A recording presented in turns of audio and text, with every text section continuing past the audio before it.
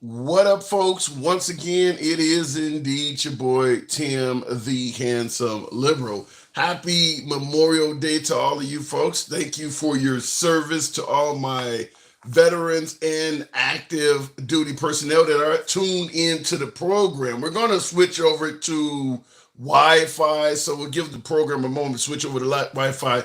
Nevertheless, you see what is on the monitor behind me. I hate to even have to ask a question like this in 2024, but nevertheless, it continues to come up.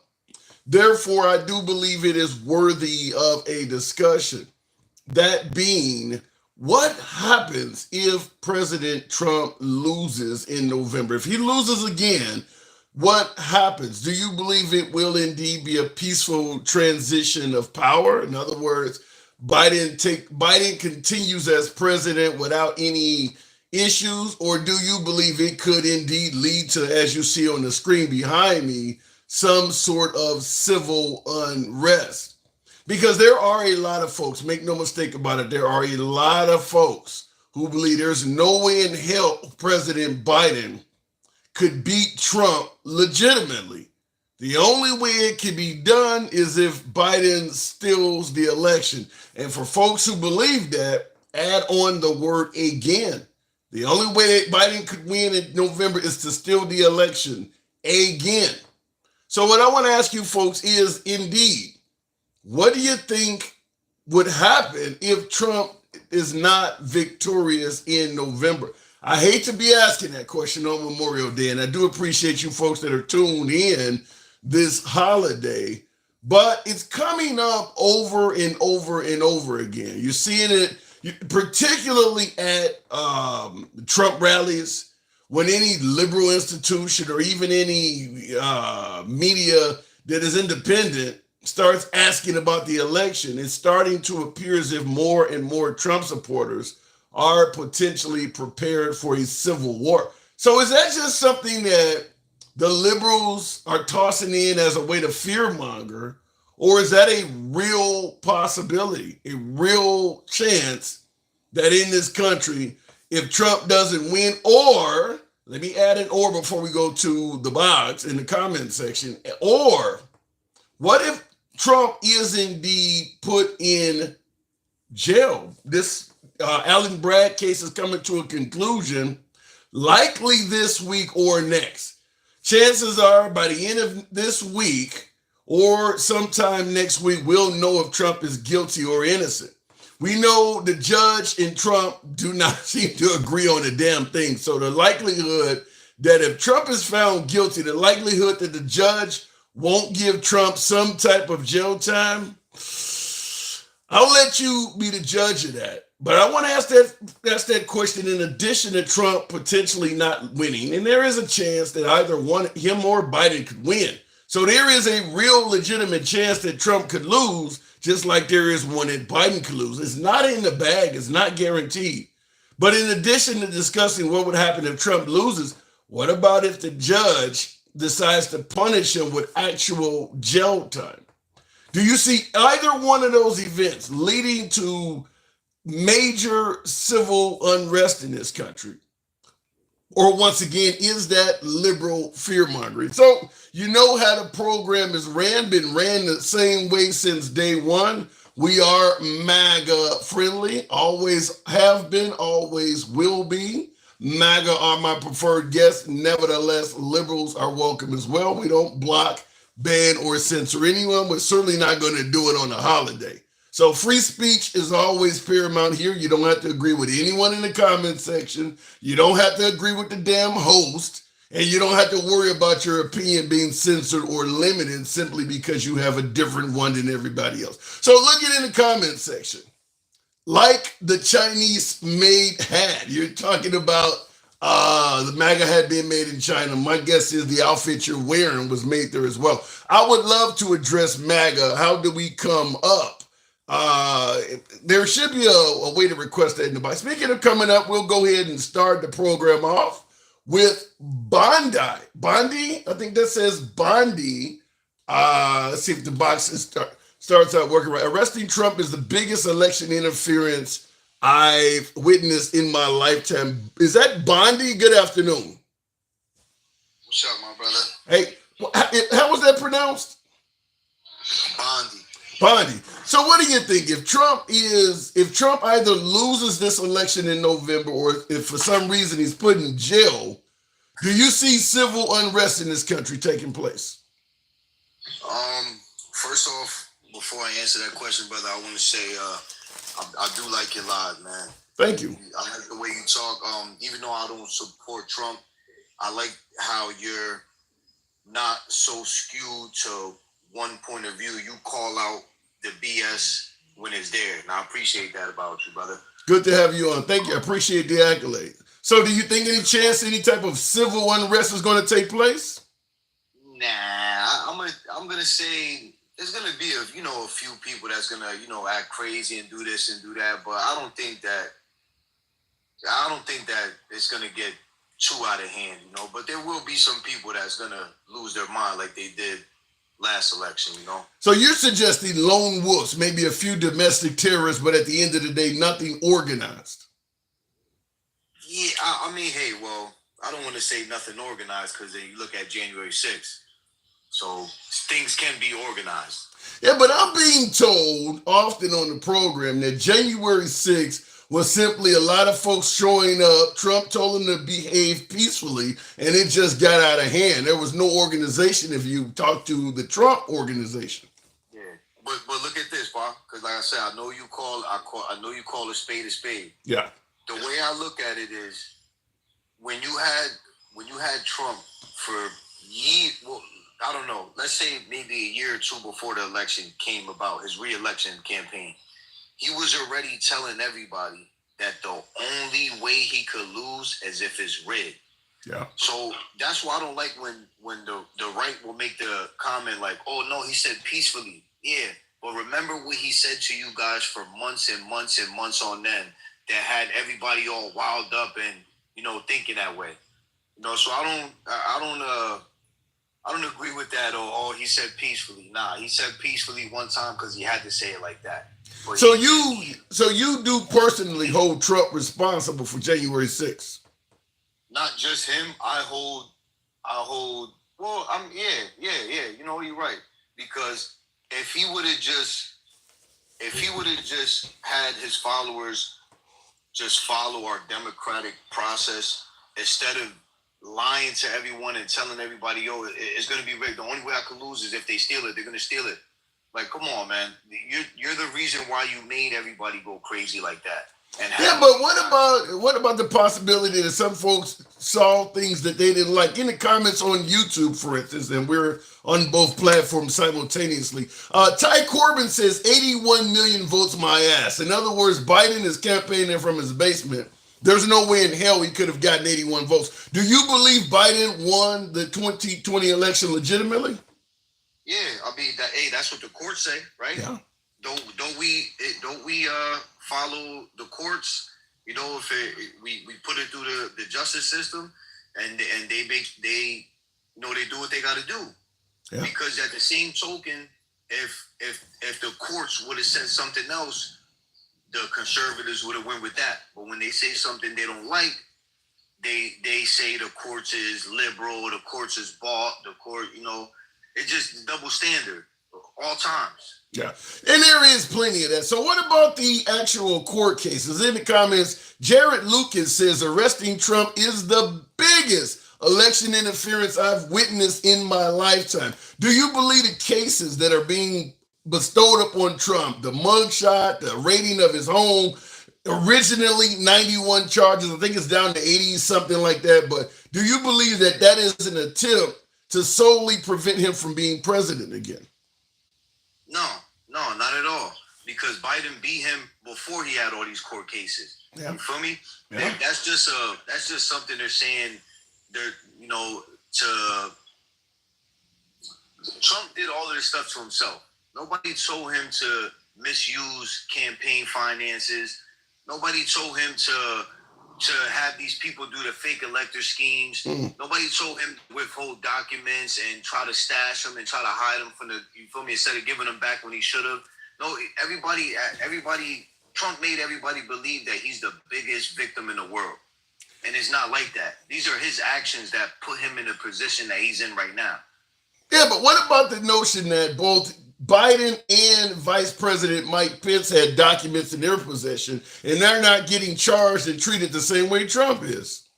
Yeah, but Trump is the only one that tried to stash them and not give them back, and have his people have his lawyers lie to them and say that he gave them all back when he really had more of them. Nobody else did that but Trump, you know? Everybody else handed them over when they had to. Yeah, I get your point about they all handed him over, but Biden had documents in his possession for like 30 years. I mean, whereas with Trump, he didn't even get 30 months and they're all over him. I mean, you don't see any difference in treatment at all? Nah, because you got to look at what the case is what they're actually charging him with. You know what I'm saying? Mishandling of the classified documents. Yeah. You know, everybody else, they had them, yeah, but when it was time to hand them over, they handed them over. Nobody else held back on it like that. So it's totally different when it comes to Biden, Pence, and Trump, you know? Well said. All right, well, I do got to move it on, but at the end of the day, you're suggesting that if Trump loses and or ends up in jail, not likely to have any civil unrest at all. Oh no, it's gonna happen. No, you know, I'm gonna keep it real. If you look around, when you look at this MAGA crowd, these guys are brainwashed, man. That's what it is. Whatever he says, they're gonna do. That's it. So you do believe if he goes to jail, there's gonna be some serious civil consequences? Not on a crazy large scale, but there's gonna be groups of people that's doing some crazy stuff. All right, lone wolves. They're gonna find out quickly that all that back to blue stuff that they're talking about, they're gonna find out quickly how much that blue turns on them for doing all that nut stuff they're gonna do. Wow. All right, Bondi, good talking to you. This is our first time speaking. Yeah. Yo, brother, I've been watching for a minute now, man, and I appreciate how you call a spade a spade. You call it real, and I'm gonna keep watching your platform, bro, for sure. Well, it's definitely a pleasure having you on. Don't be a stranger. Come on back anytime, man. All right, brother. All right, and moving the program on. By the way, that's how it works. We don't block, ban, or censor anyone. Some folks favorite the views of my last caller. Others thought he was completely out of left field, but we don't block, ban, or censor anyone. So that is the way we run the program here. There are echo chambers all over social media where everybody that is in the box or in the comment section is wearing a red hat, or there's a program where everybody is liberal and they're all bashing Trump. We believe in everybody being allowed to speak, so we don't run an echo chamber. But looking in the comment section, by the way, this Memorial Day, certainly tap the screen, get the likes on up to around 20,000, at least nearly 500 of you here. So I do appreciate you folks tuning in on a holiday. Thank you to all the veterans and active duty for tuning in. Appreciate that. MAGA can't even spell truth. Yikes. That's a hell of a comment. I love your fairness. Thank you for that accolade there, Downtown Lottie. Civil war wouldn't make it in red states. I don't quite get that. What do you mean, Cody? A civil war would not make it in red states. Now, at the end of the day, let's just be honest. There are a lot of folks in positions of authority that support Trump. So just want to throw it to you like that. But looking in the comments here on YouTube as well, were you in the fields back in your day? Were you in the fields back? Wow, that's not really racist at all. I was simply judging the man based on his color, I suppose. Biden knew he had the docs. He admitted to his book, Ghostwriter. Yeah. Trump wants to be an American Putin. Damn. Going back to the box, we're asking that question. If Trump loses in November, loses again, if you listen to the courts, Trump loses this election again, or if somehow, some way he is incarcerated, do you believe in this country there will be civil unrest? Going back to the box, Kelly D, happy Memorial Day to you and good afternoon. Welcome to the program. Kelly D, howdy. Hey. How are you? How you been? I'm doing good. Happy holidays to you as well. Happy Memorial Day. Happy Memorial Day. So what do you think? Well, I am going to actually quote the words of James Comey, who just spoke on this matter a few days ago. Okay. Yes, there will be political violence. No, it will not be on a grand scale. Lone wolves. What? Lone wolf attacks. Yes, okay. yes.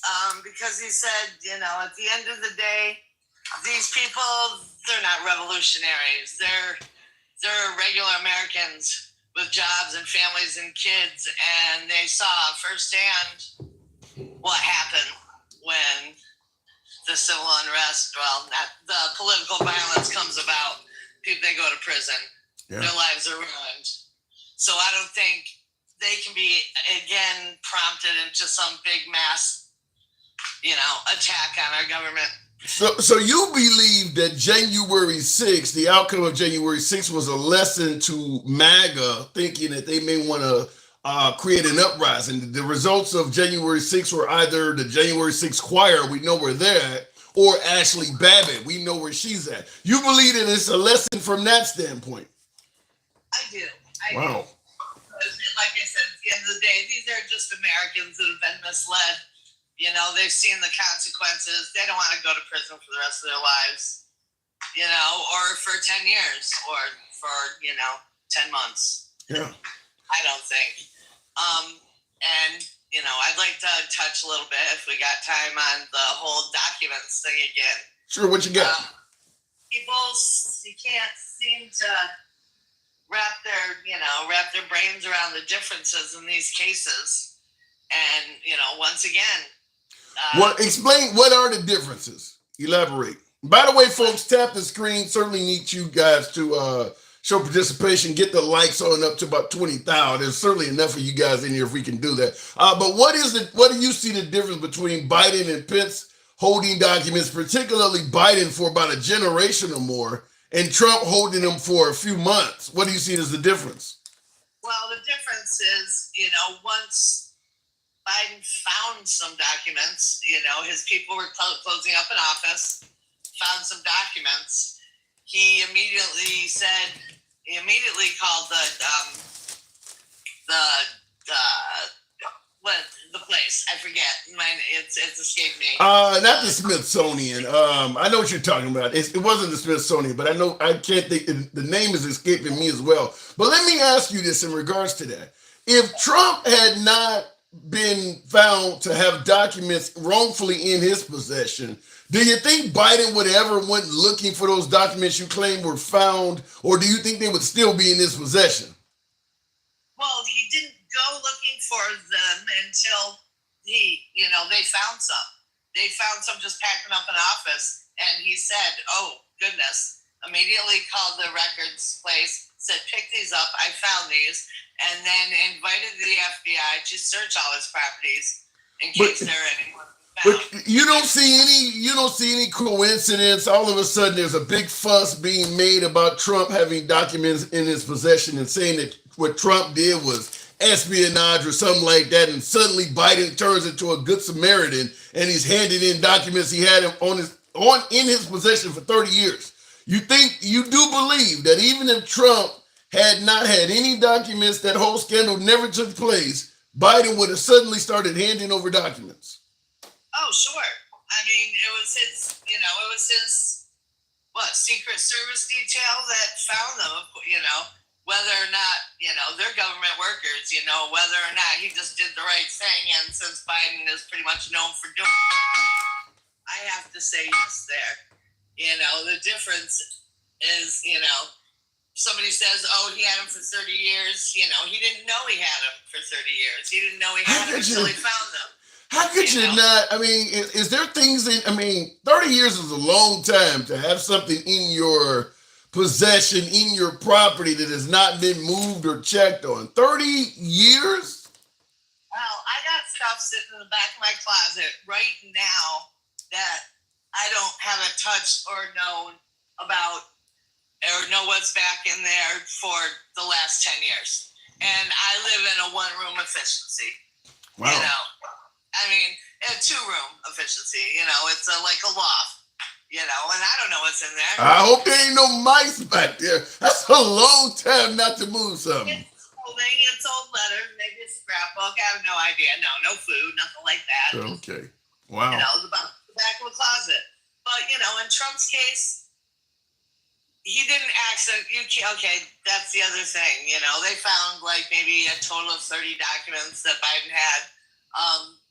And Trump and Pence, the same thing, came across, I think less than a dozen. Yeah. You can't accidentally pack up 100 boxes worth of documents. So do you think Trump was, you're correct in suggesting that it appears as if Trump had an incredible amount of documents. Do you think he had some type of bad intentions with these? Why do you think he took so many documents and wanted to keep them? Oh God, it could be for a number of reasons. It could have been to buy his way out of trouble. It could have been, to, say, it could have been to make money. That's his. Wait a minute, though. You say he could have been keeping them to buy his way out of trouble or to make money. Do you really believe Trump would utilize confidential material for personal gain to buy his way out of trouble? Do you really think he is capable of that? Of course he is. Wow. I mean, he was flashing him in front of, Australian intelligence, who turned around and came to the FBI and said, oh, yeah, he was telling me all about these. Flashing them to me, told them what they were, told them, yeah, and, I'm an intelligence person. I told people, he has no concern for our national security. His first motivation in anything he does is to make money. So, I don't know, Kelly. The man got, 74 million votes. There's a lot of Americans that seem to think differently. Why do you think so many folks have a different opinion of you? Because what you're saying really kind of paints Trump to be a spy. More so, a potential spy, a willing participant, a useful idiot, call it what you will. Wow. Wow. He would do anything to, gather the favor of his, biggest admiration, Putin. So so before I move it on, is it safe to say that not only will you not be voting for Trump, you believe he should be disqualified from running? I do, but the division that would cause, I'm not into that. I don't think anybody's into that. Let him lose. I don't think he should be able to run, but he is running, and let's sadly, if Americans choose to turn this into a fascist dictatorship, there's really nothing we can do about it. And you believe that under Trump we could have that? Oh, absolutely. Wow. Absolutely. He's already said he's going to go after journalists who speak unfavorably of him. He claims to have, absolute immunity, yet says at the same time he's going to lock up his political opponents. I mean, some might say you're taking his words and speeches out of context, Kelly. Which ones? Go ahead. The ones that lead you to believe some of the things you just said. Look, how do you take something like that out of context? It's a good point. I'm just simply saying what the pushback is. But I do got to move it on, Kelly. Always a pleasure. Go ahead. Always long time no see. Glad to talk to you again. Same. Thank you for coming through. So moving the program on, that's what we're asking, folks. If President Trump is on the wrong side of victory, that's how I'm going to term this. If he doesn't win the election in November, or something worse, ends up incarcerated, do you believe, as printed on the screen behind me, we could be looking at civil unrest in America, outright civil war? Is that even possible? Because a lot of folks are indeed suggesting that is so. Is that just liberal fear-mongering? Maybe a pipe dream of the far, far right? What say you? Looking in the comments, yes, if he doesn't win, says Debbie. Hathaway. Debbie Hathaway in the comments says yes. Wow. Biden had more documents stored while vice president, but you go after Trump after he was president. Weird, says Kyle. There's an argument to be made on behalf of what you're saying, Kyle. There is an argument to be made, but I think one of the issues with President Trump is the bombastic nature, the refusing to comply, insulting and disrespecting law enforcement. None of us, folks, none of us, if we faced with charges on anything, that doesn't help. It doesn't help to be disrespectful. I mean, isn't that what Trump just promised the other day? Is to give police immunity from prosecution because he believes they should have their powers and respect back. It's interesting he would say the police should be respected when he speaks like that in regards to judges and prosecutors. I mean, if you want to get law enforcement their respect back, it's kind of got to start with you. Trump is not the only person to believe they've been charged, or better yet, facing trumped up charges. He's not, you don't have a patent on that. Are we okay with other citizens that believe the government is railroading them to act like Trump? Probably not, but we'll keep it moving. See the Trump comments there. You, Mom, thank you. Right wing, left wing, same bird. Isaac John said, I don't see it. I absolutely don't see it. We'll go back to the box, but I do have to voice a complaint. I'm trying to get a start of 20,000 likes on the damn TikTok. Appreciate you folks on YouTube that are smashing that like button. The top 3 dots on your screen should give you access. Helps out the algorithm. Brings in more MAGA. You know how the program is ran. It is, always will be MAGA friendly. We don't block, ban, or censor anyone. Liberals are welcome as well, but that is our preferred guest is MAGA. So understand when you're in the box, in the comment section, nevertheless, if you have a difference of opinion with anybody, we don't give a damn here. It's all about free speech. But certainly on TikTok, you guys should be showing the program some love. Tap the damn screen. Get the likes up. We will continue on, though, with Reib, team member of the program. Good afternoon. Happy Memorial Day, Reib. So what do you think? Any chance of a civil war if Trump loses or ends up in jail? What I say is they can try. I don't think they'll be successful. How so? What makes you say they would not be successful? Hey, I think people are getting away from Trump. You see just how he got booed at the Libertarian convention. I think people are finally getting away from him. They're tired of his millions of lies. And they're going to Biden, the guy who can't stand up. They claim who can't read without a teleprompter. Don't know where the hell he's at. Is that where they're going? Trump is displaying the same symptoms right about now. You think the mental acuity of Trump and Biden is similar? Yep. I don't know if the public buys that yet. I mean, that's the Trumpers that don't buy that yet. The ones that are into him understand. You seen him at the State of the Union. He was on point. Trump's ship is sinking. You really see that? The polls, nothing is showing that. Well, those are the polls that he's showing us. They're not half the polls are Biden, half the polls are Trump. They're about equal. Right. So where is this Trump is sinking? His ship is sinking. Where's that coming from? I'm not seeing any evidence of that. When he started out, he was ahead, correct? Yeah. Well, now they're equal. And he's doing rallies and all that. Biden's not doing rallies. That is true. His rallies are shrinking. He's lying about how many people. Why does he have to lie about how many people are there? Well, let's just be clear. Trump likes to exaggerate. I mean, we know that. Why do we need a president that likes to exaggerate? People like that shit, man. People like it. I mean, I understand that too, but people is getting away from me. In my belief, I think they're getting away from me. I don't think he's going to win this year just because of who he is. He's all these charges, everything. His poor attitude towards anybody else. It's not to mention the fact that they want to take this Christian nationalism around the whole world or the whole country.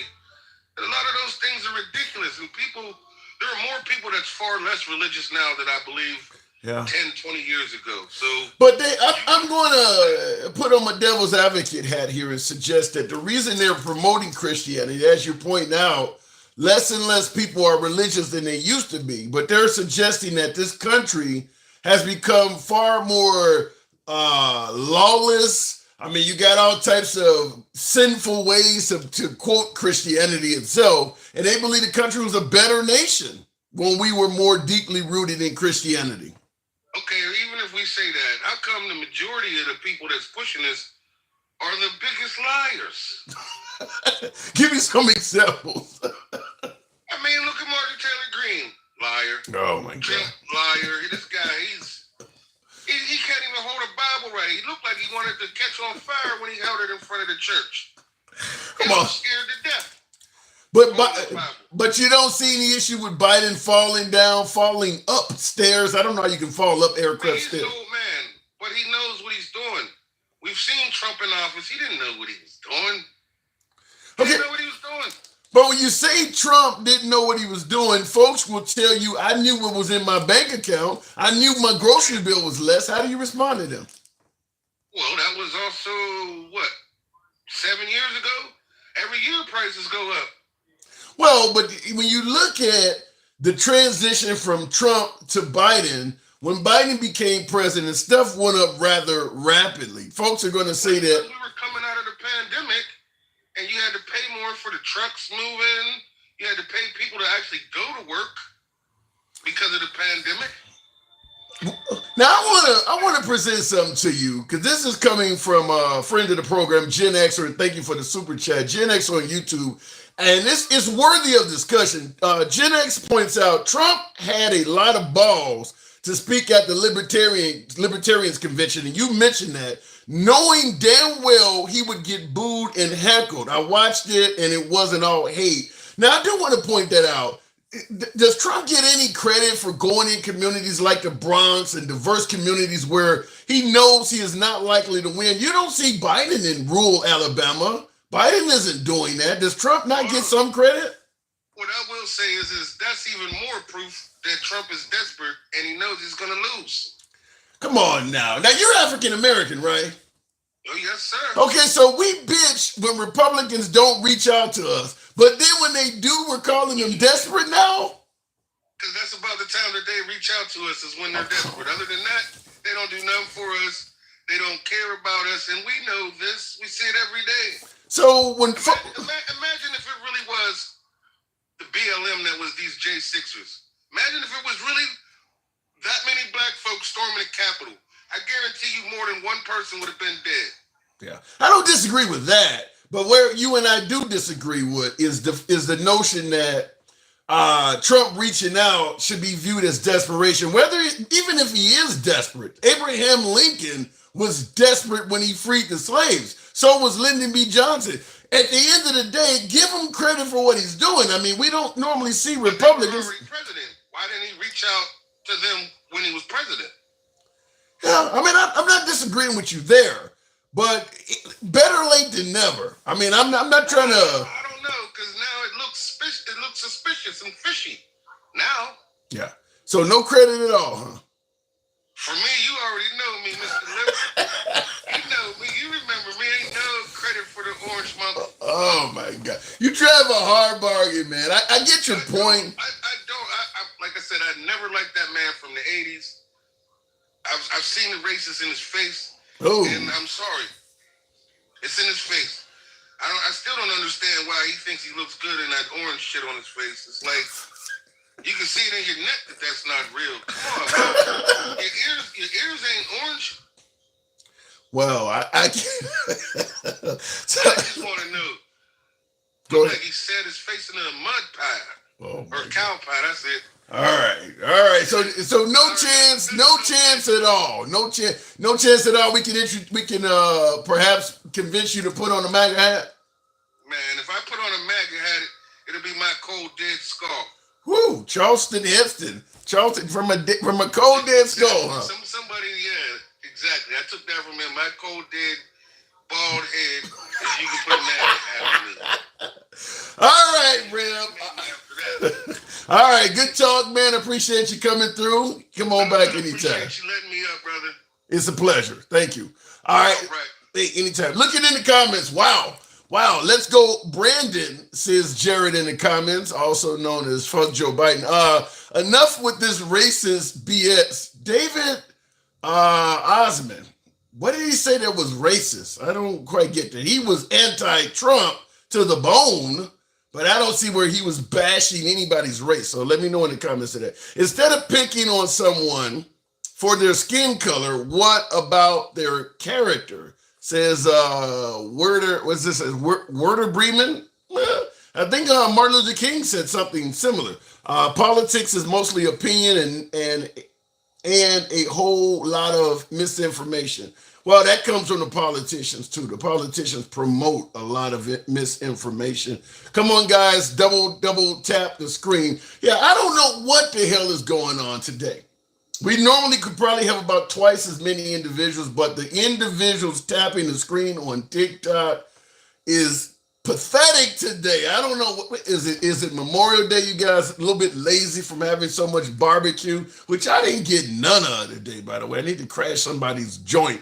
But we've been asking you folks to tap the screen. We should be around 50,000. I can't even get 20 today. I'm going to have to cut this one short. Wow, this is bad. And we still got 500 of you here. So plenty of folks are enjoying the dialogue, but lazy ass fingers today. No support. Wow. Everybody coming home from the lake. It could be that, Jeff. Biden's party drives the division in race. Every Republican I know loves all people and believes. Debbie Hathaway, once again, shout out to all my MAGA female Republicans, because I always give shout out to the female Republicans because the liberals always say, well, the women vote is going to go left because of abortion, but I get a lot of MAGA, female Republicans. However, in regards to your comment, every Republican I know loves all people. I'm going to tell you right off the bat, there is no way you're going to convince at least me that the Republican Party loves the LGBT community. It's just, so that loves all people, you got to strike that one at least. There's no way in hell I'm going to believe that the Republican Party is pro-LGBT. Looking in the comments, though, they had all people using Sharpies to vote in Arizona, and when brought that to their attention, they assured us it was fine. Come to find out, our votes weren't tracked, says Patrick Kelly. That's awful if that happened in Arizona. And before I go back to the box, I will say this. I don't believe you'll ever, in a country with 350 million people, have a fraudulent free election. I just don't believe that's going to happen. I don't think we've ever had an election in this nation's history that was fraudulent free. Simply put, I couldn't vote in most of the damn elections we've had. So we know those weren't accurate to begin with. However, here is my pushback on this. Finding shit that looks suspicious, polling places that don't let you look over their shoulder close enough, or they close the windows, these are things to be concerned about. What I don't agree with is automatically assuming if something looks suspicious, it must be Democrats cheating. That's where I have the issue with. A lot of folks on the right believe that it's, look, they allow people to mail in votes, therefore Democrats are cheating. As he mentioned there, and I don't know what my last guest was talking about in Arizona in regards to party specifics, but a lot of folks will look at what happened in Arizona. Well, that means Democrats are cheating. As if Republicans are not smart enough, or they're just too honest to use the same methods. That's where I have the issue with. Gabe R., thank you for the super chat on YouTube. My supporters on YouTube coming out to play. Biden started his own oil VA as a seg reg. Okay, you gotta type that again, Gabe. I don't quite get what you're saying. Saying Biden started his own oil VA. I don't know what that means. As a segregationist. Okay, I see what you said. Biden started his own, but the part about oil, Biden started his own oil VA as a segregationist.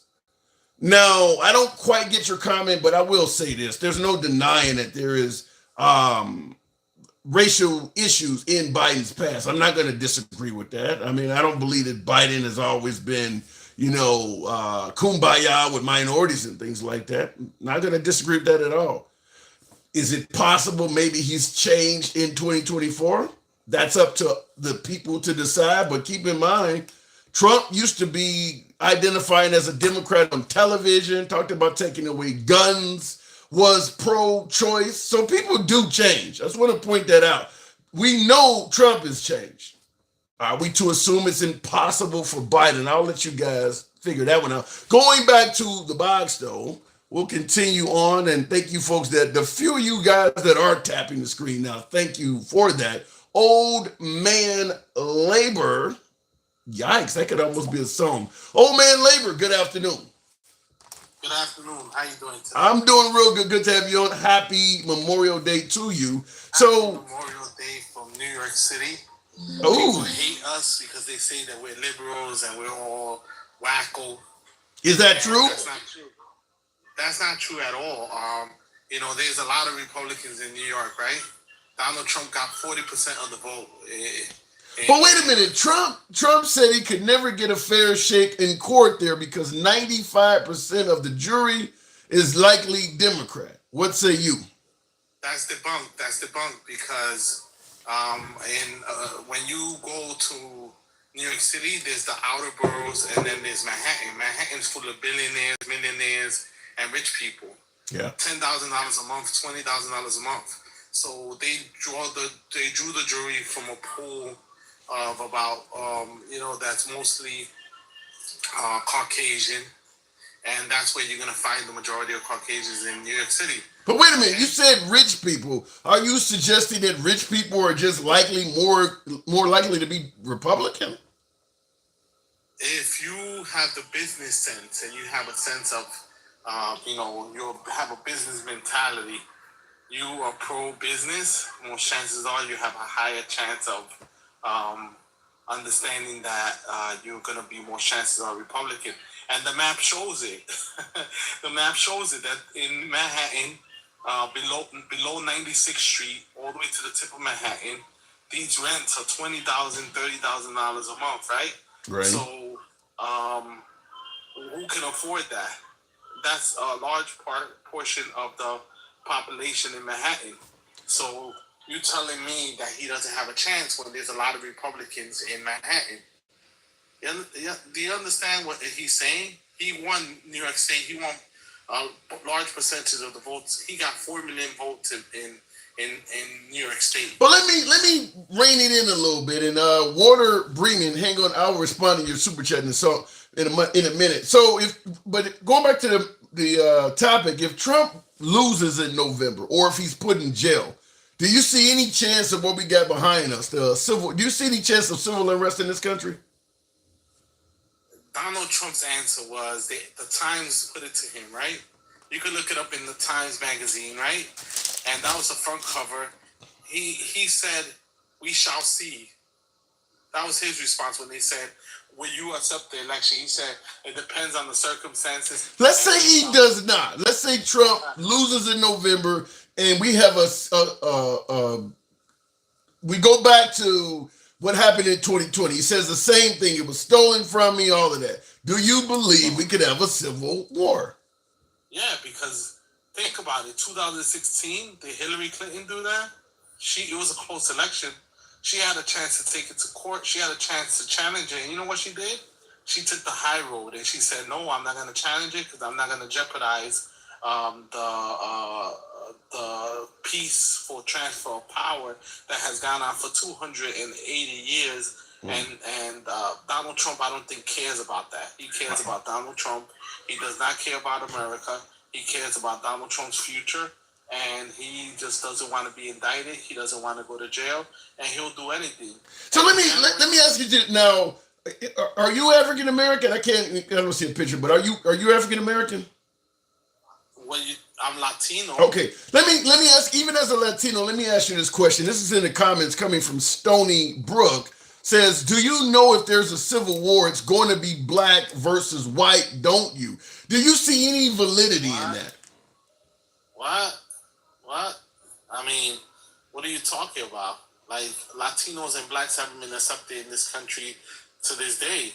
We're all seen as not part of the country. You know, you understand? We're seen as outsiders, believe it or not. So you do believe if there's civil unrest, it could be a war of the races. It's not going to be a war of the races. It's going to be, it's going to be MAGA people, because the people that support this type of nonsense are MAGA people. You know, they support Trump no matter what, and they said it. We told him, if he gets convicted of crime, will you support him? Yes. If he does this, will you support him? Yes. If he does that, will you support him? Yes. The answer is always yes. I will support him no matter what. Yeah. You can't change their mind. Yeah. You can't change their mind. And you know what happens? When you talk bad about MAGA, they start to block you. They start to attack you. They start to get mad at you. When you start pointing out facts, they don't like facts. Well, we certainly don't want that here. Werder Bremen on YouTube said they want to kill us anyway. So why are we arguing about nothing? Do you see any plot in this country to, assuming he's talking about murdering people wholesale? I don't know exactly where that's coming from. Does that resonate with you at all? It's nonsense. It's the MAGA people talking nonsense. Let me ask you something. January 6 people, right? Yeah. They went to jail. The Proud Boys went to jail, 30 years. Did Donald Trump pay for their lawyer? No. Did Donald Trump help them? Did Well, he do a fundraiser? Yeah, but he is talking about if he gets elected, he would pardon them. He's going to pardon all those people. That's what he talked about, yeah.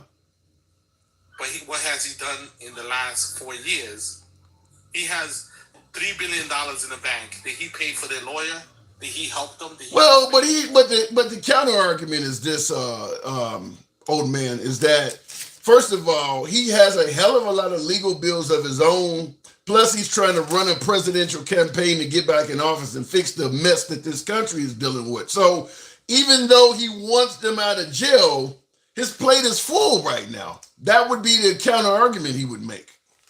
Well, but he's getting all these deposits. You saw the fundraising that he passed Biden this month?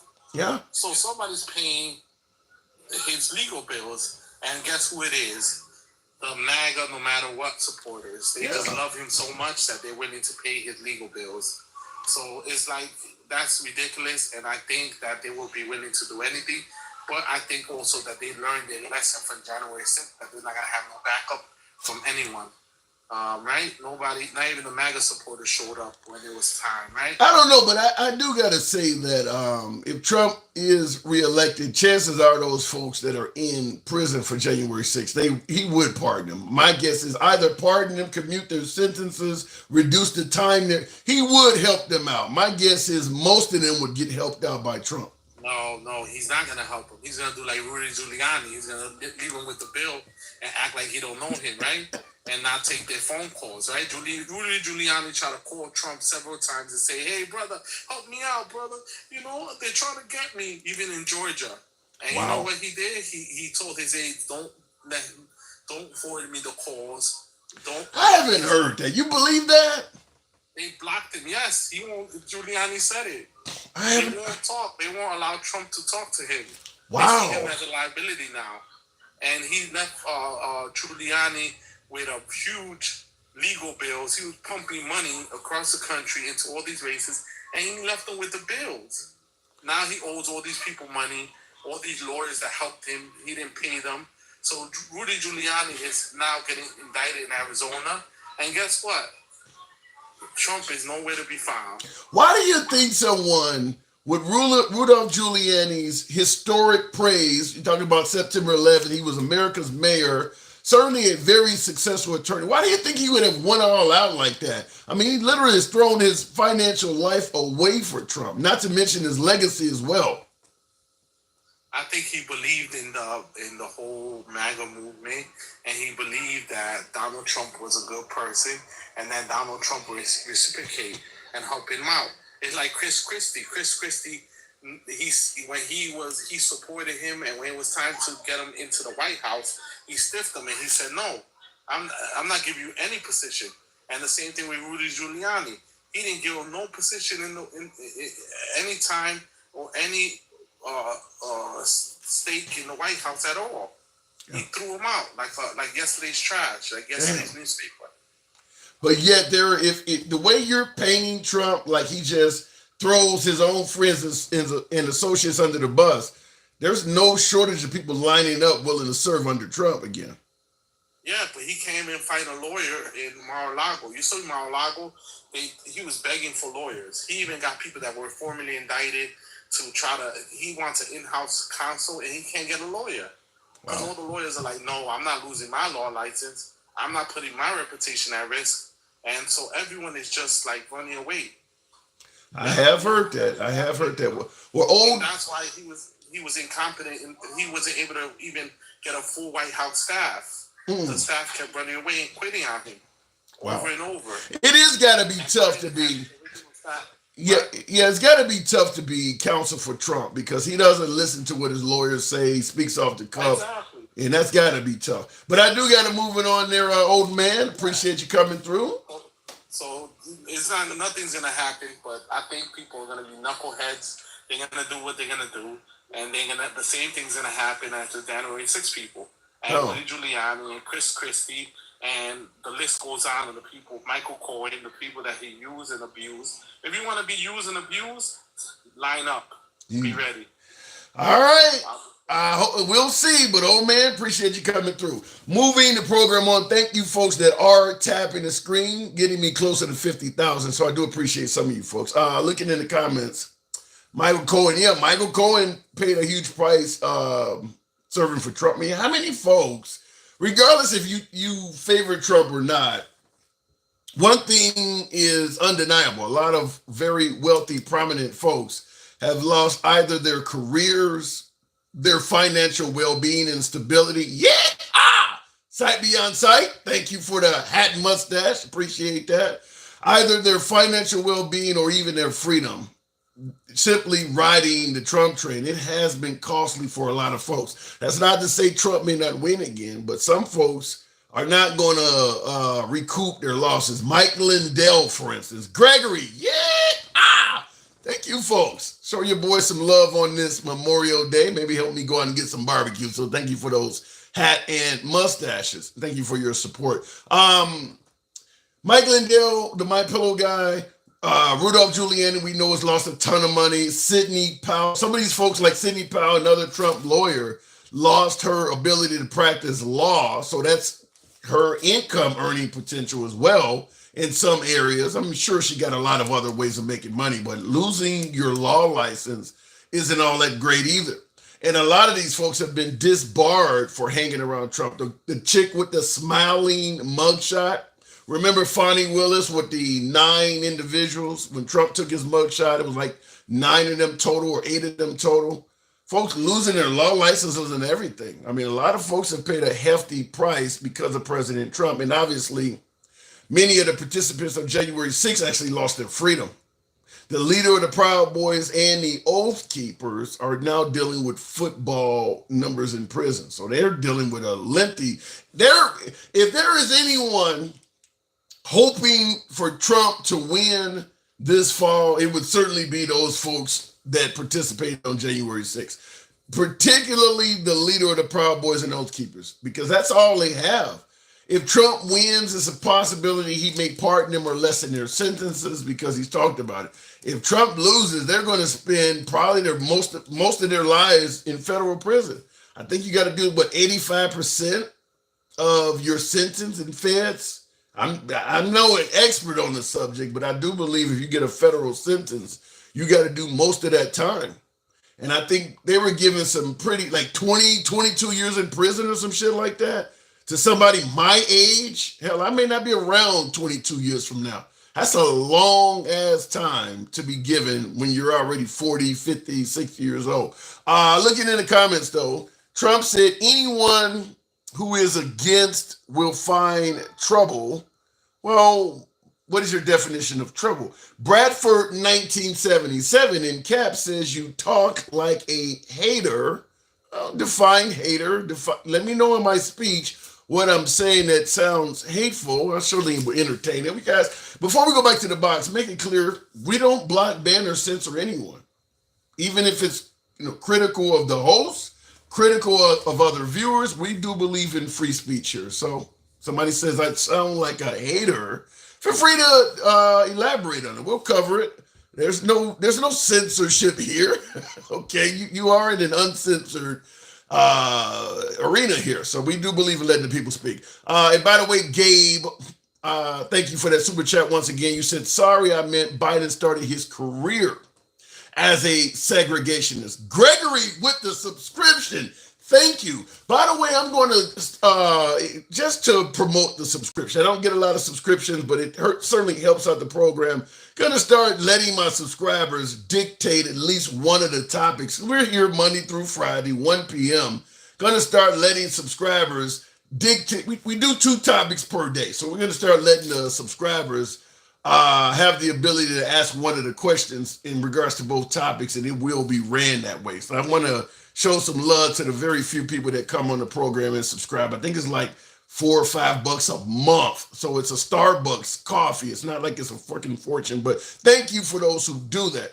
I can't join anyone with liberal in the title, but you do sound pretty open for a liberal. BJ, appreciate that. And I try to be sensible to both sides. I don't believe that everything about Trump is awful and it's the end of the world. I don't believe everything about the liberals is rosy and fantastic. I believe that both sides have their own amount of significant imperfection. So thank you for your accolade. You can't join me. Understand you are welcome to do so anytime though. So thank you for tuning in nevertheless. Looking in the comments, Gen Xer says Enrique from PB's wasn't even in DC on January 6th. Now, I'm not familiar with who Enrique is, but you're telling me he was charged or sentenced, but he wasn't there on January 6th. I'd have to see that.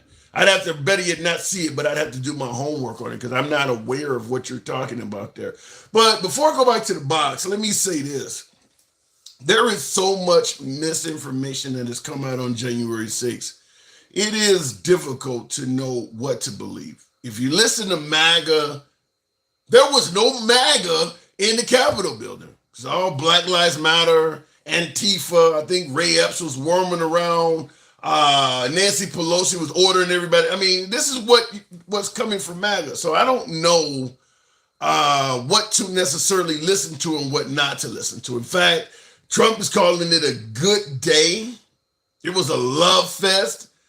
There's no way in hell that makes any sense to me.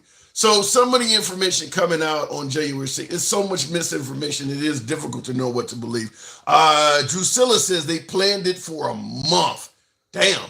If anyone wants the truth, watch the J6 hearings. Kelly D, they're not going to watch that because you're taking testimony from Liz Cheney, or better yet, Liz Cheney and Nancy Pelosi is hosting this, and they don't believe that those individuals have any credibility at all, so they're going to dismiss it based on that alone.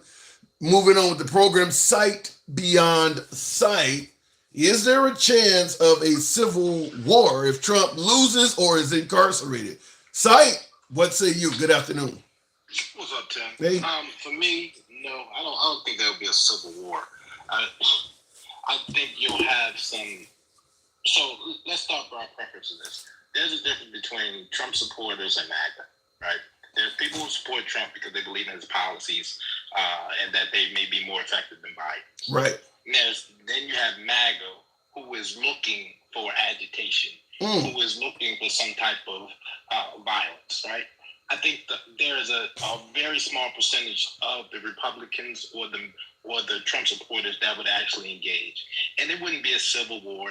It would be them against the government. They would try a coup of some sort to do something to the government. And the way they run their mouth on social media, it'll be wiped out before it gets started. But wait a minute, you're saying if a civil event took place, it would be MAGA against the government. How do you respond to some folks who might say that there's a large portion of our government that is MAGA or would sympathize with MAGA right now? I mean, you think Tim Scott would go up against MAGA if something broke out? You think Vivek, some of these folks? No, what I mean about them against the government, their attacks would be on pretty much the Democrat Party. It wouldn't be on regular civilians. We're not going to have a civil war where you're going to have MAGA versus Democrats. How are you going to tell who's who? Well, you can tell a lot of us. I mean, folks like you and me, the LGBT community. I agree with it, and I agree with that. But those aren't the people that are screaming for a civil war, right? Yeah. They keep talking about the government and all of these. I mean, if you just think over the last week, Tim, I've been on TikTok, and I've seen probably about 7 fake ads or posts that were 100% false. That was MAGA driven. You had the one about the UN coming here to do something, and they all gun ho. If they come here, we lining up the blue house. Wait, the who coming here? The United Nations. Oh, There's some post about Biden supposed to be having the United Nations come here during the election. I found no credible source that even mentioned that. There's another one that says that Jill was Biden's babysitter, and when she turned 18, they married. Another dumb, and they believe these nonsensical posts, right? They even had a post with Kamala Harris taking a picture with Epstein. It's clearly Photoshop, but they believed it. This happened, and so there's a group that's looking for some type of agitation, something. They're out in the fields, practicing and playing in the dirt and doing all that. But the reality is, there is no civil war coming. Okay. There is no, right against left that people are actually going to take up arms against each other.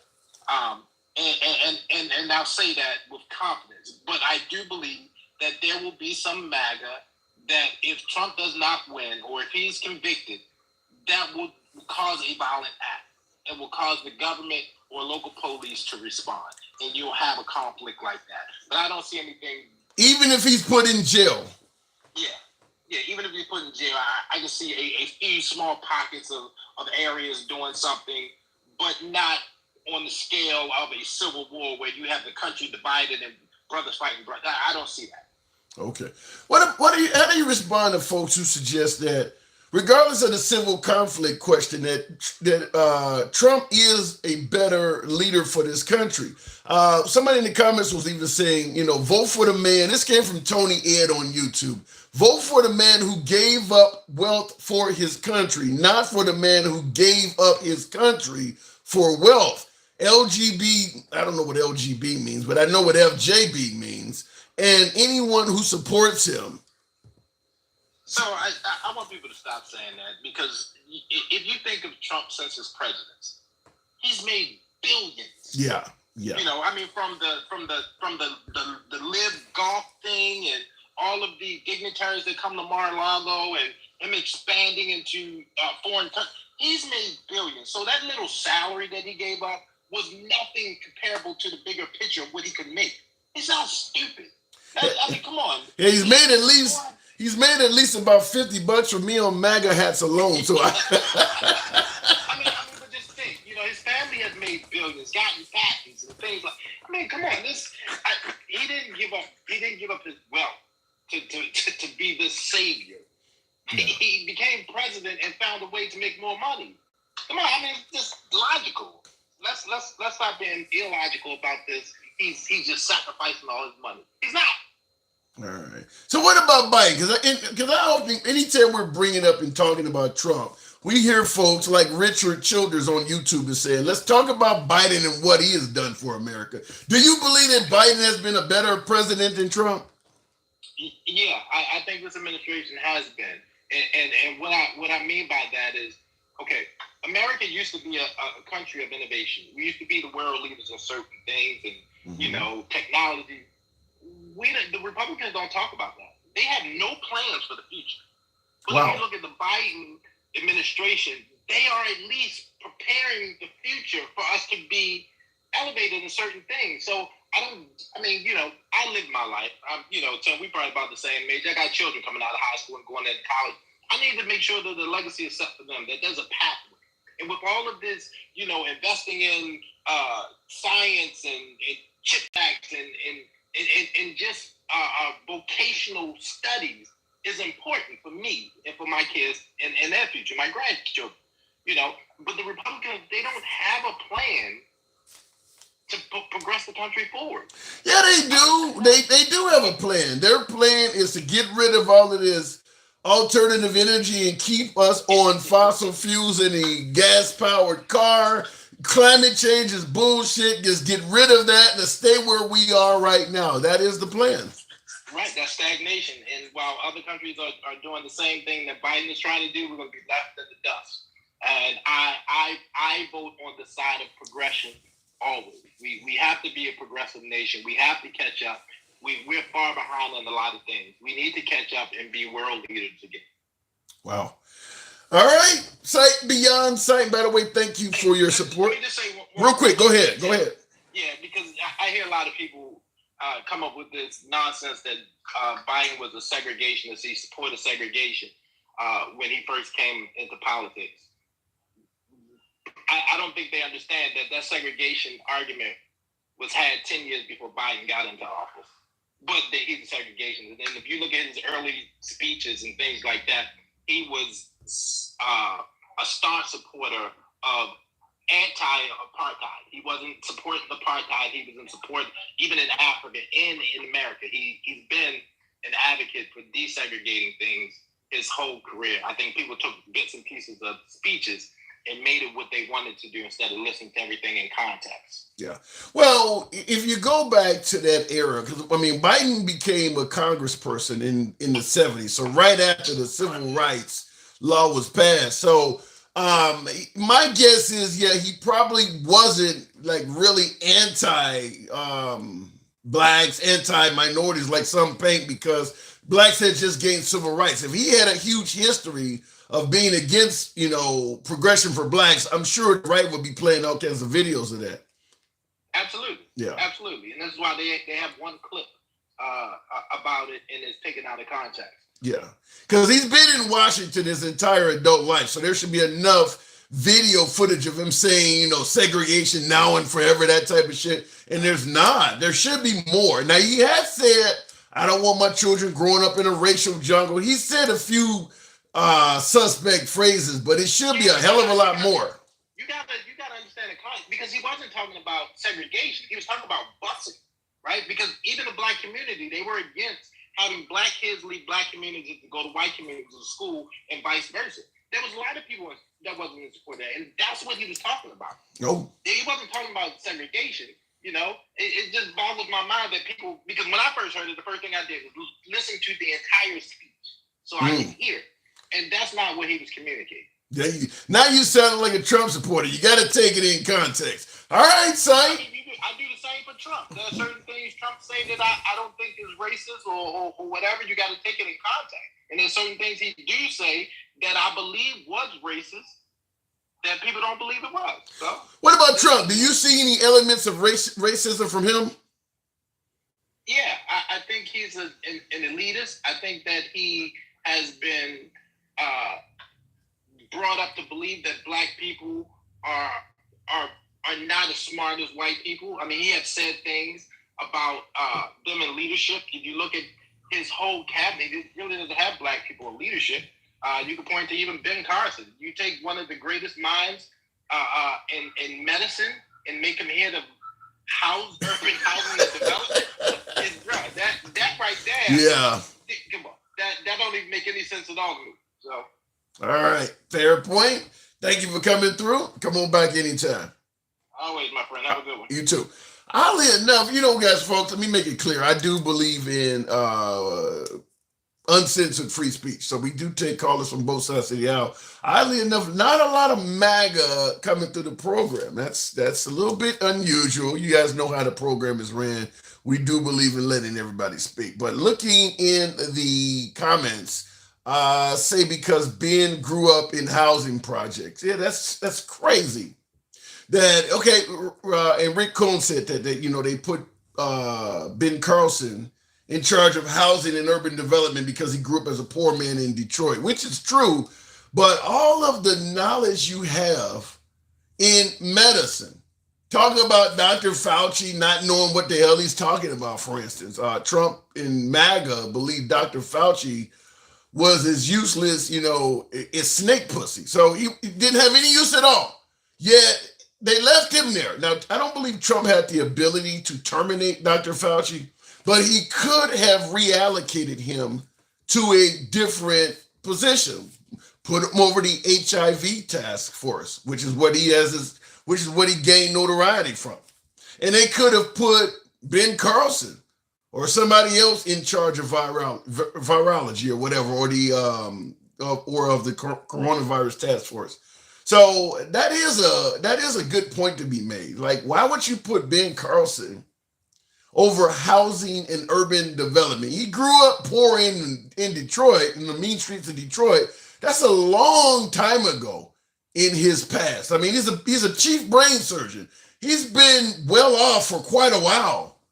So that didn't make any sense other than to just say, I got a black guy doing this. I do agree that looks like a misappropriation. And once Ben Carlson was in charge of housing and urban development, you really never heard from him. Really never heard from that guy at all. I have an enormous respect for Dr. Ben Carlson, says Debbie Hathaway. And I'm not saying that the guy isn't worthy of respect and praise. I mean, I think he separated Siamese twins, which is an incredibly lengthy and difficult surgery to undertake. Why is he over housing and urban development? There are so many things he could do in his particular field. Why is he over that? That is a good point to be made. Like, you look at the late John McCain's wife. She's doing missions and things. He could have done some shit like that. There's things that could have been used.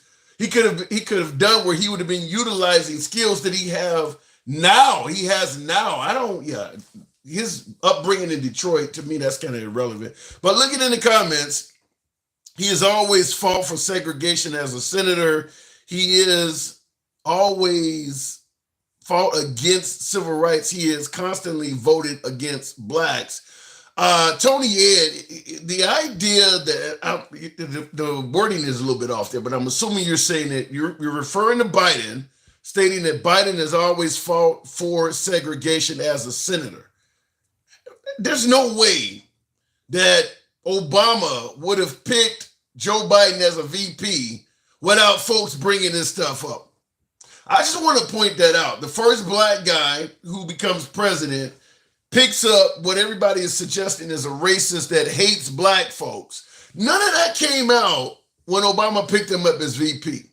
That should tell you something, that it only comes out now. All of Biden's record was available then. I mean, he's been in Washington politics his entire adult life. Why didn't John McCain's campaign bring up that Biden's a racist? Or Mitt Romney's campaign bring up that Obama has a racist VP? You notice none of this stuff came out during that time? There's something suspicious about all of this coming up now. And we also are really supposed to believe that Obama himself never caught on. Hillary Clinton also ran against Joe Biden. None of them pointed out that this guy only person that said anything racial about Joe Biden was Kamala Harris once. And now she actually is his damn VP. So I think there's some overstating in some of this. I just think it's kind of odd that as many races as Biden has been in, debates, elections he's had. He was Congress for a number of years. He then became senator. Then he was VP for 8 years. None of this stuff was coming out.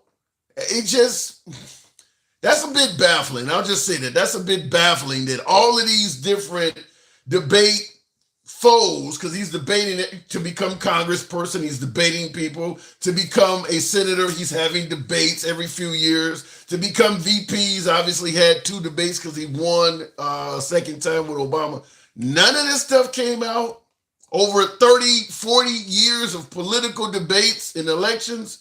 And now in 2024, it's something that doesn't make sense. That just doesn't make sense that all of these groups of opponents would have skipped over that. I think that some of this stuff is being ad-libbed or created. I just don't believe that all of these folks would have missed it. But you guys have a difference of opinion. So your best argument is that it didn't come out.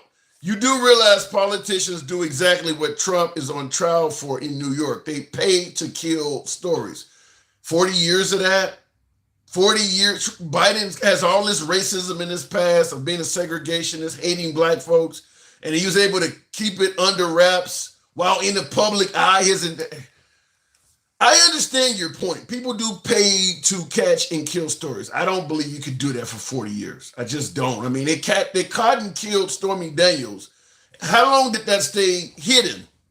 People could make too much money proving that Biden was anti-black or segregationist. You're not going to be able to catch and kill years and years and years of that shit and keep it secret for years and years. And I just don't see that. People got VHS tapes and shit recorded of Biden having speeches. I mean, he's constantly in Washington. Nothing's coming forward. It caught and killed 40 years of racism. That's a stretch, in my opinion. Going back to the box, we will keep it going with that chick, Beth, friend of the show. Good afternoon, Beth. Just because you aren't KKK racist doesn't mean you don't harbor racist prejudices. That is true, Day. That is absolutely true. That chick, Beth, you're on mute, Beth. There you go. Good afternoon. Hey, how are you? Good. How you doing? I'm doing good. Good to have you back on. So what do you think? Any chance if Trump loses in November again or is incarcerated, for God's sake, any chance we would have civil unrest in this country? Yeah. We might have, like the other guy was saying, the last guy was saying, we might have pockets of people. But I think that if you have something to lose, like your livelihood, your family, I really think that most Americans put their family and their jobs ahead of going out. And I mean, because if you go out and you try and be violent or do anything, you're going to get arrested. But wait, you say if you have something to lose, folks will suggest under the Biden economy, they are losing things. They're losing, the ability to feed their family. Their businesses are going under. They are losing things if you ask them. But their anger is misplaced. Their anger, because if it's a MAGA person, they're listening to Trump. Their anger is misplaced. The anger should be at the corporations. The anger should be at the GOP that didn't pass the price gouging bill that was introduced to help protect us Americans. Their anger should be at lobbyists and stuff like that, and to make the changes in the country to get rid of big courts, big banks, lobbyists like the NRA and there's tons of lobbyists. Yeah. They control us. That's who controls us. They pay off every single politician. We got to get the money out of politics when it comes to lobbyists. I even think that in campaigning-wise, we should get the money out of politics, especially starting on local levels and then go up to federal. But I don't see a civil war happening. For the main fact is, I think the biggest loudmouth and the people that are really MAGA, like MAGA crazy. Mm-hmm. I don't think they have lives. Like, I think they're bored people that are lonely and they want a community, and they go on social media and they're like, oh, I love Trump. And they're like, I love Trump too. And they're like, we're brothers in loving Trump. Like, I just think it's that basic. You really simplified the hell out of that. So you don't see any true love for the way the country is being ran under Trump, or folks who might suggest that Biden is letting us go. Folks believe that America's a laughingstock under Biden. I mean, if these people really cared about America, they would be doing deep dives into the facts of everything they believe. They're not doing the deep dives. They're like, I saw a video on YouTube and this proves everything. Like logically, they know that doesn't prove anything, seeing a video on YouTube, but they don't take the time to do the deep dive and actually read the facts and go over stats and go over legal documents. So, no, do they really care about America? No. In my mind, they don't. If you cared, you would do the work. Wait. You're saying you don't believe MAGA? You don't believe Trump supporters care about this country? I think they like the brotherhood. If you really love, maybe they love the country, But to me, it's performative. Because if you love the country, you're going to do the work. You're going to take the hours to read. You're going to be following creators that like read the testimonies. You're going to be following everything and really looking into it to find the truth, and not just like believing whatever Trump or whatever wacko says something. I mean, like they just posted the one guy when he posted that video, that picture of Obama's rally in Minneapolis in 2008, and he said I saw that. Trump in the Bronx. He said it was Trump in the Bronx, and they were all like, "Look, he had hundreds of thousands of people." It's like, just think about it for a second. Like, look into it. Yeah. But I did want to mention one thing. Sure. Before I left, because I was so happy to see a video that you made. Because I don't think enough people are talking about this. You made a video about Trump wanting to give the American police immunity. Yeah, you know, go ahead. I'll let you finish. Go ahead. And this is something I talk about. I don't do many lives. One live I go on, but I'm passionate about this. If you Google, for people in the audience, if you Google Times Magazine Trump interview transcript, put the word transcript, you can read the interview. You can read word for word that he's saying that he wants to give the American police full immunity because all of us American citizens are out here like being criminals and shoplifting, and we're doing all this crazy stuff, and the cops are just standing there and they can't do anything because their hands are tied. We're all like we're running wild. We're like a bunch of animals running wild that can't be controlled. So he wants the police to have immunity so they can beat us and unalive us at will, so they can quote unquote do their job. He even stated in another a rally one time, or I think if it was an interview or a rally, that he thought that shoplifters should be shot in the back as they were leaving. Well, he also tweeted out when the looting starts, the shooting starts. So he does have that. Right. But let me ask you this way: I'm just saying that's I think when you talk about January 6th and you talk about other stuff, it's like kind of more philosophical. But like, do you really want America? Like when I was young, 2 of my friends shoplifted. So you're saying that because when my friends shoplifted, my 2 girlfriends shoplifted at Zayre's back in Zayre's. On Gen X. Wow. When they shoplifted at Zayre's and put a few outfits underneath their clothes and snuck out, you think that the police should have unalived them and that their families should have no recourse for those cops unaliving my girlfriends. I hate to implement race into this, but when it comes to shooting shoplifters, I hate to sound like Matthew McConaughey at the end of Time to Kill. But remember his close your eyes experiment? Imagine she's white or something like that. I do believe that mindset of shooting shoplifters is based on race to some degree, because they show a lot of African Americans committing these mob robberies and things like that. But yeah, I agree with you that I agree with you 100%. I agree with you 100%. And I think that's why some people aren't talking about this more. It's because they don't think it's going to affect them. Yeah. Like the MAGA people. Like if you're a white MAGA person, he's not saying that this doesn't, you're not included, white person. I'm white person. He's not saying this. He's saying that the police should have full immunity. Once police in America get full immunity, you might as well call us Russia. Because that's why you see videos of Russian police beating the crap out of their citizens. That's why Russian citizens are horrified of their police and run and hide. This is what Trump wants here. He has said it. He said it with his own words. Don't misinterpret it. He said it at a rally. He said it in a Times interview. He has said it multiple times. Yeah. I do got to move it on, Beth, but I don't have any counter argument for why he would be even suggesting giving police immunity. To me, that whole Time interview, because there's a bunch of other things he said in that were pretty powerful too.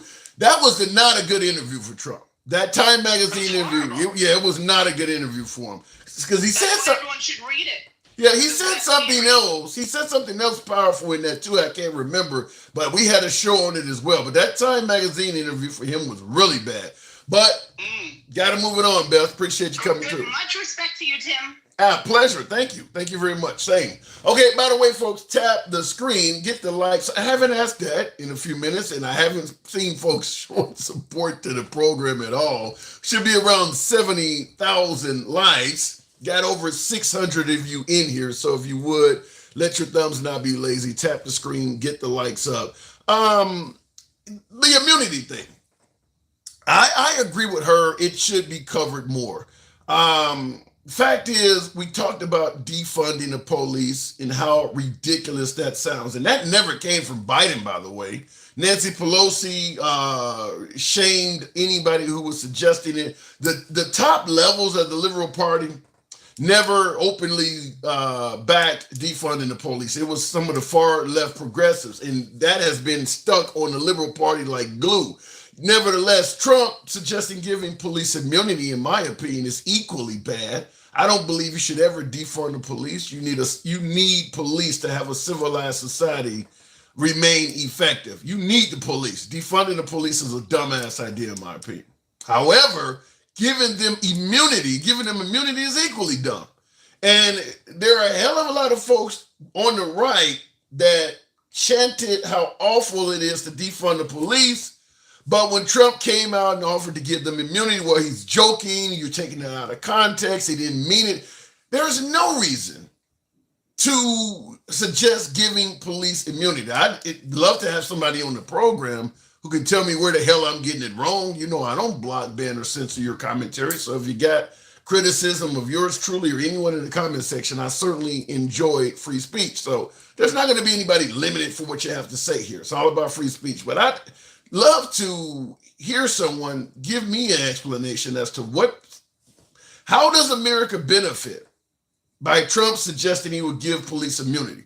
Looking in the comments though, and I see Jeff S. said he did say that. Yeah, he said it. I actually got the clip.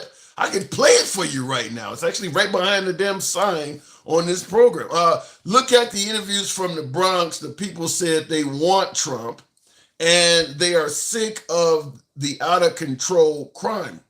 All of the people being interviewed were black. I get that point. And by the way, that argument that, look, we're being overridden by crime, we need something done, because we often criticize President Biden for the 94 crime bill, which locked up a lot of black folks. Or we criticize Kamala for the war on drugs out in California when she was DA or whatever, locked up a lot of black folks. Well, this same sentiment that KD is pointing out in the comments, people in the Bronx are tired of being overridden by crime. So this is what leads to that type stuff, is that, look, there's crime everywhere. We need to get things under control. So you give law enforcement broad powers and then they abuse them. That's where the crime bill came from. That's where the war on drugs came from. And now that we look back, even folks on the right, my beloved MAGA, that are all over the Biden administration, Kamala included, pointing out how awful that was. Well, what do you think immunity is going to do? It's the same shit. It's just packaged in under a different term. Giving them immunity is going to have the same results as the crime bill and the war on drugs. It's going to lead to mass incarceration, and we'll look back on it just like the war on drugs and the crime bill and say maybe that was a bit heavy-handed. But it is based on what my viewer was saying. People in the Bronx feel like they're being overridden by crime and they want something to happen. Well, the government is going to take a mile. If you give them an inch, they're going to take a mile, and a lot of people are going to get locked up that don't deserve it. Most of those people weren't even from the Bronx. You're saying, Kelly D, that most of the folks at Trump's rally in the Bronx were not from, that's an interesting point before I go back to the box. And I should be around 75,000 likes if some of you folks have tapped the screen. I watched a lot of the clips of Trump in the Bronx, and I did find myself asking that question.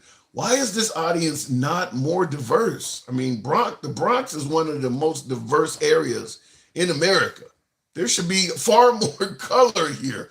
And I didn't see it. Maybe I was watching it. I don't know what media source I was watching it through. Maybe folks will say, but they deliberately tried not to show you. Maybe, I don't know. But I'm watching it and thinking, I know there's got to be more people here in the Bronx more diversity in the Bronx than what I'm seeing here. So I don't know. I just point that out. Trumpism is a real example of fool me once, shame on you, and fool me twice, shame on me, says Michael Rowe on YouTube. Yikes.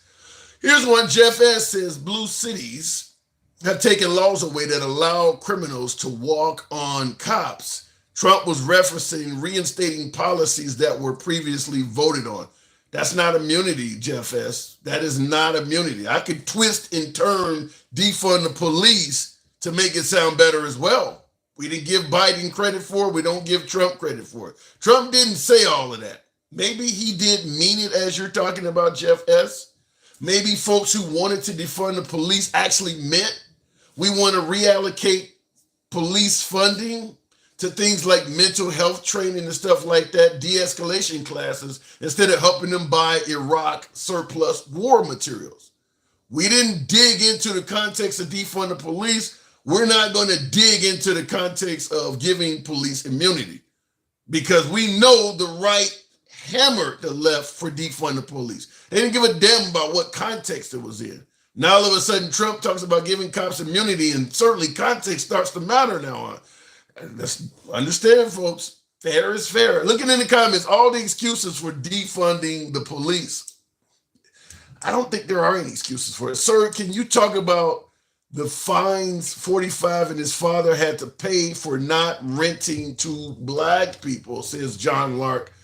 Yeah, because we talk about Biden allegedly being racist all the time, but yeah, Trump, apparently his apartment complexes, they were not renting them to black people, were actually putting the letter C on the applications coming from blacks to suggest these folks are colored, and they ended up losing in court and had to settle because they were shown to be discriminating against potential renters of color. That doesn't come out a lot when we're talking about vote for me or you ain't black or the crime bill of the 90s, but that actually did happen. Now, the Trump supporters are going to say, look, it was his dad, it was the rental agency or something of that nature, but it was being done under the Trump name. It was being done under the Trump name. Going back to the box, what did that say there? We wanted to read that. Charles Barkley, Stephen A. Smith, and The Rock all regret voting for Biden. Really? Could be. I want to go back to the box, and I will say this. Most of the votes going to Biden, in my humble opinion, and you guys can tell me if I'm wrong. I don't have any issue with dissenting opinion, but in my opinion, most of the votes going to Biden are anti-Trump votes. I think this election in November is going to be Trump versus I don't like Trump. Biden is just there collecting the default votes. I don't think most people voting in November are going to be voting pro-Biden. They're either voting for Trump or voting against Trump. So when you say Charles Barkley, Stephen A. Smith, and The Rock regret voting for Biden, you could be right, but they're not going to vote for Trump. They're not going to vote for Trump. They're going to be in that category I just told you. I'm not a big fan of Biden, but I damn sure don't want Trump in office. You're going to have a lot of people voting based on that, and Biden gets those votes by default. So it's going to be I really love Biden. I love his policy.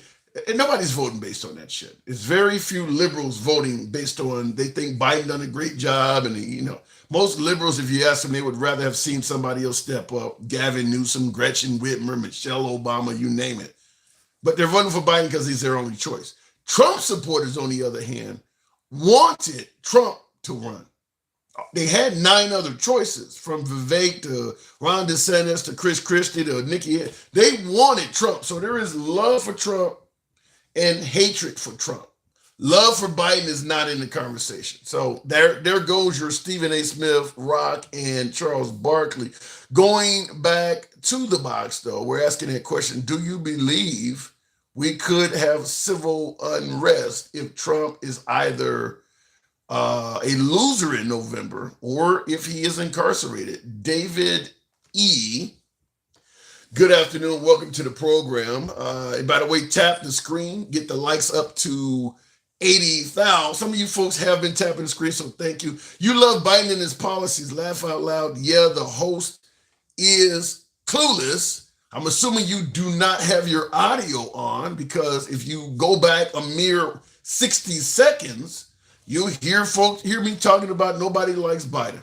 That's what happens when people view and not listen.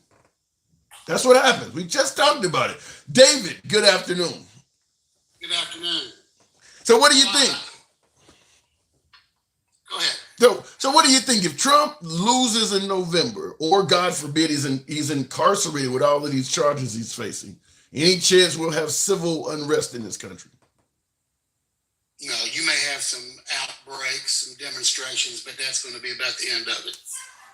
Why do you think so many people are hinting that there may be a civil war? I think they're just mad, angry people. Mad, angry about what? MAGA cult. Oh. MAGA cult is what that is.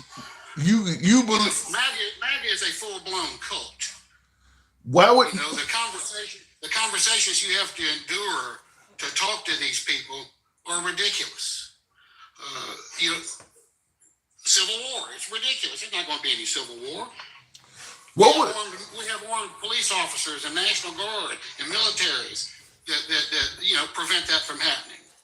What would lead you to believe that MAGA is a full-blown cult, as you say? You can talk. Can't have a factual conversation with them.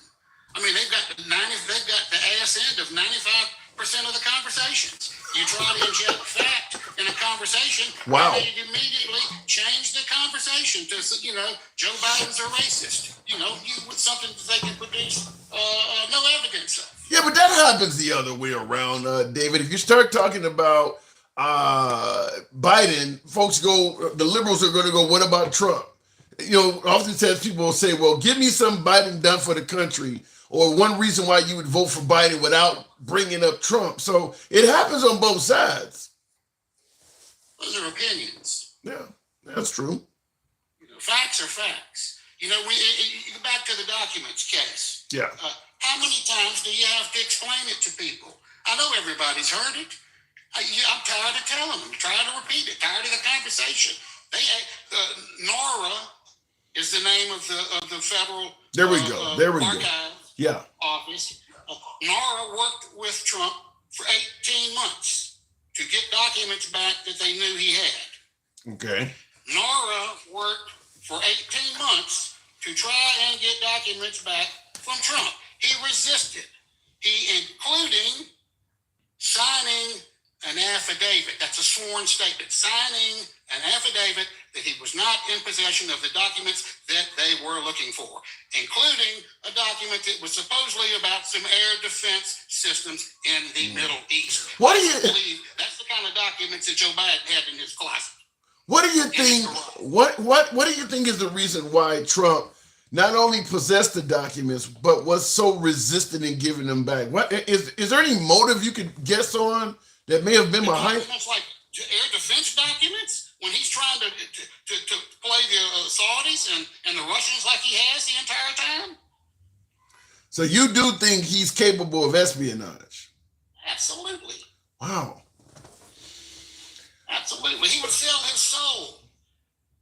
He gets buttery legs every time he gets around Vladimir Putin, including standing on the stage and saying taking his side against our intelligence officials, the people that have kept us safe for 50 years. Yeah. This clown is telling them he doesn't believe that their consensus opinion is accurate, that Putin wouldn't do that. Come on, man. Now, I will say it is shocking. I don't know what makes Trump or MAGA have such a favorable view of Russia that nobody else in America. When I'm talking about nobody else, I mean, you can start off with the far left progressives, Democrats, right on through the independents, libertarians, conservatives, Republicans. It's only when you get to MAGA that folks begin to be more favorable of Putin. I don't understand that. I don't know where that's coming from. That's the cult. That is the cult. They'll go for anything. They'll be led in any direction that Trump takes them. And if you could ask them, hey, how does it deal with, how do you think a Trump-Putin, America-Russian alliance would be? Oh, they'd say that'd be great, man. I mean, this is the kind of mentality of people we're dealing with. This is the mentality of the people we're dealing with. Now we had 4 years of Trump. What do you think America was like then? I mean, was it really that bad?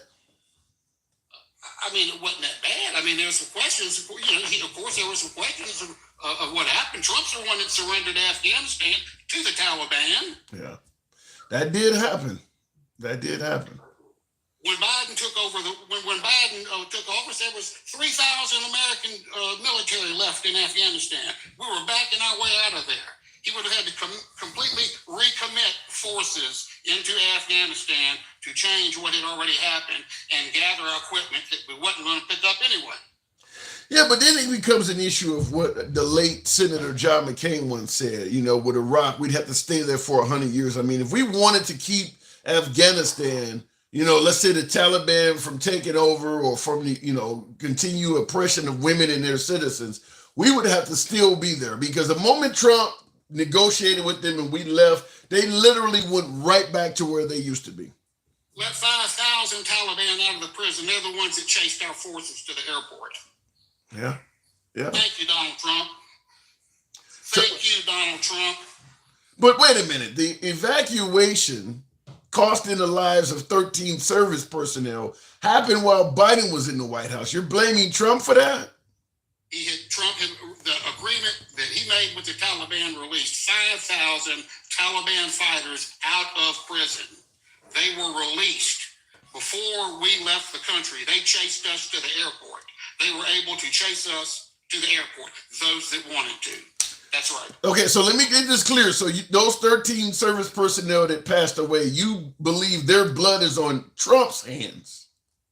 I believe that he made the deal with the Taliban, and the Taliban took the 5,000 terrorists were released, and could have made any number of them, could have made that mad dash to the airport. So that's just the facts. Wow. All right. And there's nothing that Biden could have done to prevent this from happening.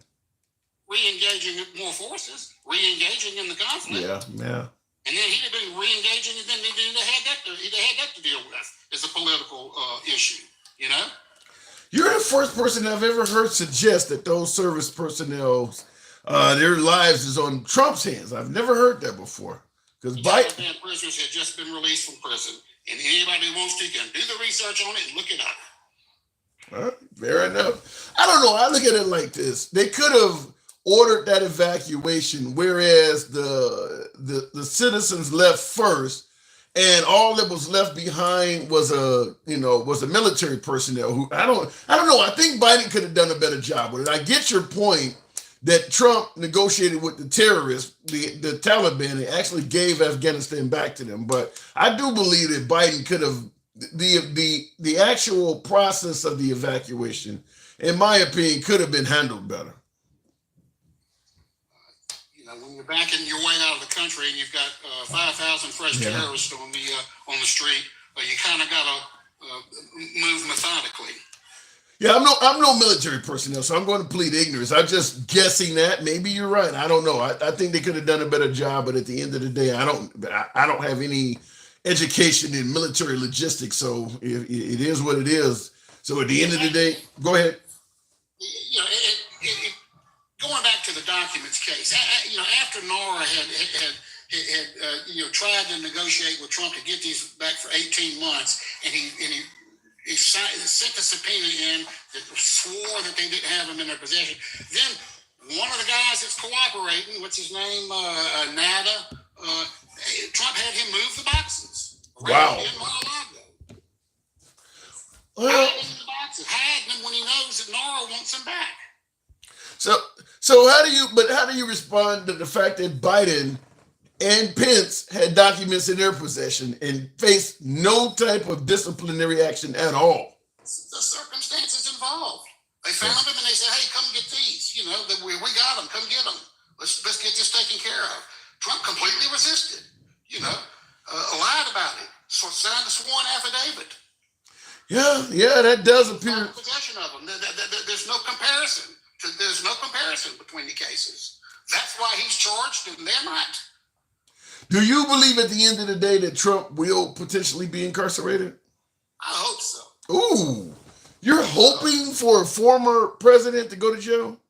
Am I hoping for the guy that turned that mob loose on our Capitol to go to jail. Yes, that's right. And you do blame Trump for January 6th. He called those goons to town on certification day. He jacked them up out on their lips in a conversation, told them they were going to have to fight like hell if they wanted the country back. He pointed at the Capitol and he said, "I'm going with you, let's march." But he said go peacefully. And they went down and tore it. They went and you saw what happened. But he said go peacefully.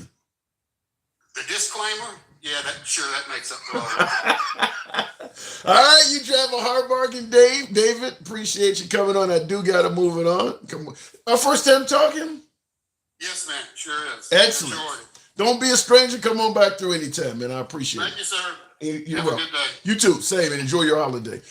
Looking in the comments, President Donald Trump already said he would not have drawn out of Afghanistan the way it was done, says Tony. Well, what do you think he's going to say? I would have did the exact same thing Biden did with. Of course, he's going to say, if you wouldn't talk to Biden, you remember the old movie Ghost?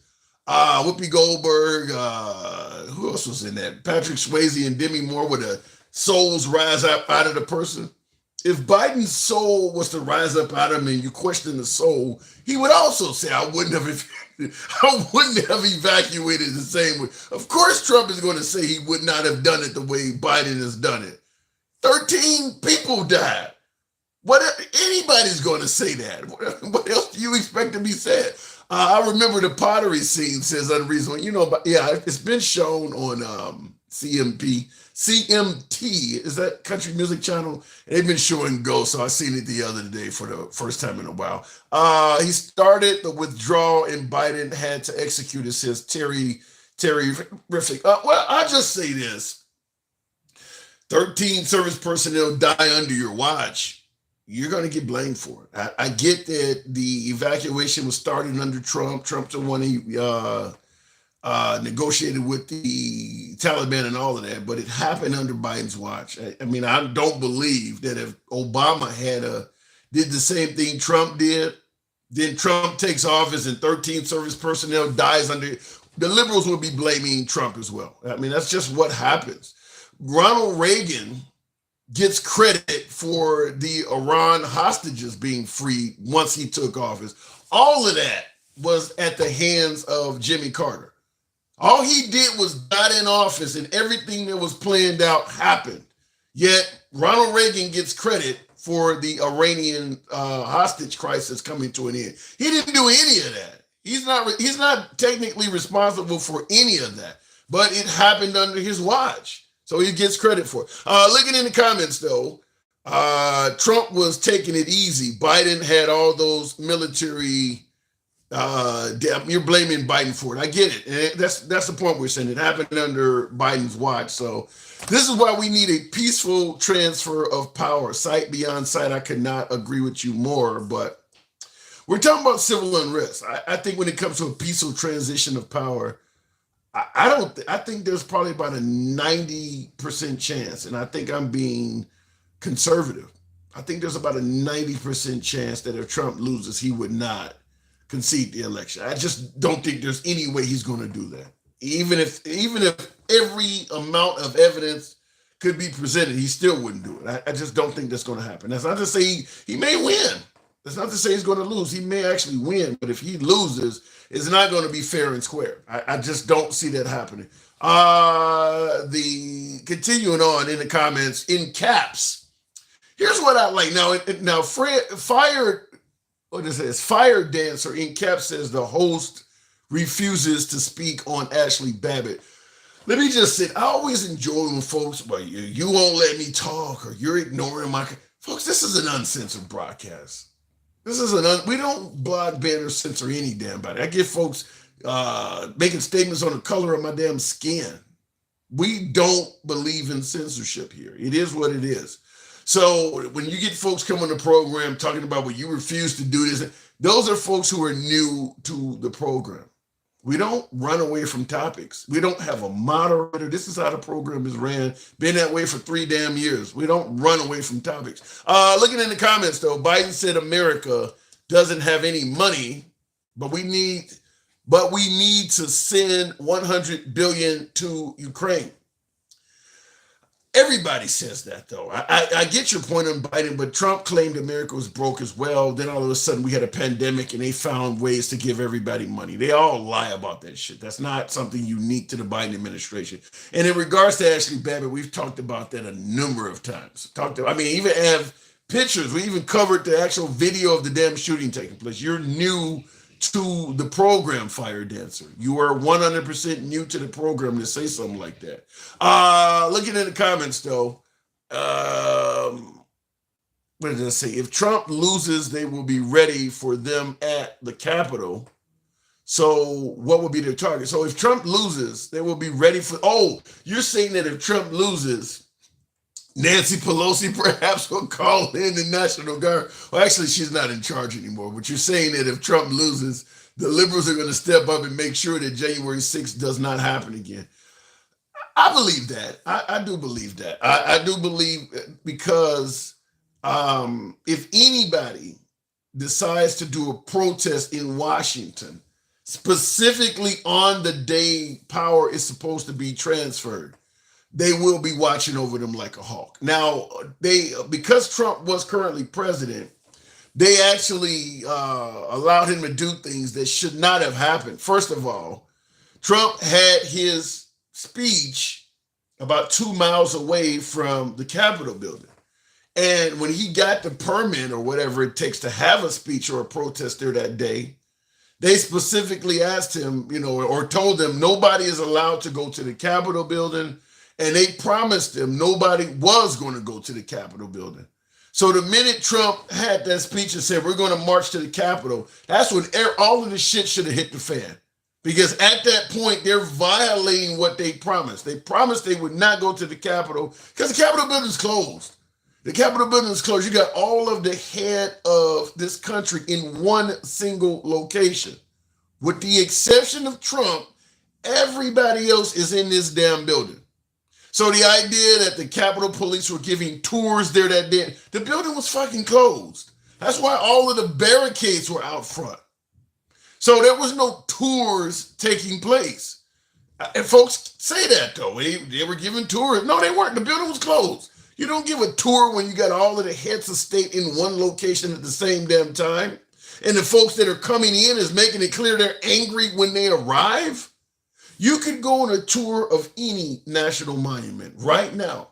If you walk in there yelling and saying all kinds of hateful shit, they're going to get rid of your ass. They're going to kick you out. They're not going to give you a tour and let you keep going through. And that's if you're by your damn self.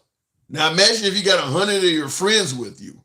So there was no tour. People said it was a tour. And also I point out too that when is the last time you went to a national monument in this country? I don't care if it's the what do you call it? The presidents out there in Rapid City, South Dakota, Mount Rushmore. I don't care if it's Mount Rushmore. You go to the St. Louis Arch, Yellowstone National Park, any of our monuments. When is the last time you received a tour by an armed policeman? They don't give out tours. Nowhere in the damn country do armed policemen act as tour guides. So none of that made sense. In my opinion, the police should have been required to speak during the January 6th hearings to either state why they peacefully let people in like they're caught on camera doing, or they should have been arrested for it. Because there are police officers that believe MAGA and Trump is fighting a good fight. Fair enough. I mean, law enforcement is overwhelmingly pro-Republican. A lot of them are pro-Trump. There's nothing wrong with voting for Trump, but you can't do it while you're on fucking duty and start helping them carry out shit. So the police should have been called up they should have been called to speak on January 6th. All of the ones that are on video letting people in, if you're scared, if you're you're outnumbered and you were afraid, that's why you didn't put up a fight, they should have to state that.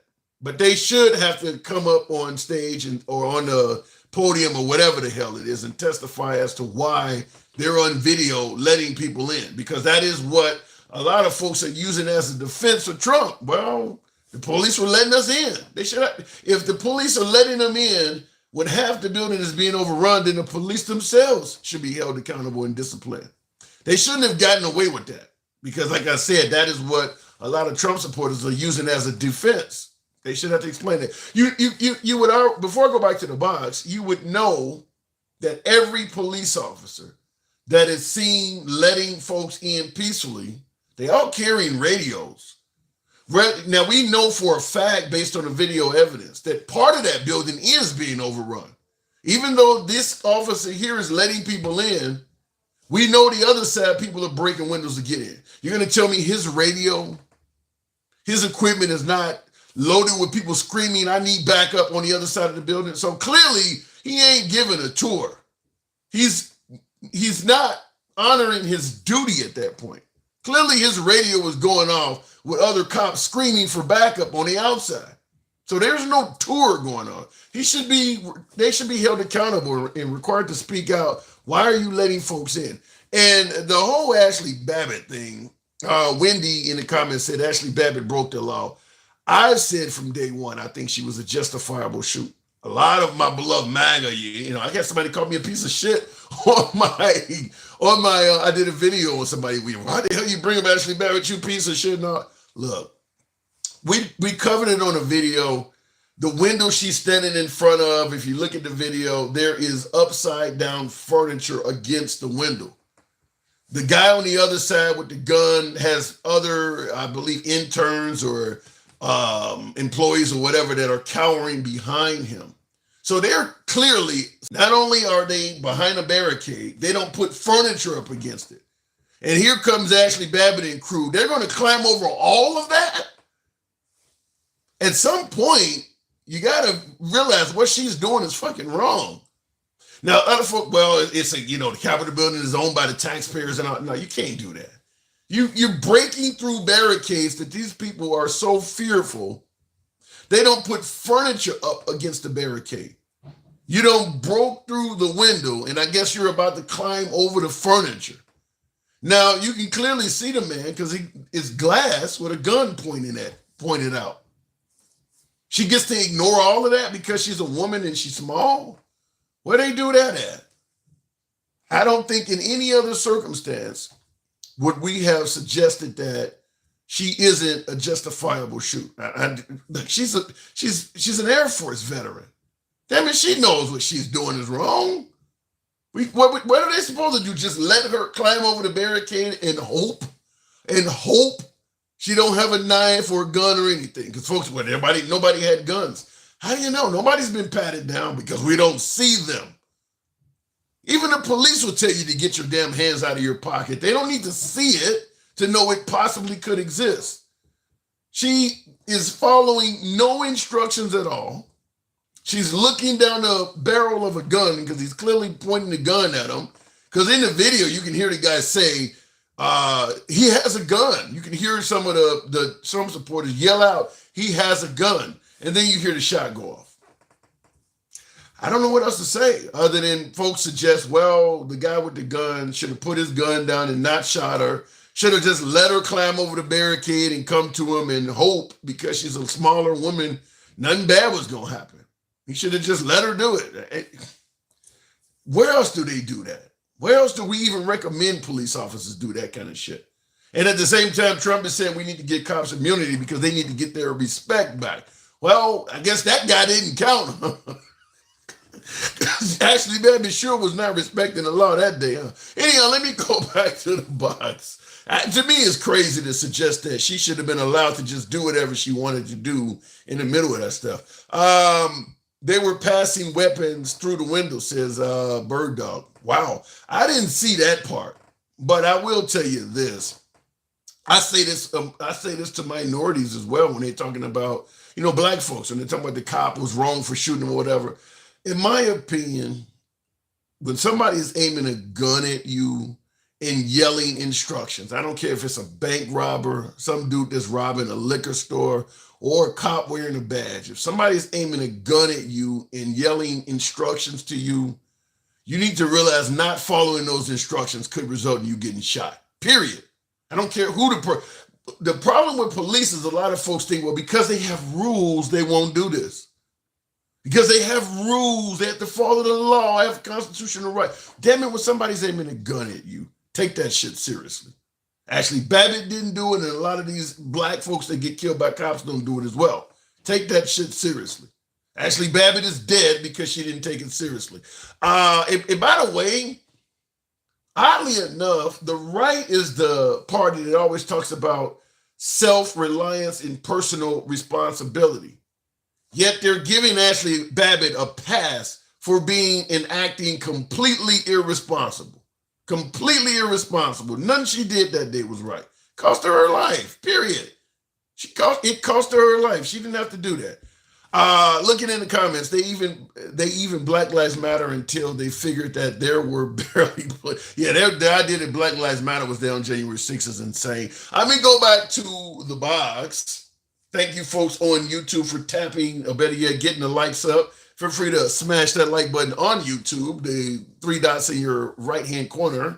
Get it on up to 70. I do appreciate that. And by the way, folks, Monday through Friday, 1 p.m. Central is when we're generally here. Monday through Friday, 1300 hours is when you'll find us. Program is always uncensored. Program is always MAGA friendly. MAGA are always my preferred guests. Not as many MAGA today, but generally we go, what do we say? We go left of Bernie Sanders to I'm having dinner with QAnon. We totally support free speech, 100%. So understand that's how the program is ran. If you do enjoy civilized dialogue without the host blocking, banning, trying to censor you and tell you what the hell you should say, you're in the right place. Subscription on YouTube, if you will. Follow the program on TikTok. Continuing on. Yeah! Thank you for the hat mustache alter ego, Anthony Hawkins. Good afternoon. What's up, buddy? Not much at all. What am I getting wrong on that old Ashley Babbitt thing? Well, it's been a few weeks since I've been on the show because I get the band the most on your show. That's why I went to you. And that's why I went to you, because I know you speak the real. All right, talk to me. Yeah, so I just want my disclaimer to be out there. I'm not right nor left. All right. I'm anti-government, period. I'm anti-fake. This is my opinion. I'm not talking facts. I'm not talking misinformation. This is my opinion. All right, Ashley Babbitt, let me have it. Well, I don't know 1000% the details actually about it. If she was in the wrong, she was in the wrong. I can't say that it was justified. I'm not saying I agree nor disagree. Okay. I don't want to kind of focus on that. I'm anti-government, period. If people go and look at the facts of the Antarctic Treaty, all of our governments are allies, whether you... Wait a minute, hold on. Wait a minute. So you're for anarchy? I'm for fuck around and find out. You protect your own, and the hell with taxes, the hell with taking shit from somebody that these multimillionaires and billionaires are running our lives. Yeah, but you're not Anthony. You're kind of dancing around the question. So you believe getting rid of the police and you believe that people should protect themselves. I'm not against getting rid of the police. I'm not about defunding the police. I believe there's an issue with the police. I believe there's people with power trips, but the police are government. They get paid all by the same. So if America could be, if America could be ran in the fashion that you would recommend, would we have a police force? I believe there could be a legit police force that is for the people and not for the paycheck from the tyrant government system. Okay. I don't know what's being said. So you don't believe in government. Would there be a president? Would there be governors and mayors? I mean, we all know there doesn't need to be, because you have the Senate, you have everything else that governs everything. The president is just there to be the top dog that signs a piece of paper. The president doesn't do shit. Whether it be right, left, I don't care about right nor left. I care about what's right and wrong. Okay, you're losing me in terms of leadership. Is wrong. Okay, let's say we all live in a subdivision together, and I want to leave my pickup truck in the middle of the street that completely blocks everybody from getting by. Who should have the right to tell me I got to move it if there's no government? Why should you have to move it? I mean, like, so people can get by. I mean, we don't all have to be Karens in this world. Like, I can drive around your vehicle. Like, your vehicle's not bothering me. So I just leave my shit in the middle of the street now. So if I'm in a city like if your shit's broke down, you get a flat tire or whatever, I'm gonna come out and help you fix it. I'm not gonna bitch about it being parked out there. I'm gonna come out and help you take care of the situation. Do you realize cities? We're supposed to love our neighbors, Do you realize cities like Chicago, New York, Philadelphia, really heavily congested cities, would not be able to function if people could just get out of their vehicles and leave them anywhere because there's no government to tell them when to move them? I mean, I don't understand how you think. Listen, if people would stop being pussies and getting their feelings hurt over the dumbest shit, and your neighbor would help each other, you know, whether it be your car, whether it be your roof leaking or whatever the fact of the matter is, if people would stop being pussies and butthurt about everyday shit. We all got to go to work. We all got to feed our families. Stop being pussies about your neighbor's fucking car being a distraction to you. Like, help them fix it. Go around and do what you need to do. That shit doesn't matter. But that is the reason why people don't help each other out. As you pointed out, people got to feed their family. People got shit to do. They ain't got time to be helping you with your roof. I got bills to pay. I don't have time to help you with your shit. Hey, listen, I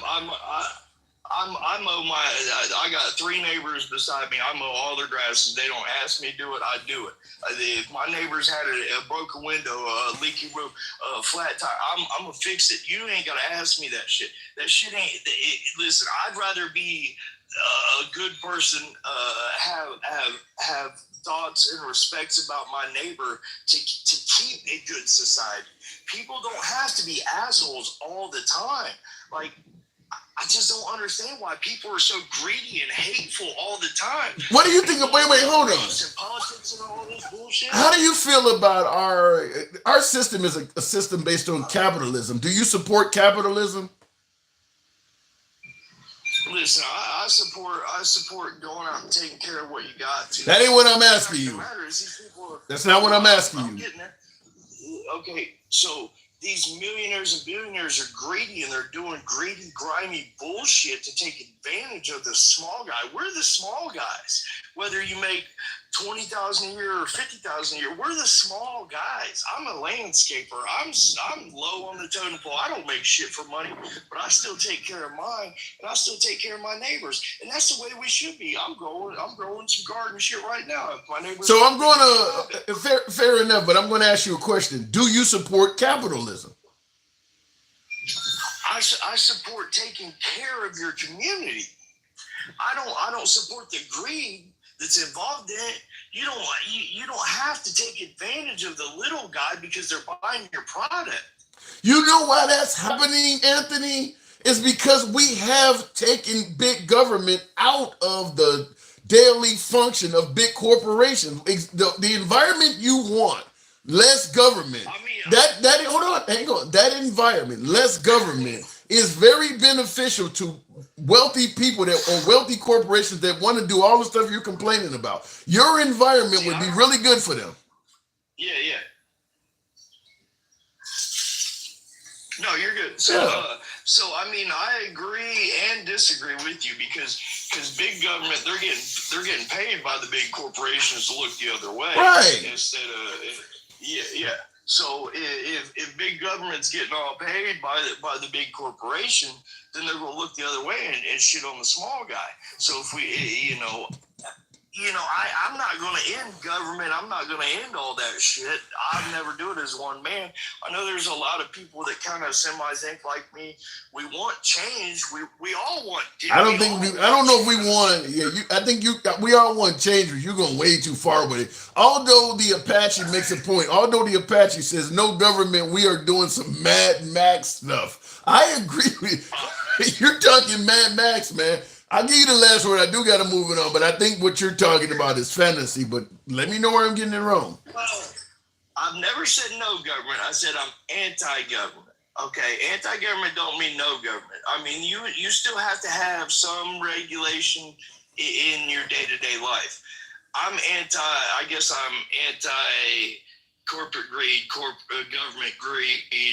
The politicians coming in just to make millions and billions, and then. What about socialism? Life and have their whole. What about socialism? I'm not big. I'm not well educated, so I can't answer that. But I don't believe in socialism, communism. I don't need a dictator. I mean, I'll dictate my property. You can have socialism. You can have socialism without a dictator, though. You don't need a dictator to have socialism. Yeah. So I'm not really fully educated on how socialism works. I don't necessarily agree with it. I agree with me taking care of my property. If you come on my property, take my shit. You come on my property, try to tell me how to live my life, then I have an issue with it.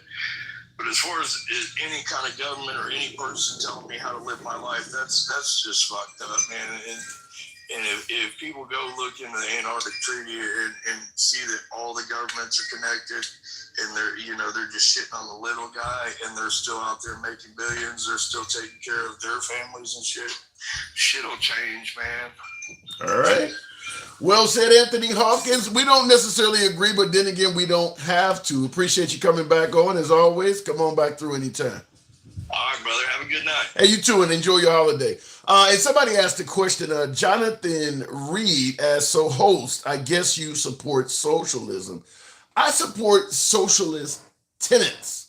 I'm a big fan of capitalism, being honest, but I do believe that capitalism, without governmental checks and balances, can be worse than any other program you would ever want. Remember the way this country was founded? Everything from slavery to child labor. That's capitalism. That's capitalism without the checks and balances of government. That's what would happen. You don't get paid for overtime. If you get sick, they can fire you immediately. There's no unemployment insurance. There's no workers' comp. OSHA does not exist. That's capitalism. All of the stuff that I'm mentioning, all of these programs that are put in place so that the worker gets some type of protection, that's now social tenets that are in government oversight protecting people. So I do believe you need a combination of both, because at the end of the day, if America is only a capitalist country and you have zero socialism, just 100% capitalism, I know a lot of people would like that. What happens if you are disabled? Let's say you were born disabled and you don't have parents, or something happens to your parents. What happens to that person? Somebody has to help them out. Let's say you have two parents and a child get involved in a car accident, and the only survivor is the child, and the child's all fucked up. Without socialism, that kid just lays around the stars until he dies.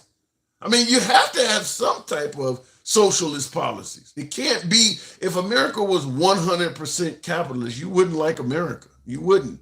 There would be no provisions in place, because at the end of the day, everybody is not capable of being self-reliant. So things can happen. And not to mention, most of us who do work for a living have periods of downtime. Folks get laid off. Folks lose their jobs and things like that. Looking in the comments, though, wasn't George Floyd a crackhead, though, asked Tabby. I don't know what the hell that has to do with the program. So Dems defunding police. How is that good for our safety? Says Divine Dave. I don't know how many other times that Biden or Nancy Pelosi can state it.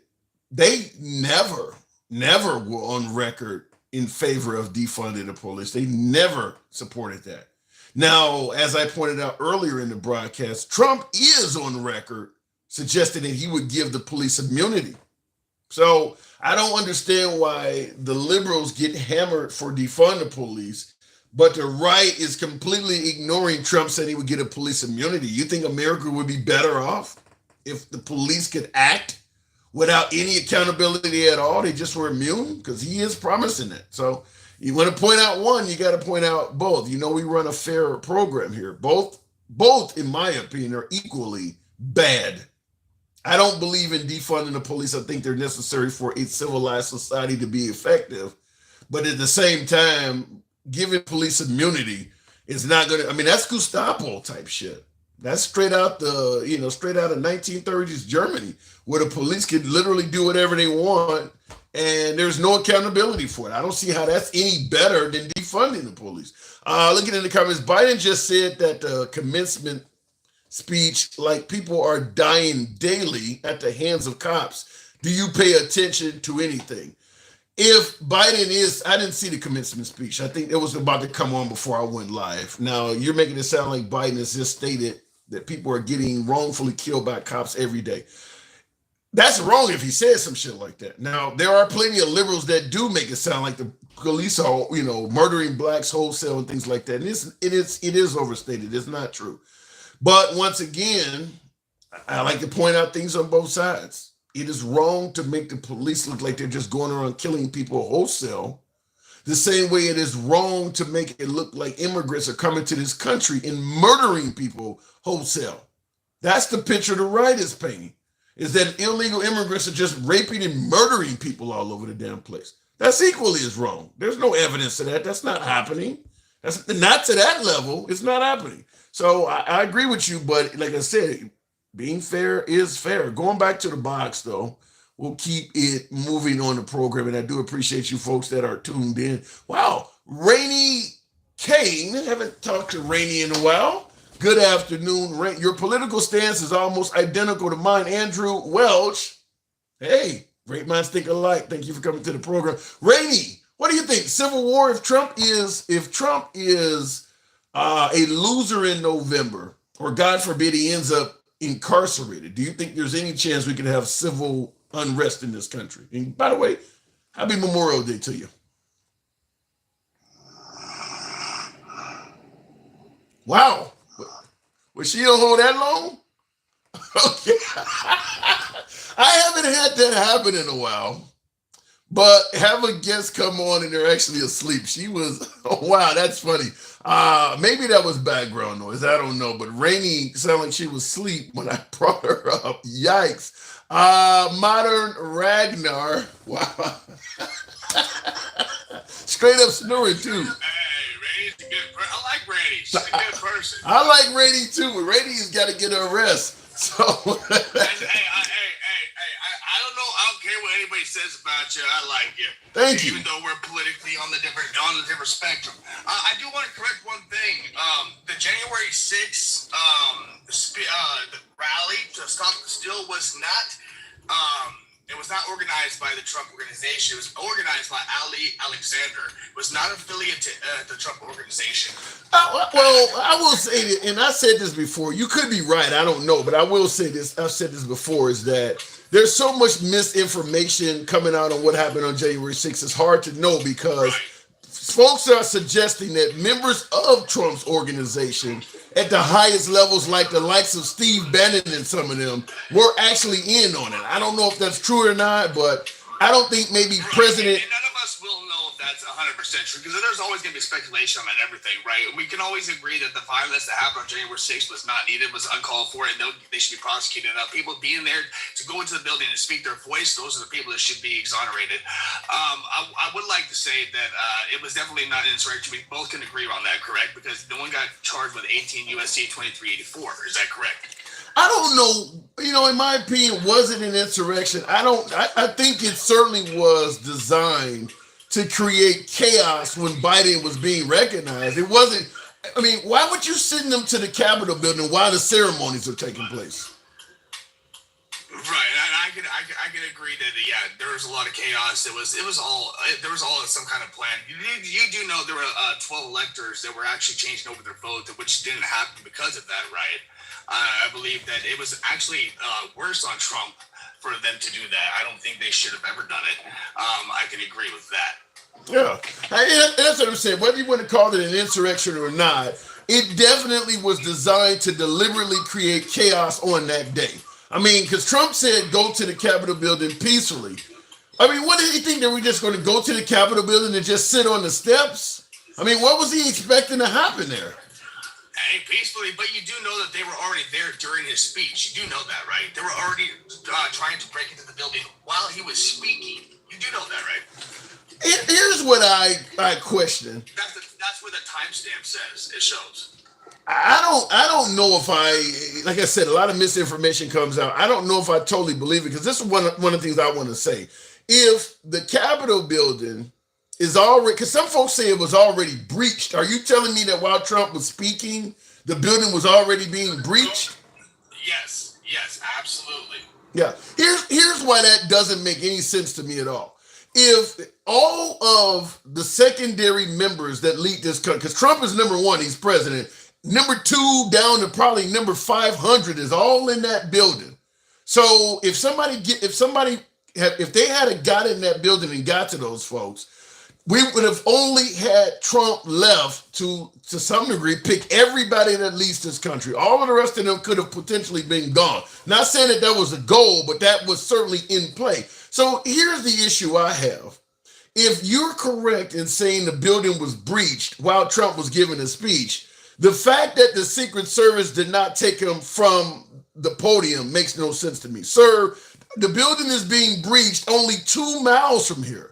We got to get you out of here. It would make no sense for him to continue giving a speech when something that dangerous is happening. Okay, so I hear what you're saying. That there's two things that can dispute that, and why I think this was all planned, and why officers were letting crowd in through the gates.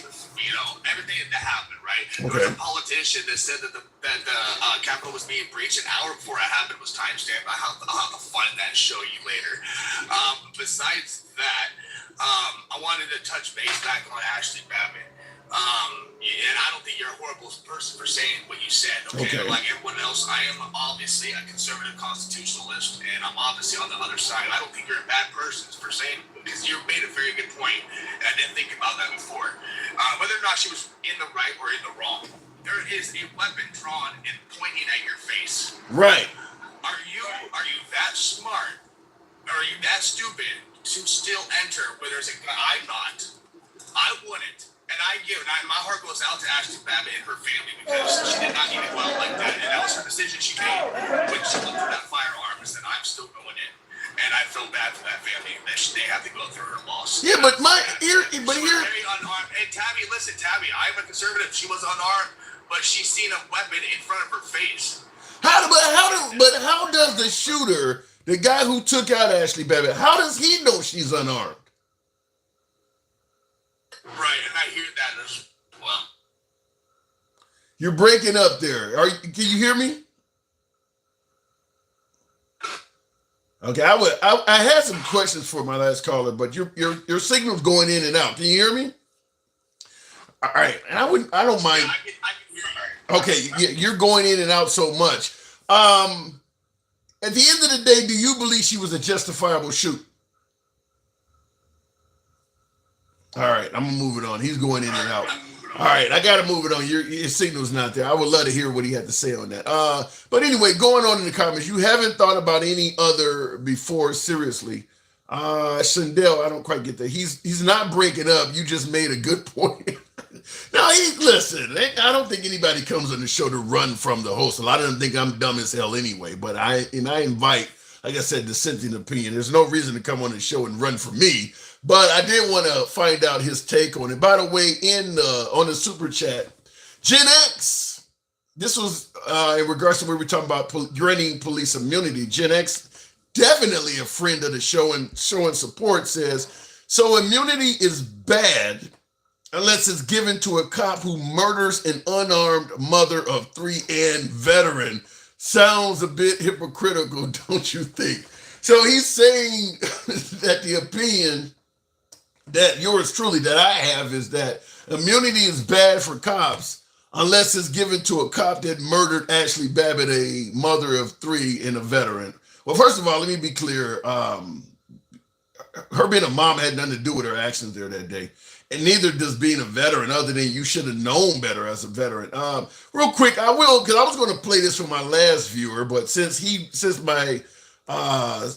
Gen X brought it up in the comments in regards to the super chat, on the screen behind me, this is only a 28-second video, but on the screen you can see behind me, this is the last seconds of Ashley Babbitt's life. Now, on the screen you can see somebody's head there with a skull cap on, and right next to that, on the left side of the screen, I guess on the right for TikTok because it's mirrored, but on the right here on YouTube rather is mirrored.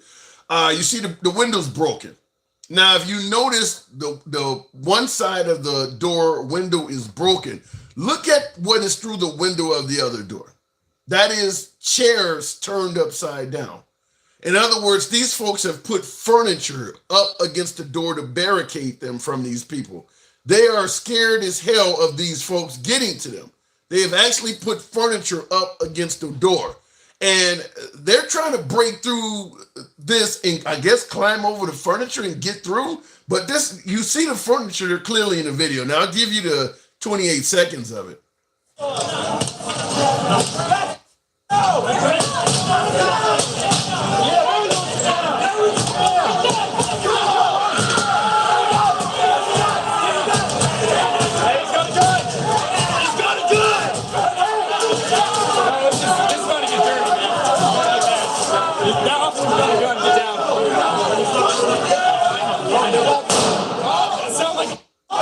And it sounds like a fucking gunshot is what he says. But if you noticed in the video there, not only was part of the glass broken when I started the video up, but they continued hammering and they did take the glass completely out. So they've gotten through. And then that's when you hear one of the individuals in the crowd say he's got a gun. Here's another close-up of furniture that was on the other side of that door. These people were scared. These people were scared as hell. Now, the close-up you're seeing there now is the missing window pane. At the beginning of the video, this window was cracked. They've now broken that completely out. So clearly their goal is to climb through this area. What the hell is the cop supposed to do? Gen Xer, I'm talking to you, by the way, who is suggesting that the cop got immunity and somehow, what was he supposed to do? Should the cop stand down and run? These folks are clearly about to climb over all of this shit. They're smashing this window out for a reason. They're clearly about to do that. So I don't understand why folks are suggesting that Ashley Babbitt or any of them should have been allowed to do this. This ain't peaceful at all. This shit is violent as hell. This is violent as hell. They are literally breaking property, smashing it. Now, here's earlier in the video. I rewound it a little bit. You see clearly there that window pane is now still in place, but it's shattered. And you see them continuing to pound their way away until finally the guy yells out he has a gun, and he pulled the gun out because he knew they were about to get through this shit. And him shooting her was not justified. What else should he have done? What else should he have done? I don't. To me, this is just defending Ashley Babbitt because she's MAGA. Because they're not defending Ashley Babbitt because her actions were great. They're defending her because she is down with the movement. Everything about this is criminal. And I see in the comments, Coco said he should have kissed her. That's cute. Why didn't Pelosi approve the 10,000 troops Trump requested 3 days prior? Why is he requesting troops for a peaceful protest that resulted in a good day? I don't understand it. It was a good day. You didn't need troops.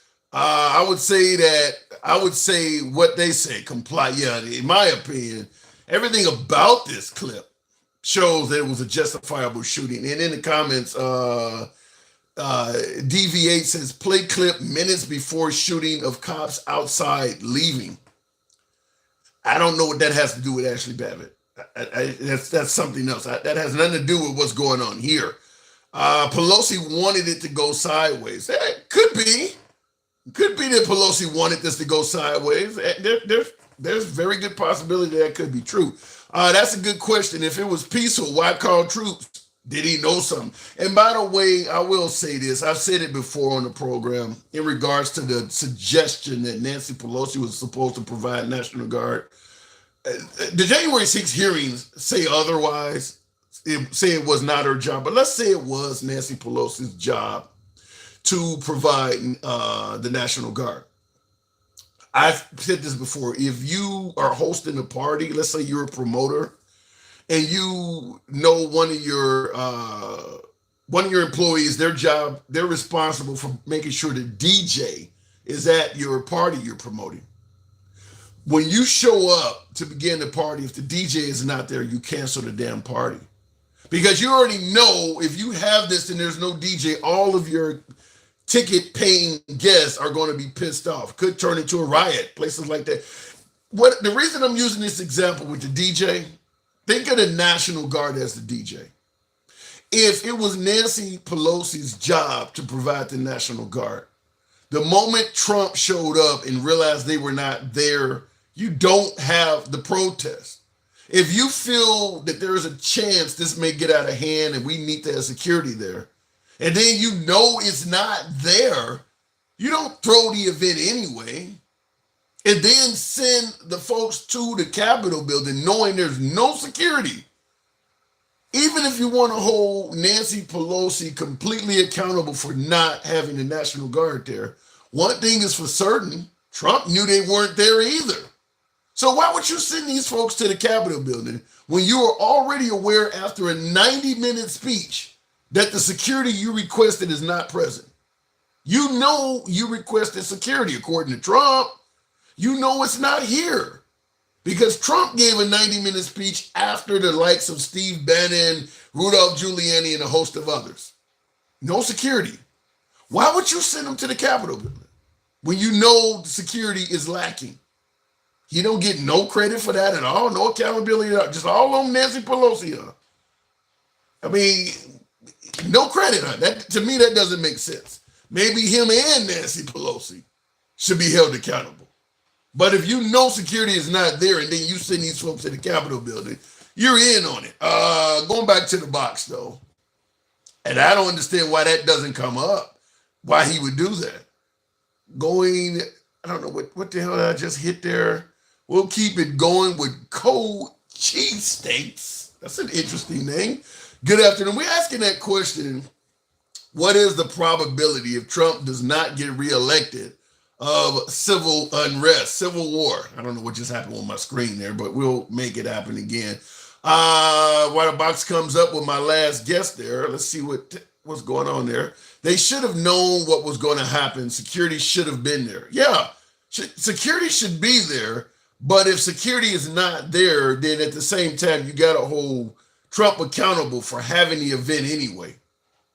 I don't understand why that doesn't resonate. Okay, security isn't here. We know we need it. Do we keep going anyway? Even though we are the ones that realize this could get out of hand. And even if we do know we're going to do this without, do we then send them to the Capitol building knowing we don't have proper security? There has to be some accountability for Trump on this, even if it was Nancy Pelosi's job. That don't make sense that he gets a total pass on that. Looking at the comments, taxpayers are allowed in the building. No, they're not, J.A. J.A. in the comments says taxpayers are allowed in the Capitol building. So 2 o'clock in the morning, you can just show up and go in the building, huh? That's not true. That is not. Look, taxpayers cover the cost of the fire station in your town, the police station, city hall, well, all of your government buildings, taxpayer fund. You can't just go walking in shit anytime you want. That ain't how that works. You just can't call it taxpayer fund. No, it doesn't work like that.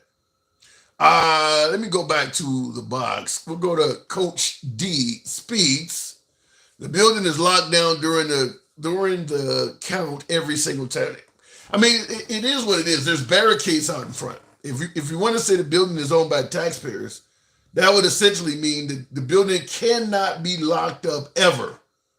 If a taxpaying citizen wants to go in, they have the right to go in and go anywhere they want in the building anytime they want. That's just outrageously bad.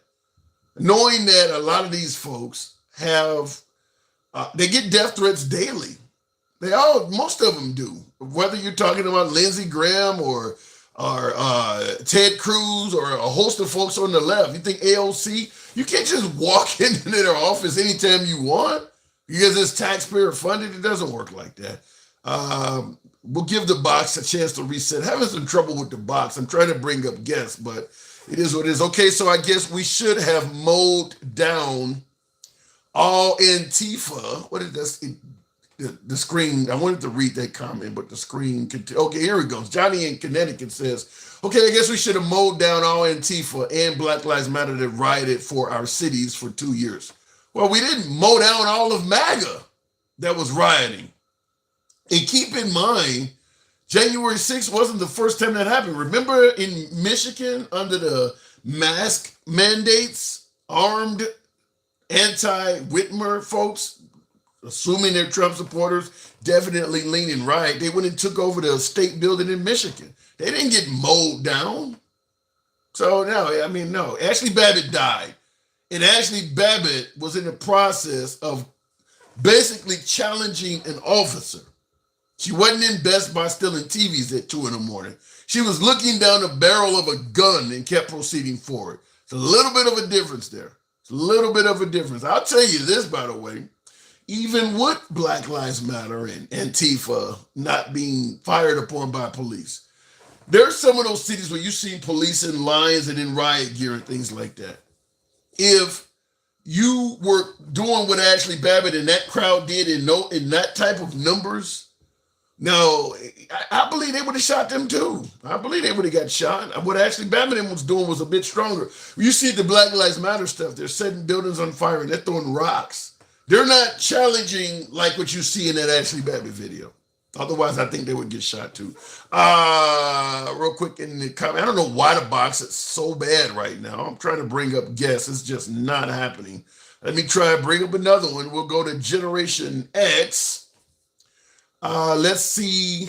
Let's go to Area 51 in Arizona. Yeah, that shoot you quick doing that shit. Generation X, good afternoon. Hey, how's it going? Why do you keep pushing this false narrative of fascism?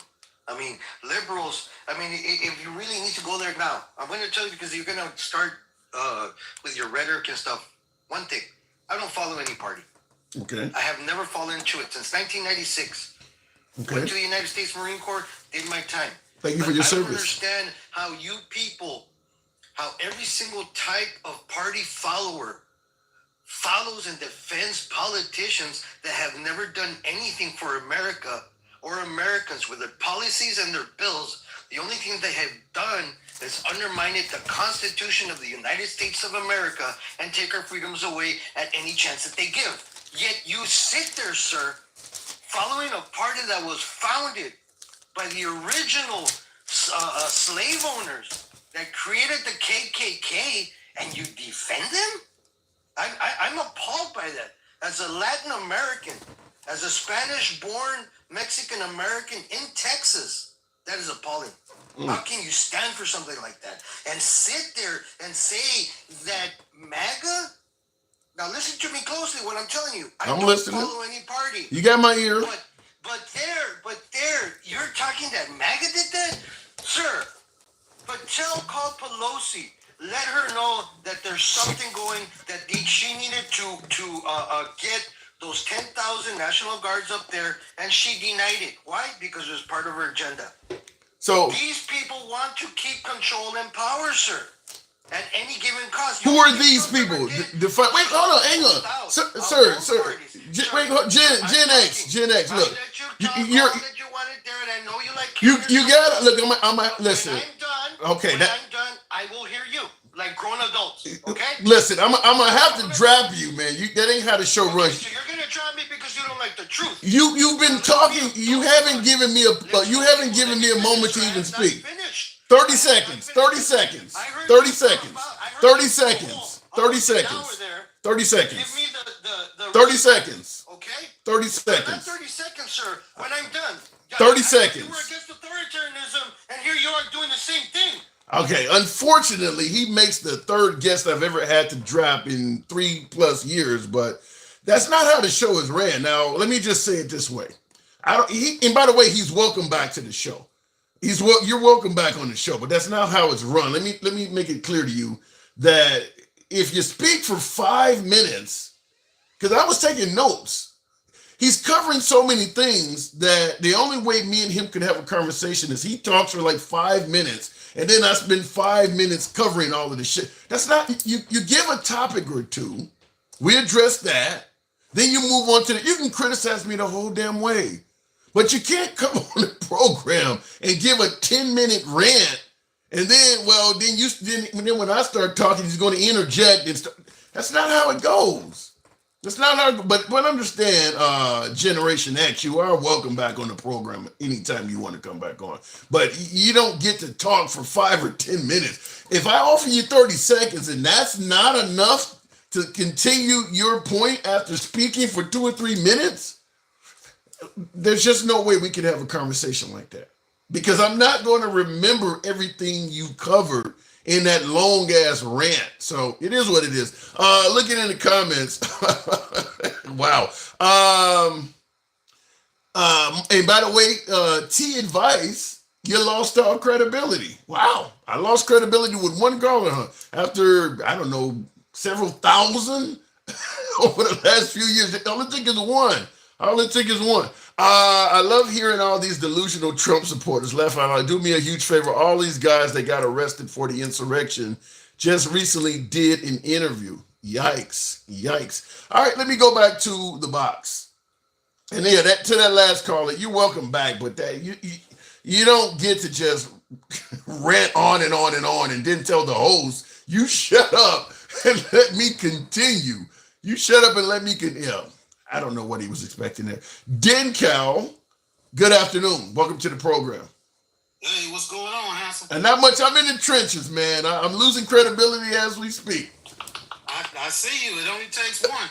Yeah. So what do you think, man? Is there a chance of civil unrest taking place if Trump is a loser in November, or if he ends up in jail? I do believe that there will be, like most people say, there will be pockets of maybe mayhem or protests or whatever. But a civil war has a specific connotation. Like a civil war between who would be fighting in a civil war? Like that doesn't even make sense. There's too many people of color who are integrated into the military, into police forces, into government. So it couldn't be people of color against white people, or it couldn't be Democrats against Republicans, because how do we identify each other? We don't have on uniforms. That's a good point. I would wonder that as well. If there's a civil war, what would be the sides? I mean, would it be MAGA against everybody? I mean, because you're right. I mean, how do you know who represent which sides? Right. And I think, there's this big thing about, we say MAGA, but there are different parts of MAGA. MAGA is not a monolith. They're not all one. I have people that live down the street from me who might identify themselves as MAGA. But if you say a war is getting ready to start, they're not going to leave their beautiful suburban homes and their cars and their families and take their guns out and go start killing people that they disagree with. That's not going to happen. Yeah. Those people that talk like that, the way our government is set up, those people are probably highly supervised or being as we speak. So when they say they're going to go out and do something, we already know they're disappointed in the Patriot Act and how our government monitors people and they can look through your information. I'm pretty sure after January 6th, there's a whole bunch of people that are still on the government's radar that if they decided to try to, get a bunch of people together, they're going to be intercepted before they get a chance to really get something big together. And I guarantee you, if Trump tried to come out and say something like, hey, let's get together like January 6th, those people would be pretty much rounded up and taken off the battlefield before, just like they did, what's his name, Tario? They intercepted him, Who? the guy that was in charge of the Proud Boys. Oh, They yeah. took him out a couple of days before it because they caught him bringing illegal paraphernalia. He was bringing clips and different stuff to have a fight with, which is illegal in Washington D.C. So they took him off the battlefield before it even got to that point with him. Yeah. So at the end of the day, so you don't see it. You see you see the government being so proactive. This stuff could never happen again. Oh, definitely. we seen what happened when we allowed these people. They were communicating in these in these chat rooms and everything, and we kind of know about all of that stuff now. But before, we kind of just allowed that stuff to happen, even though the FBI and the CIA said they knew about these plans and stuff, but nobody did anything. Yeah. All right. So what about the notion that Trump would claim that the FBI is after him and stuff like that? I mean, if you're talking about the FBI is monitoring him now, you sound like you're kind of making this point. Trump believes the FBI is after him. Well, I mean, the FBI is the FBI. They've been looking at everybody. Yeah. Forever. True. And so for him to come out and just say that in the open is counterproductive because they are the eyes and ears. And yes, if you're dealing with people, unsavory characters, you're going to get caught in the interaction. If they see your people talking to Russians, they're going to listen to the Russians. And if you're on the other end, guess what? They're going to listen to you too. So by saying that to the government that we know has knocked off, leaders and COINTELPRO, and they've investigated people in our own country, you're fighting with the wrong people. Yeah. Yeah, the FBI is not to be effed with, as some would say, but what do you see Trump in November? I mean, do you see a chance of him taking it all, becoming a president again? I don't know. I really hope not. But, I sometimes lose faith with the American public because I just can't believe that so many people could just ignore everything that's been done, has been said. I mean, the man has actually been, he's found liable of SA. He's been found guilty of fraud on numerous different levels, cheating charities, cheating people at his schools. I mean, just doing all kinds of horrible stuff to people. But somehow people just come out and say they don't care what he's ever done. They'll just vote for him, no matter if he's. To play devil's advocate, they believe Biden's screwing up the damn country. Well, I mean, you can believe that somebody's making maybe bad moves in the economy, or maybe not handling foreign policy as good as you would like.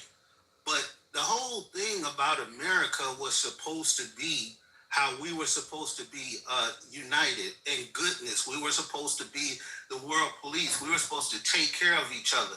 This man gets up there every single day, and all he has to say is, if you with me, you with me. If you the other people, I'm coming after you. You can't say that to the whole country and think that that's okay. I mean, that's not what I learned coming up in school when they used to have us. Well, I mean, let me just say this. It might not be okay, but that shit is working. I mean, all 9 of... Is there, other than, I think, Chris Christie, well, Mike Pence, too. Mike Pence is not supporting Trump. But other than that, everybody that ran has now fallen lockstep behind Trump. All 9 of those other Republican candidates. Nikki Haley just fell the other week.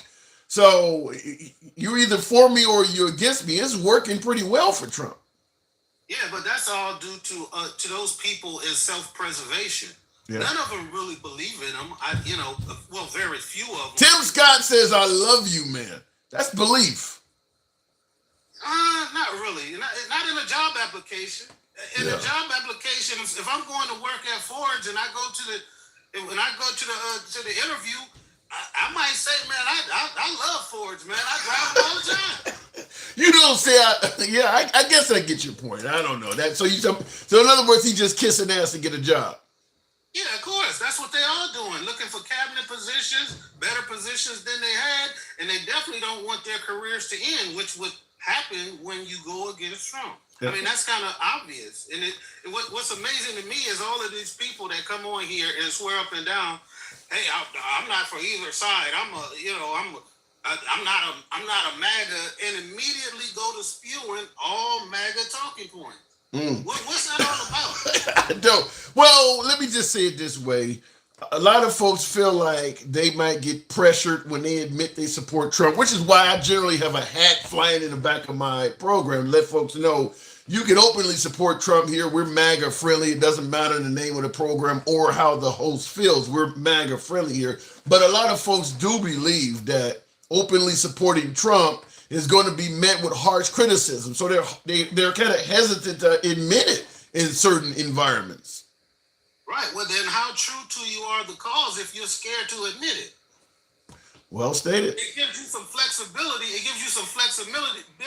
So if he loses, you can be like, well, I was always an independent. That's a good point. That is a good point, because I do get some guests, and when you hear them talk, it's like, dude, you're MAGA. And no, I'm an independent. And you do. You just, I mean, some folks are hesitant to come out and say it. So it is what it is. Yeah, I get it, but there won't be a civil war. There will be some maybe some small attacks around the country. And any attack is too much, but there's just too many people who are I hate to say brainwashed, but who are really absorbed in this MAGA ideology that will try to do something in his favor.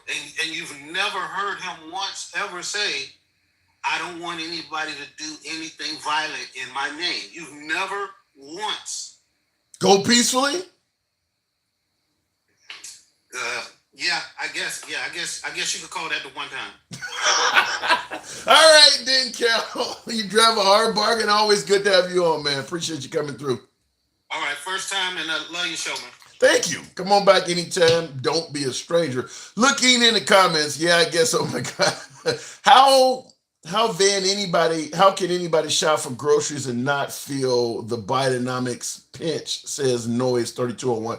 Well, I will say this. A lot of folks, I think everybody knows the price of groceries cost significantly more now than they did under Trump. But a lot of folks don't blame Biden for it. That's how that can happen. I mean, there are a lot of people who do, even some Democrats who do blame Biden for the inflation rates and things like that in this economy, but a lot of people don't.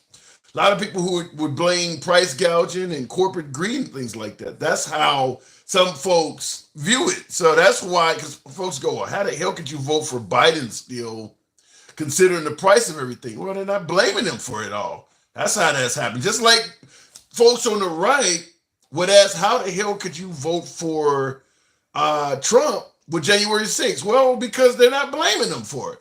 That's how that happens. Most of the stuff that you would suggest is a reason not to vote for Biden or a reason not to vote for Trump. The people who are voting for those folks don't blame them for the things that you see. They have a different opinion of it. Looking in the comments, let's try this again let's try it again on a more gentleman level. Generation X got off to a bad start the first time. We'll try it again. Like I said, folks, we don't block, ban, or censor anybody. So we will try this again with Generation X. If the box brings them up, let me see here. You tell us, do you believe there was an insurrection? What's your opinion? I don't believe that Trump had good intentions on January 6th. And I don't, put it this way. What happened on January 6th, hold on a second, Gen X. Hold on.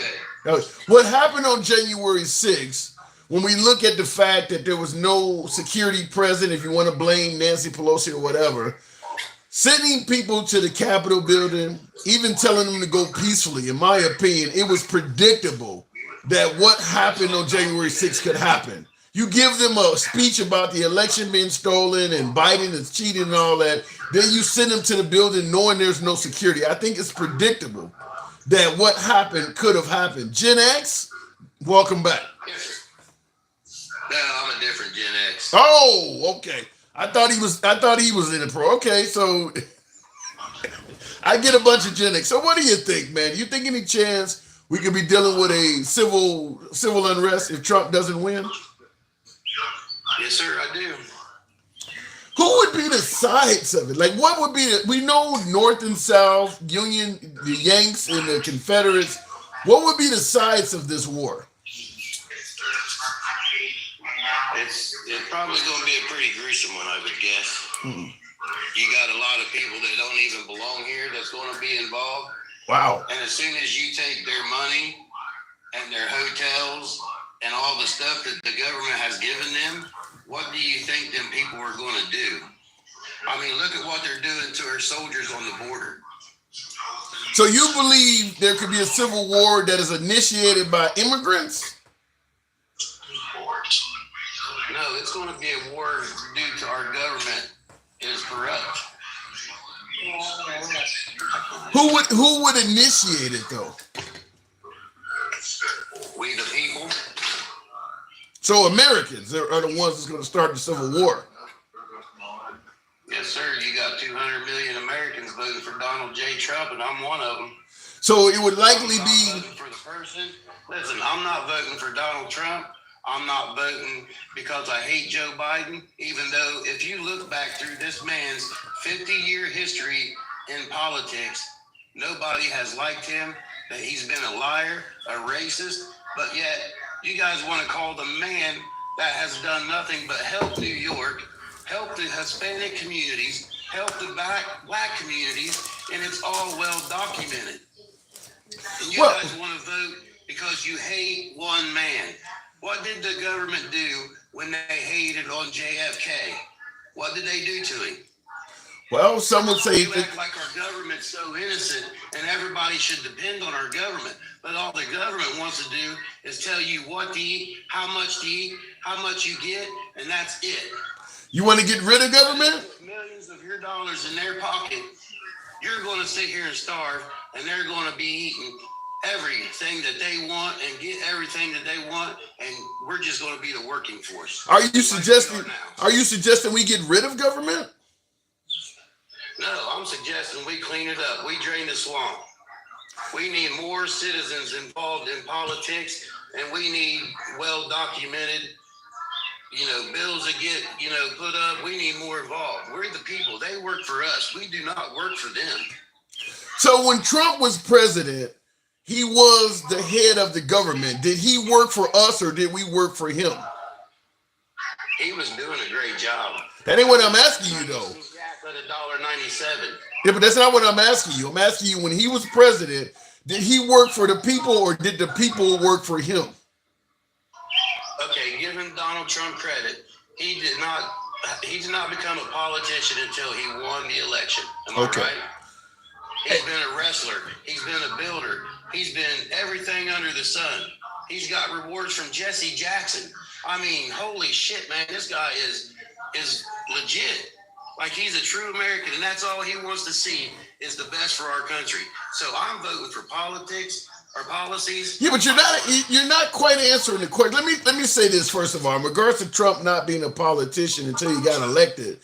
In my opinion, you don't rise to the highest level of business in a city like New York as a real estate mogul without politicking. I mean, you got to work with the unions, you got to work with the mob, you got to work with the mayor. He was a politician. That's all he hung around. The likes of Hillary Clinton, he's at her wedding, he's hanging around Rudolph Giuliani. The guy was a politician. We just didn't call him that.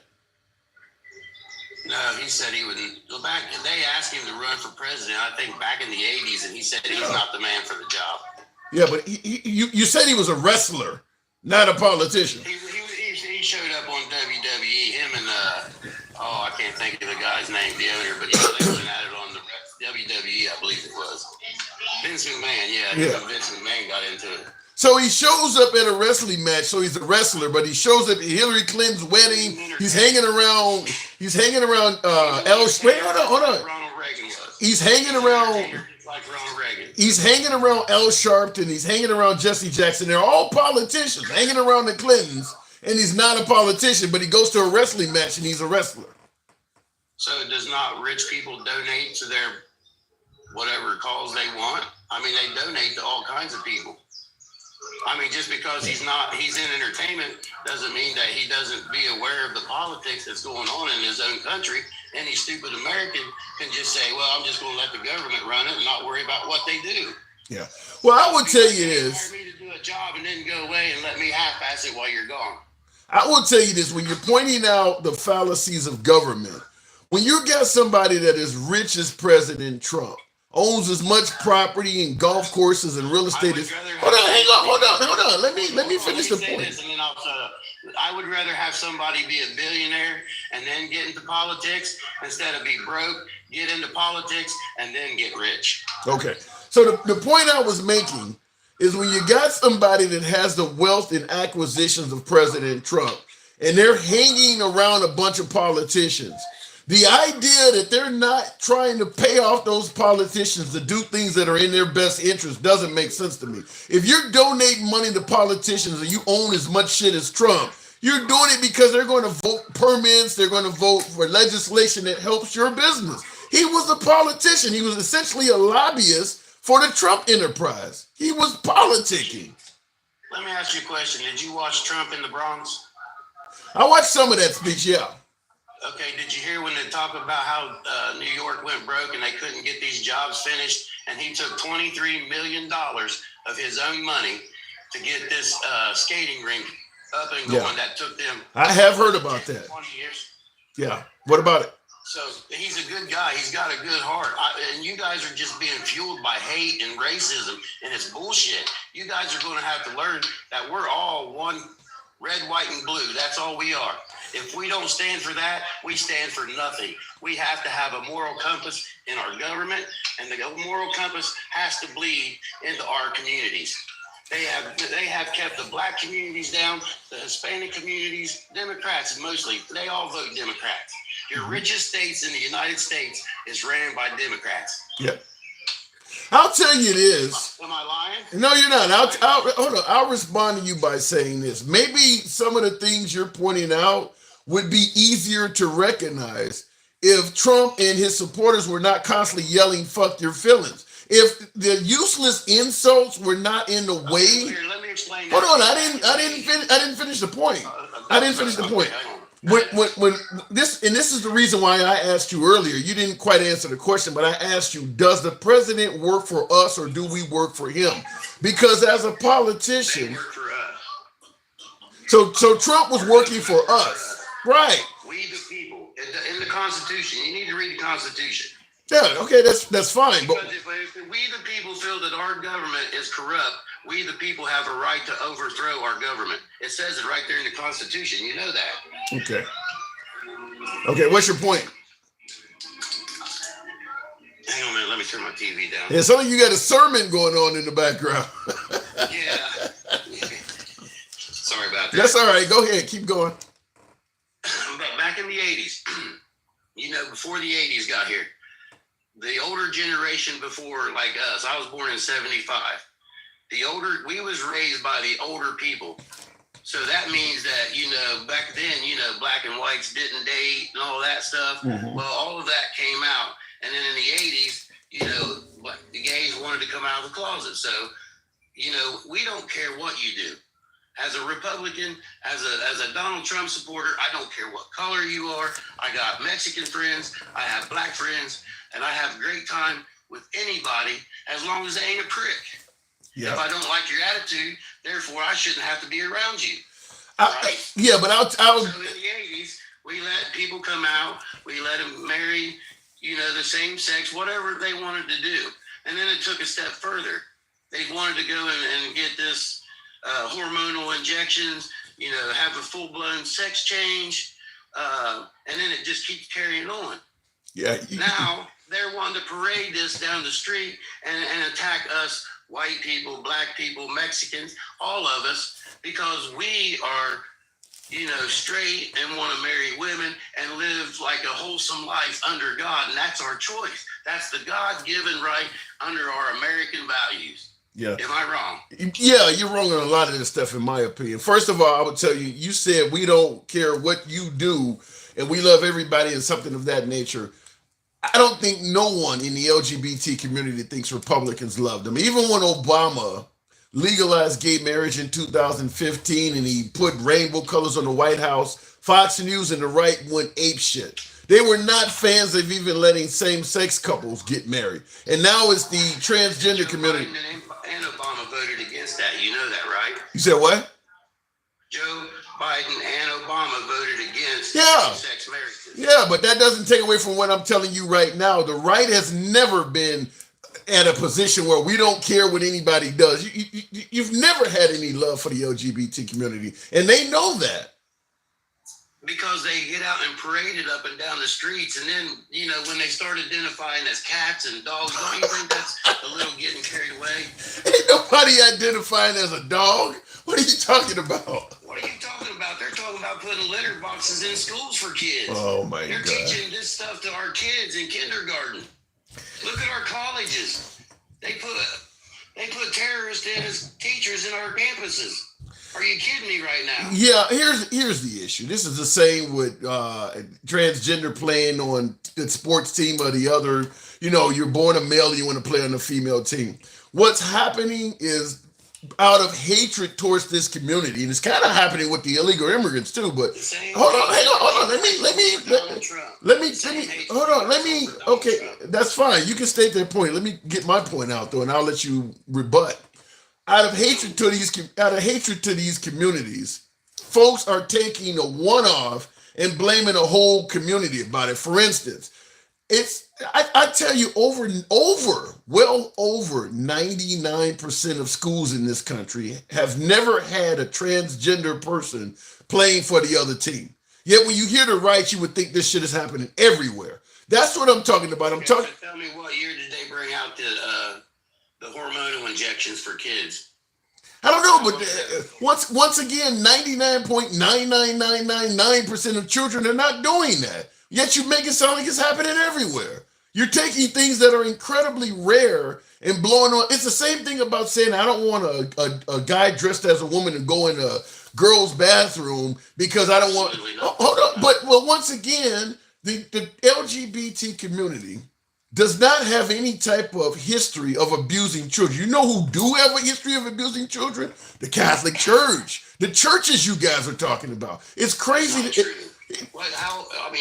Wait. You said it's not true that the Catholic Church has a history of abusing children? That's not true?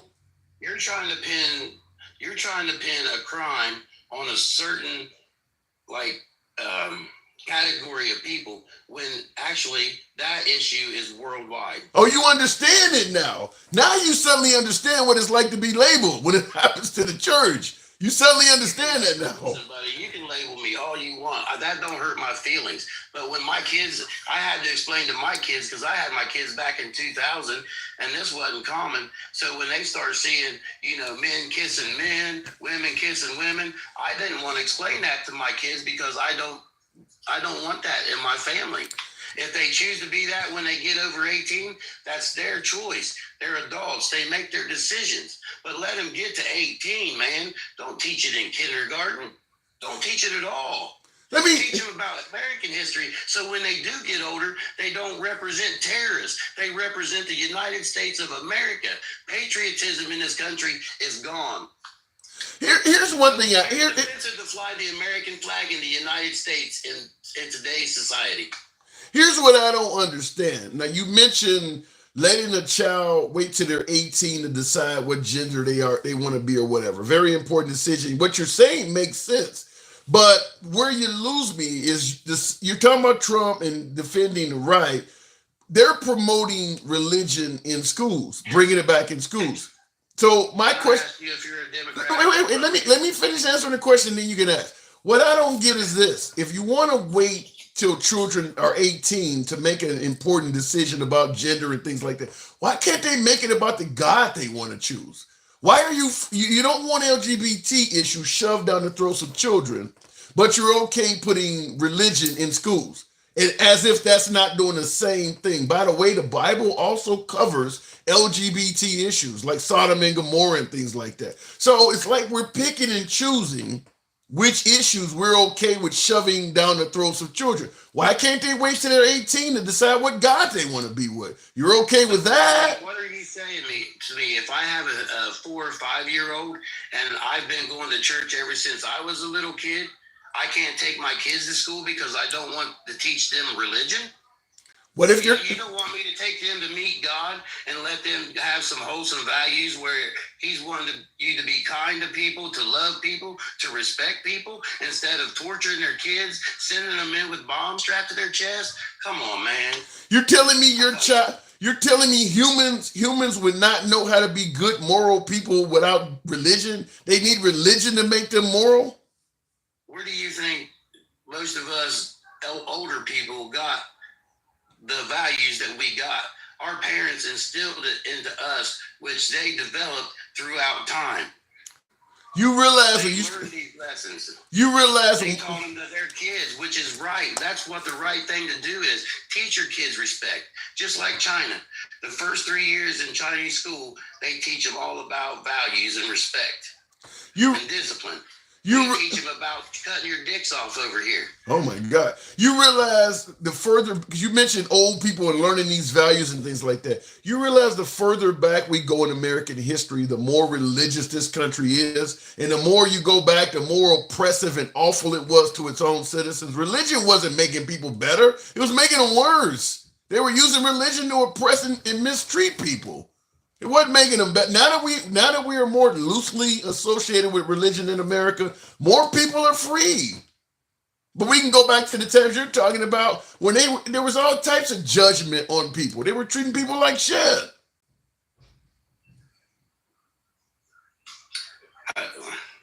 It's you don't get it. That's called freedom. Freedom to choose. Freedom. Teach your kids.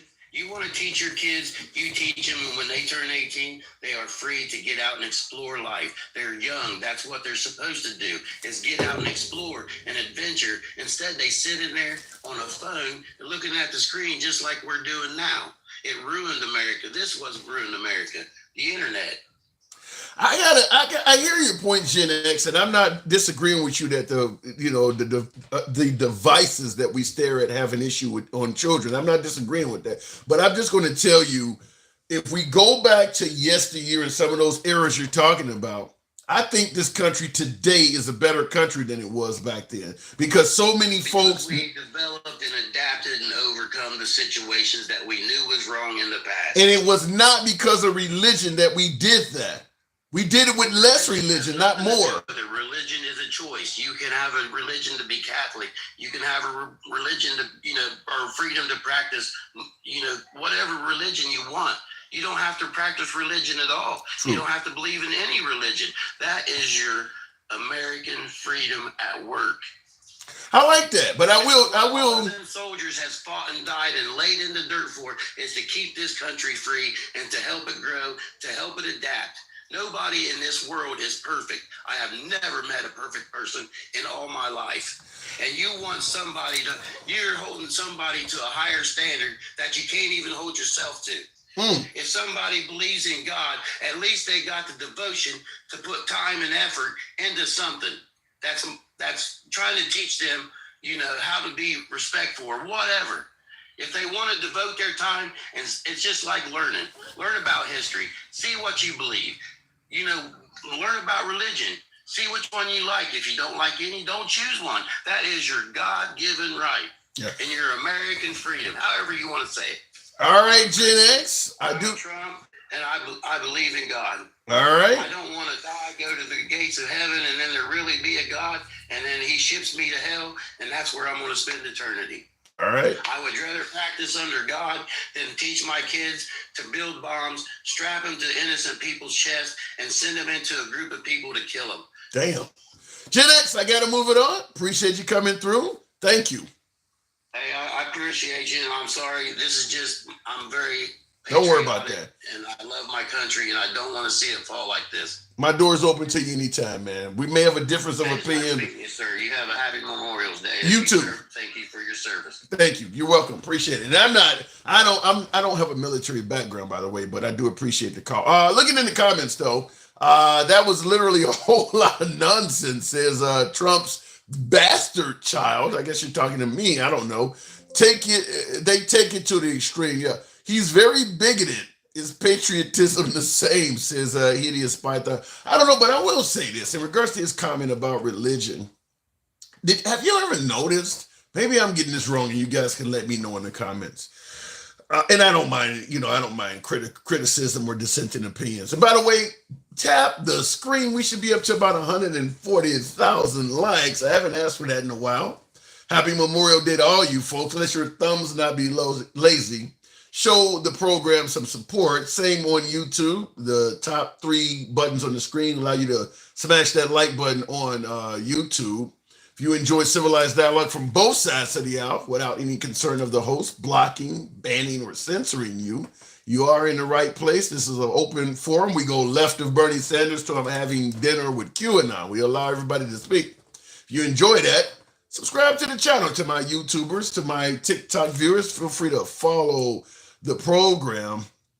My last caller was promoting religion pretty heavy as a moral compass for children and adults alike. As you heard, I pointed out the further back you go, the more oppressive America was, while being far more religious then than we are now. By the way, the Klan also, they're burning crosses. Even the Klan were Christians. So understand that. But here's the issue I wanted to point out. And let me know in the comments if I'm getting this wrong. Have you noticed that the most oppressive nations on earth are fairly deep in religion? Most of the countries that are fairly free, where the people can do anything from, drugs to prostitution to just simply enjoying their lives. No religion, very little religion. Western Europe, Australia, New Zealand, the countries that have a lot of deep ties to religion, Middle East, Africa, nations in Africa, things like. So it's crazy that the United States believes that they somehow have found, the fountain of youth or something like that. On Earth, among humans, religion isn't normally. It doesn't normally fall in sync with freedom. Religion is generally structuring your life in the way you should live, and people that don't live that way can face all sorts of bad outcomes, up to and including death. That's the way it's always been. I don't see it. That's maybe I'm seeing something wrong, but I'm just going to tell you that. And by the way, in the comments, Fancy Prancy says Australians are religious in general. I lived in Brisbane, Australia for 5 years. I've lived in, Mount Annan, Campbelltown, New South Wales. That's the state that Sydney is in. Brisbane is in Queensland. I lived in Brisbane. I lived in Coorparoo. I lived in Highgate Hills. I lived in a lot of places in Australia. They're not religious. They're not religious people. I can tell you that flat out with absolute experience myself of being there for half of a decade. They're not very religious people in Australia, and they're not very religious in New Zealand or Western Europe either. And those are the places you would look at on earth as examples of people being free. I don't know what Canada is like. I'm not familiar with how Canadians live. I mean, that's a free country as well, if they're as religious as we are in America. But most places that are deeply religious usually feature a populace that's not very free. They're not very free. Religion and freedom don't generally go hand in hand. Looking in the comments, angel names contain, I don't know what that says. I agree. Read the Islamic holy book of Quran. You will learn how evil it is. Yeah, the Bible is not very friendly. I mean, the Bible talks about punishment upon punishment, people turning into piles of salt and burning forever in hell. I mean, it's basically listen to me or you die badly. That's kind of how it's written. If you don't follow what I'm saying, you're going to face horrible consequences. That's kind of how it's written. It's based on fear. Follow what I'm telling you, or your consequences will be awful. And it's not telling you, like a parent would say, if you don't look both ways when you cross the street, something bad may happen to you. No, it's like a parent telling you, if you don't look both ways when you cross the street, I will put you in the driveway and run your ass over. Deliberately. It's deliberate punishment for not doing what is recommended. It's not saying a bad outcome could happen to you. It's saying I personally will bestow awful things upon you if you don't listen. So it is what it is. And by the way, I was brought up very religious, so I heard it all. Going back to the box, we're asking that question: is it possible that we could have civil unrest, civil war, if Trump loses in November, or if he, God forbid, ends up in jail? Stanley M. For the most part, religion is a guide on discernment. Fair enough. Stanley, good afternoon. Hey, buddy, how are you? It's I'm good to see you again. I appreciate it. Good to have you back on. So what do you think? Any chance for civil unrest if things don't go well for Trump? Like your previous caller after Gen X, it's going to be in small pockets. Maybe some factions in, like, Michigan's a place that could be vulnerable. My state could be a place that's vulnerable. You could have Virginia as a place that could be vulnerable. What's so special about those states? It's because they've already. I mean, I've seen protests in my state, and we already had the incident with Whittemore or whatever. Whitmer, Governor Whitmer. Yeah, we already had that incident where with the whole mask thing that somebody brought up previously. Yeah. And then Virginia is a state that just turned red in the governorship.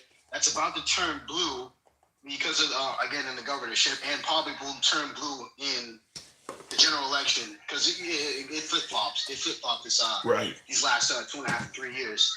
So I mean, I personally think again, and with all the stuff that's been going on in politics the last 4 years, like I said, in Michigan, Virginia, Massachusetts, and some other blue state, it could possibly happen in Pennsylvania. Probably not, but those tightly contested, So let me sum it up. So tightly contested states that you can see probably some civil unrest. But you're talking just pockets. So you're talking about like just little small acts of domestic terror. Yes. Yeah. And I see the comments. Rep 8319 says Virginia will not turn blue. I've heard what my caller has said. I've heard Virginia is at risk of turning blue as well. But I will say this: after the prediction for the red wave in 2022, who knows what may happen? We all thought the country, even the Democrats, thought that the Republicans were going to do very well in the midterms. That was a disaster for Trump candidates too. So it could go blue. Virginia, you could be right. Appreciate it. One of the other things I wanted to ask you was one of the things is you got my buddy who works at the courthouse. He told me that Trump was the biggest liberal when he came in New York when it came to businesses. Back in the day, and people still forget about that, right? I mean, it's on video. He admitted he identified as a Democrat. 100%. Yeah, he admitted it. People don't understand that. Well, they think he's changed, so they're giving him credit for changing. He's not changed, man. It's where the money goes, or where the money comes from, right? And one of the things or callers or people who came on the show just recently, they were saying that Donald Trump is for the people, this, that, and the third, and he's a guy that basically on the sky. I'm like, as of right now, they're saying that he owes $1.7 billion the United States government from doing all the stuff, from going to the hotels of his own hotels and all this other stuff, making the Secret Service pay for services like golf clubs, golf balls, whatever it is, hotel rooms, all that. Wow. And then, people sleep. People sleep on that.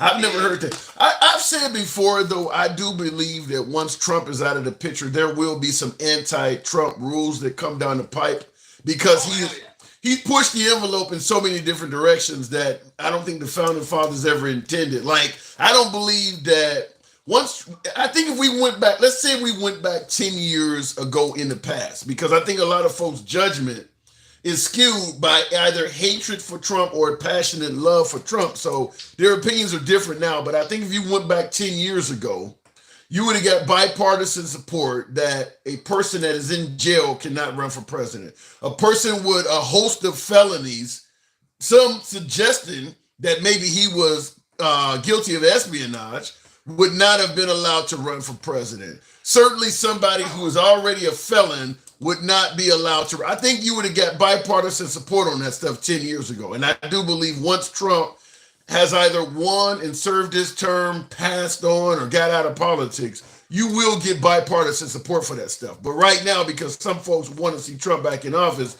they're like, hey, look, even if he's in jail, he should run. But 10 years ago, I don't think anybody in this country would have suggested that if a president is in jail or a candidate's in jail, they should be able to be president.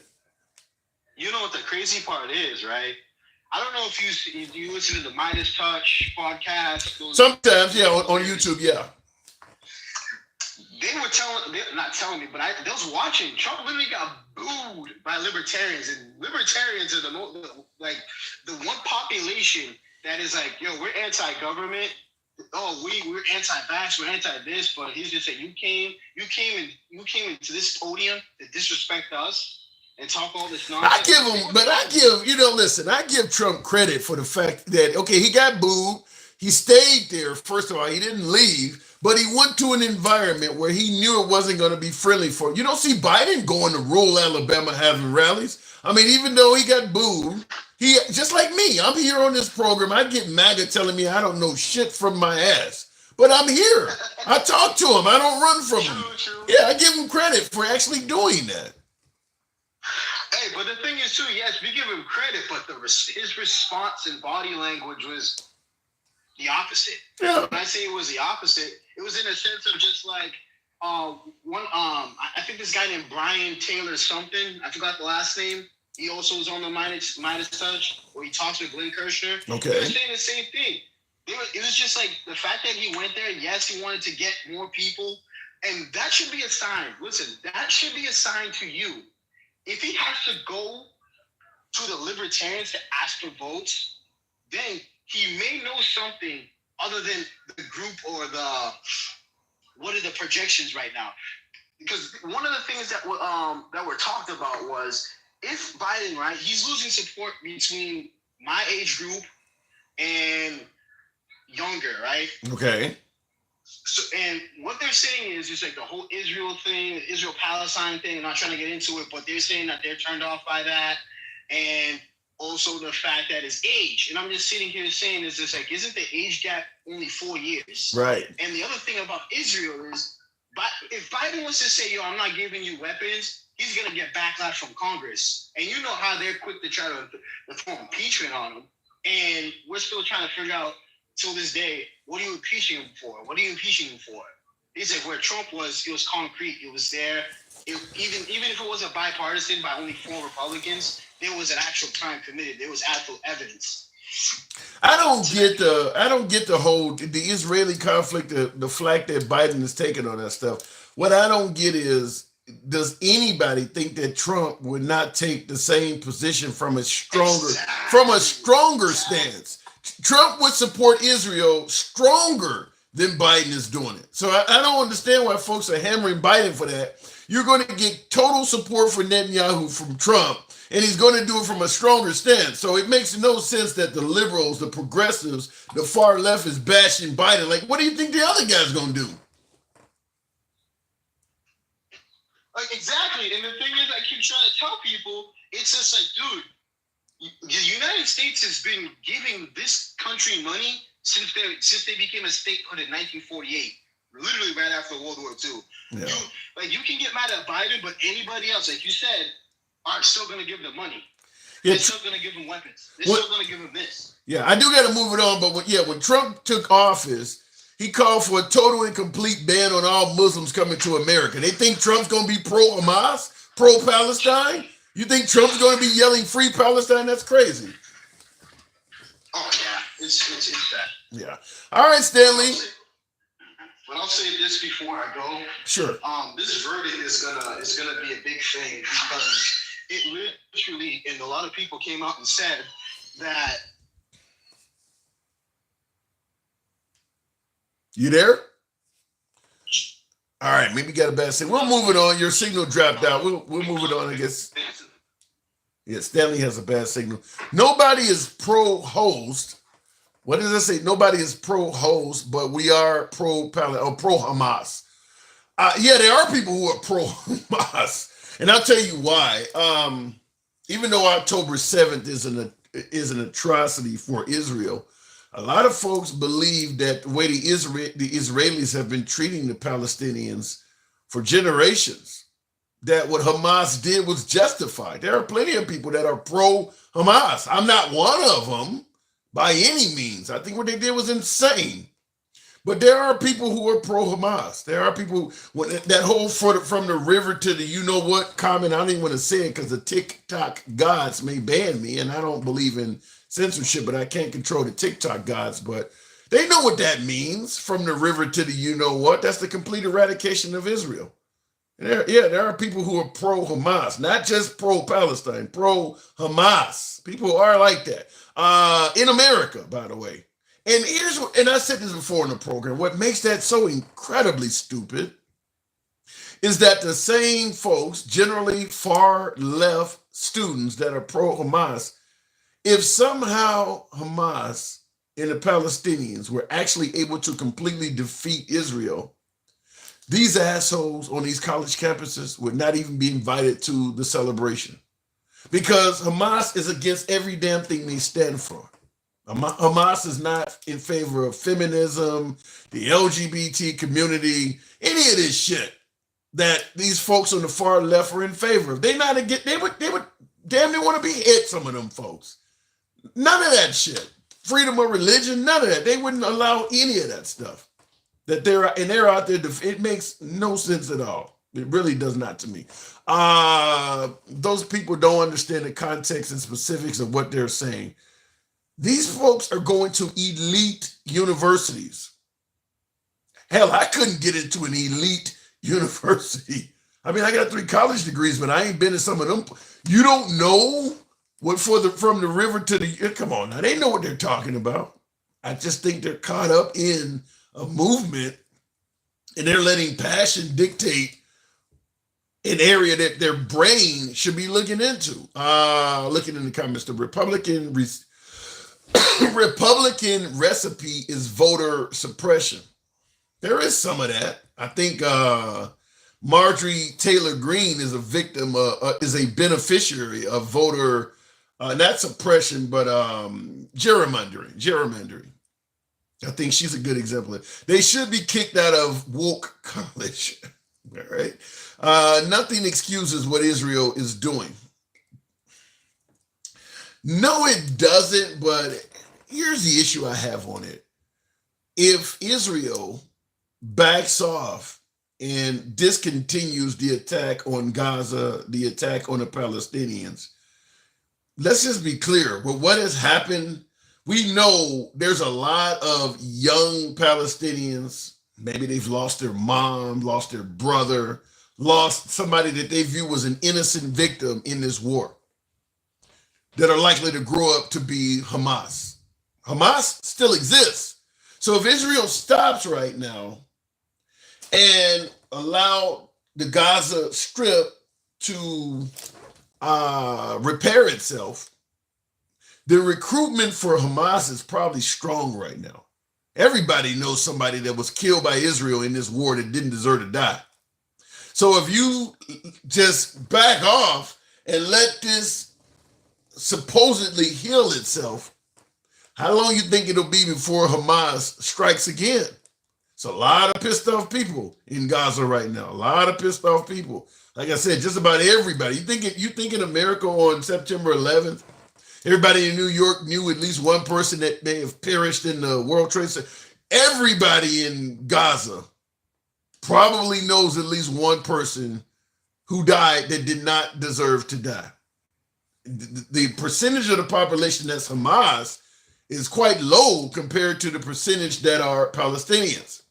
Yet most of the folks that have died have been innocent victims. Everybody knows somebody that died over there that didn't deserve to. So if you back off and let the Palestinians repair Gaza, my guess is the enrollment to Hamas is going to be through the roof. There's a lot of people with vendettas out there. Do you destroy the Palestinians and Hamas as a result? No, but I don't know what the solution to that is at this point. I don't, because like I said, there's going to be a lot of folks that are down with Hamas after this is over with. If Hamas survives this, it will happen again. It will happen again because there's so many people with vendettas. Looking in the comments, though, I see a few folks on YouTube. FJB, also known as Fuck Joe Biden. Several people typing that in. The Middle East knows how problematic the Palestinians are with their ideology. Egypt won't even let them in. I've heard that. But I don't know if the Israelis have ever been fair to the Palestinians either. I mean, if we go back, let's say October 7th is when Hamas went in there and killed a bunch of Israelis. You think October 6th was a good day for folks who lived in Gaza? Their freedoms were being heavily limited in Gaza by the Israelis. I mean, they don't have passports. They can't come and go as they please. Like, say, for instance, somebody who lives in Gaza wants to come visit somebody in America. They can't come and go as they please. They got to do everything with Israeli approval. So they are essentially a country within a country, and they have no rights.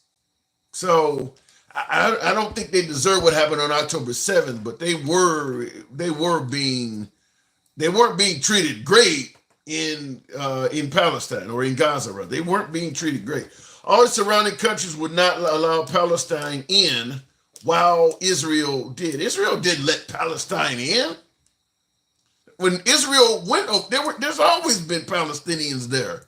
In fact, if you look at how much of land the Palestinians controlled, it's being steadily being swallowed up by the Israelis. The Israelis are not angels in this. Let me just say that the Israelis are. I don't support October 7th, what Hamas did to Israel at all, but it's not like the Israelis are just angels. Let me just say it this way before we continue on with the actual topic of the show.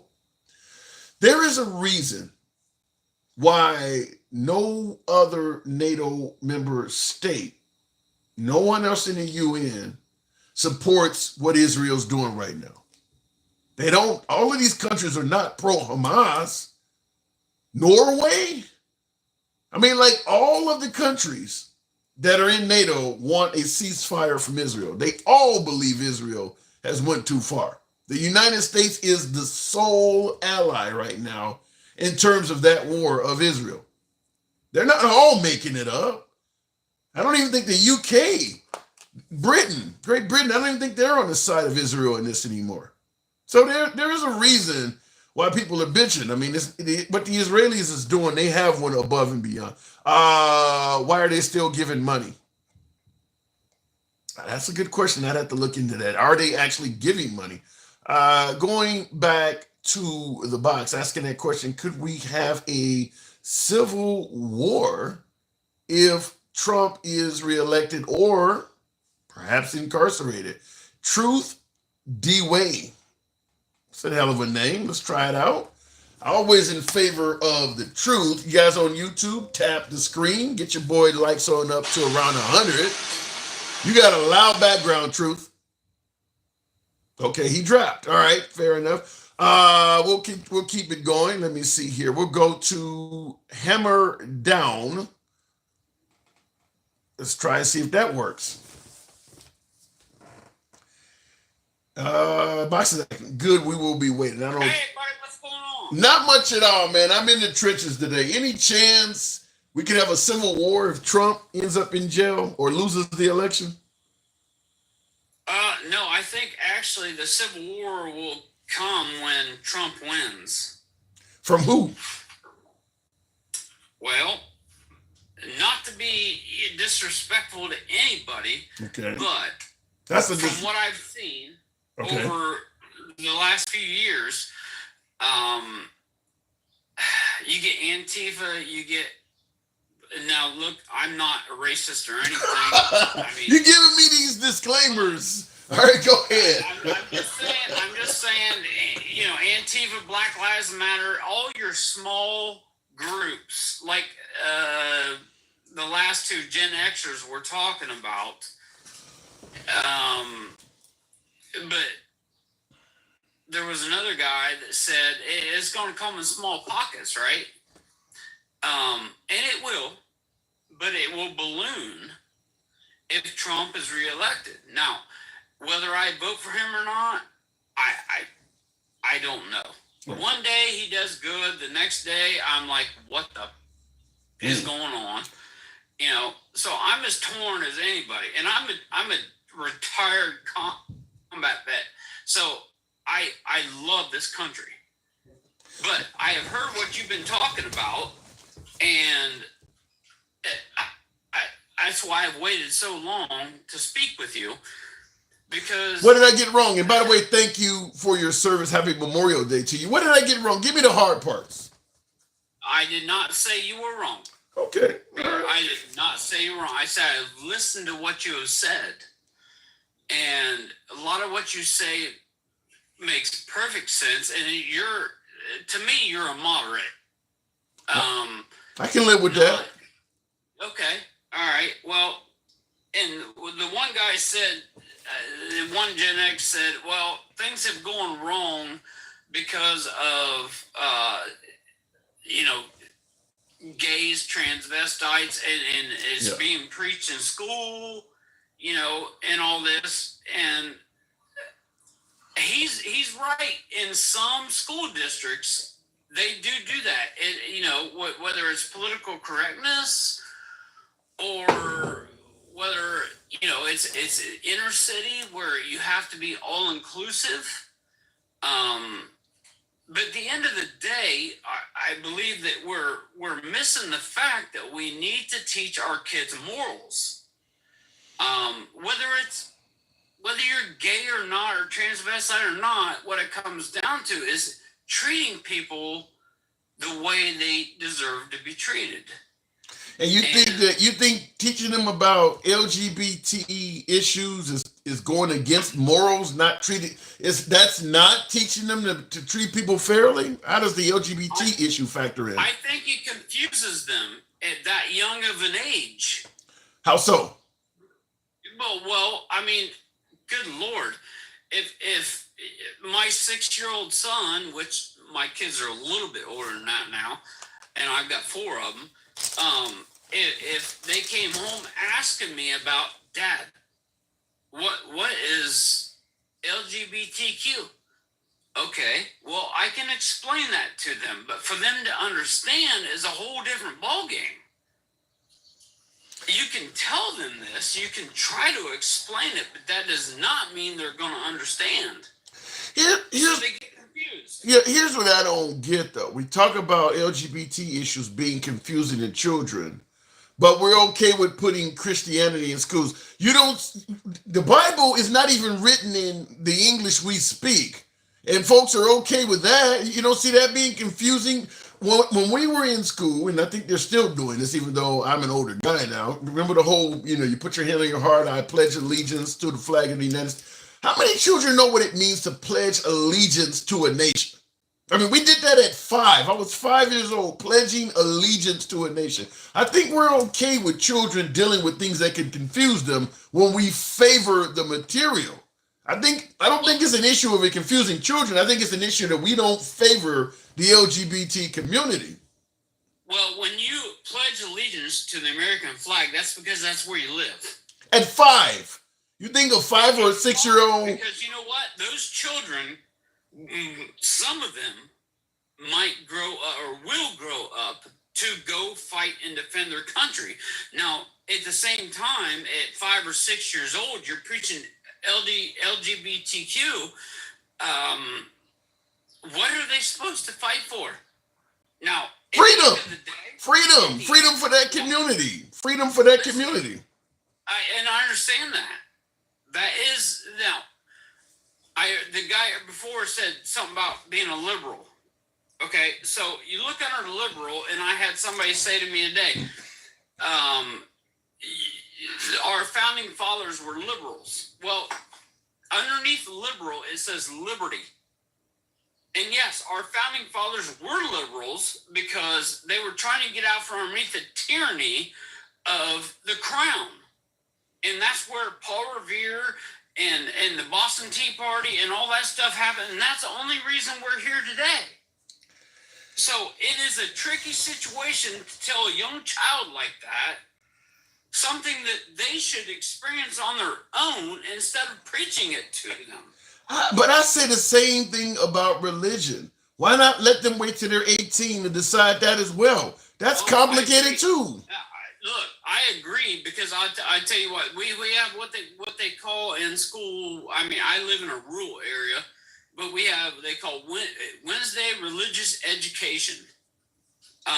That's where if your parents sign off on it, you go out to a trailer outside of the school, and you can, you have like a little Bible school. Yeah, but here's the issue I don't understand. We believe that if you take your child to church, it's harmless. But if you take your child to, say, a drag queen show, it's somehow going to ruin the child. Whereas in church, go ahead. Let me ask you a question. If you take a child that was raised in church, I mean, obviously. I was raised in church. Go ahead. Okay. All right. So, and you take a child that grows up believing in, not believing in, but accustomed to the LGBTQ, like you just said, your drag shows, this, that, the other. At the end of the day, which is more likely to keep this country safe? Which is more likely to go fight for this country and their beliefs? Because without that, there will be no LGBTQ. There will be no drag shows because this is the freest, used to be one of the freest countries on the planet. I don't know if we ever. I don't know. Let me just say this. In regards to which one is likely to go fight for the country between Christianity and somebody in the LGBT community, I would probably say Christianity, because the LGBT community is not known for trying to forcibly, demand that people follow their lifestyle. They may have a drag queen show, but they're not going to imprison you if you don't follow the LGBT lifestyle. Whereas religion, hold on. Religion has a lengthy history of trying to impose its way of thinking, its ideology on people by lethal force. Either you think like us or you are at risk of dying. The LGBT community don't do stuff like that. I understand that. And I'll tell you this, and this is just my opinion. From the beginning of the time, you've had wars, whether it be the Crusades. Okay. That was all about religion. Knights Templar. And no, I'm not telling you that the church is a great thing, because the church is not. Well, here's what I'm saying. You can correct me if you think I'm wrong. I believe religion is far more harmful to society on this planet than the LGBT lifestyle. Religion is the mother of many wars and things. The LGBT, ain't nobody fighting on that. Ain't nobody about to kick your ass because you ain't gay. Ain't nobody, but they will do it if you ain't Christian. That's happening in a lot of places. I believe religion is far more harmful than the LGBT lifestyle. We just overlook it. As far as a church goes, you're absolutely correct. Because a church is like a high school these days. It's always been that way. Foundation. It ain't these days. It's always been that. You could go back 300 years and it was that way. And now listen, to be fair, the church is. I do not believe in the church. I do not. Do I believe in God? Yes. Okay. Where it says, the Bible says, where two or more gather. Okay, you can worship whoever you want to worship. Now, at the end of that, you got what we have today, you know, the LGBTQ, you know, and all this and that. But at the end of the day, who is going to go fight for this? It's going to be the children that were raised not in church, but by parents that had faith. They are going to be the ones that go to fight. And if those children disappear, the LGBTQ community is not going to keep this country safe. You know one thing I'll say about the LGBT community, when you look at how just the term gay means happy in itself, but you wouldn't have fighting if everybody patterned themselves after the LGBT community. Well, you would have it with Christians. If everybody was gay, we would have no more children. No, I'm not saying that's funny, but I'm not saying everybody's gay. I'm saying everybody is sympathetic or friendly to that lifestyle. You don't have to be gay. I'm just saying not hate the lifestyle. No, look, I have gay friends. I have trans friends. I have friends from every race. All I'm saying is for America to stay safe, we need people that are going to defend it. And the LGBT community is as lovely as they are friendly. Anywhere you go, they are the friendliest people on the planet. They're more friendly than most Christians. Yes, you're exactly right, because they don't judge, and judging is wrong. I'm right there with you. But I'm saying for them to keep that freedom and not be persecuted like they would be in the Middle East or here. Well, why do you automatically assume that somebody from the LGBT community is incapable of defending their country? I did not say. Well, I did not say they're all incapable. I said as a majority, they're peaceful. Yeah, they just are. No, if somebody, join the military. This is what I'm saying. You're making it sound like if somebody invaded America, you couldn't depend on somebody from the LGBT community to put on a uniform and grab a rifle and defend the country. You're making it sound like they're softer at that. Would you? Would I what? Would you depend on that? You got gay, yeah. What you got gay dudes? You got gay dudes in jail that'll stab the hell out of you if you do something wrong. Getting gay doesn't remove that. Yeah. No, I get that, but I'm talking about the people who sue wedding cake makers and the people who throw fit and they're so far out of the closet they need society to acknowledge them. Just being who you are. Yeah, I disagree with you. The notion that these folks, if this country was under attack, you couldn't depend on gay people to defend it. I mean, Pete Buttigieg was in the military. He served in combat, and you think he's useless? I didn't say all gay people. Now look, I've been in combat. I have been with all kinds of people. And I know a couple women that would take you and snap you in a second when they're put to the test. Right. And a couple of gay guys that were in my unit, and they were amazing on the battlefield. And I'm not talking like, okay, somebody fired around. I'm talking the middle of hell. They were great. But as a whole, that's not really a thing for that community. There's no way to know that. You don't have a data sample that's large enough to say that. They haven't been. The only data set I have is what I've experienced. Well, let me just say it this way. Let me just say it this way. For most of America's history, we have not allowed that community to participate, to know. They've only been allowed to be openly gay in the military since the Clinton administration. So you don't know. You do know today that the military pays for their operations, and they're very inclusive. We've got women in Ranger School, and it used to be when I joined in 97, that was strictly a man thing. It was strictly a male thing, but it has changed. I mean, I hear you. But It's becoming more inclusive. yeah, is that a good thing? Well, you tell me. I'm asking you. No, I am asking you. I would say for as far as females go, no, because a man will do anything to save a female. Now, if he's got a wounded buddy instead of a wounded female, he's going to hold back, follow his training, and then save him. But a wounded female, he's going to run out there in the middle of no man's land just to save a female, and he's going to die doing it. And you're saying there's no way to train that out of a soldier, to let them know if you're caught doing that, you'll be court-martialed, you face. I mean, there's no way to train that out of them. It's natural instinct.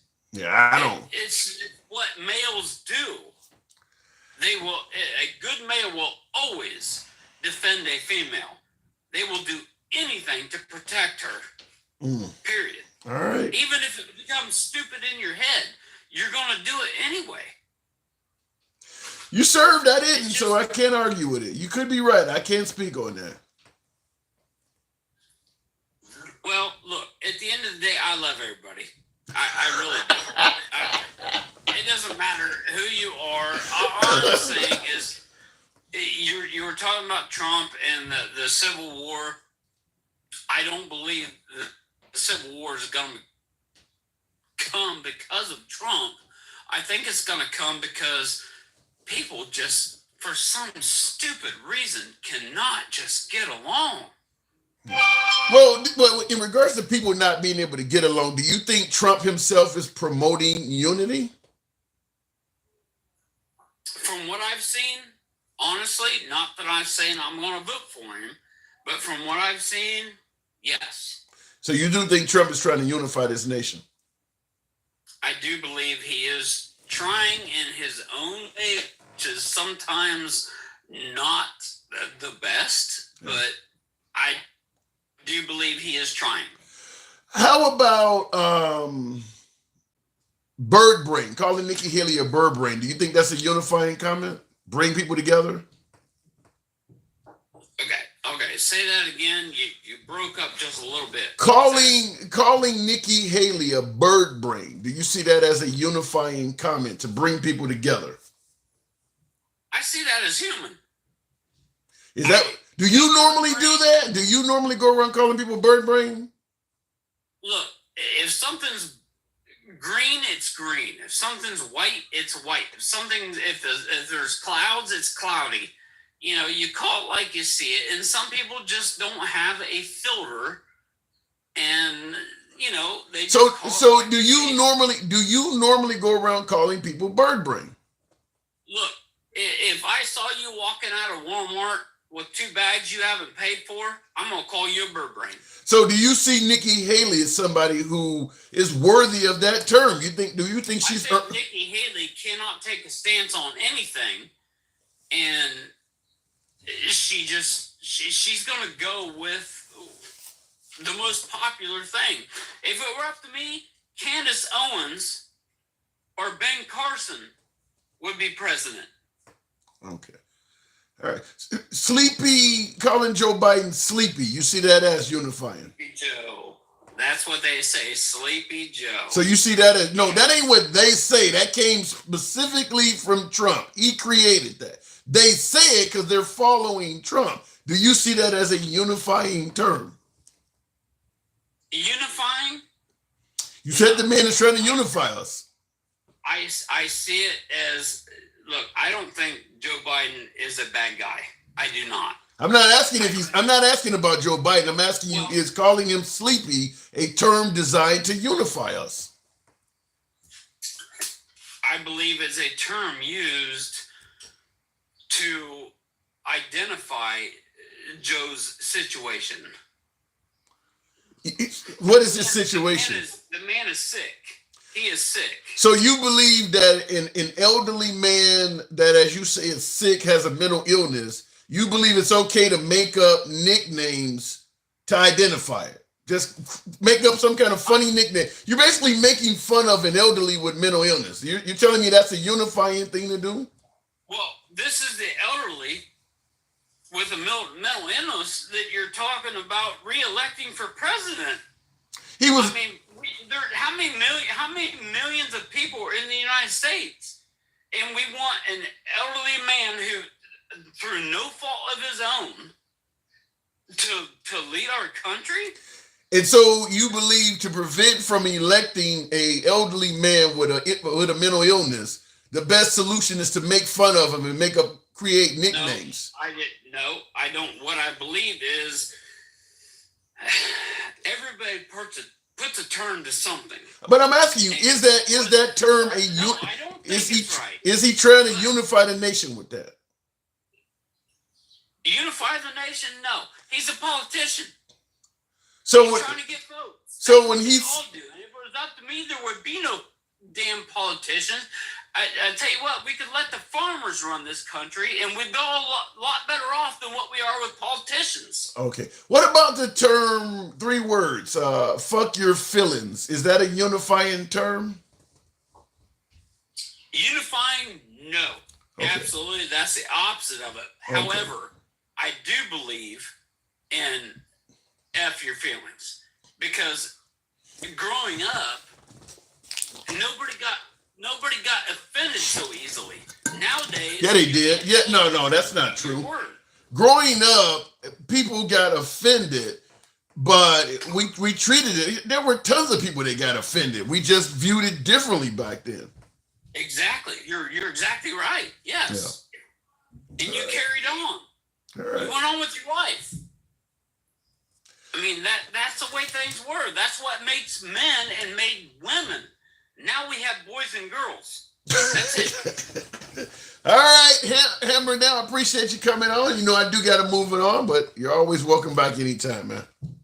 Thank you, man. Anytime. Good talk. And real quick, on Gen Xer on YouTube says, you want a mentally ill nut in a dress driving a tank. Talking about the LGBT community in the military.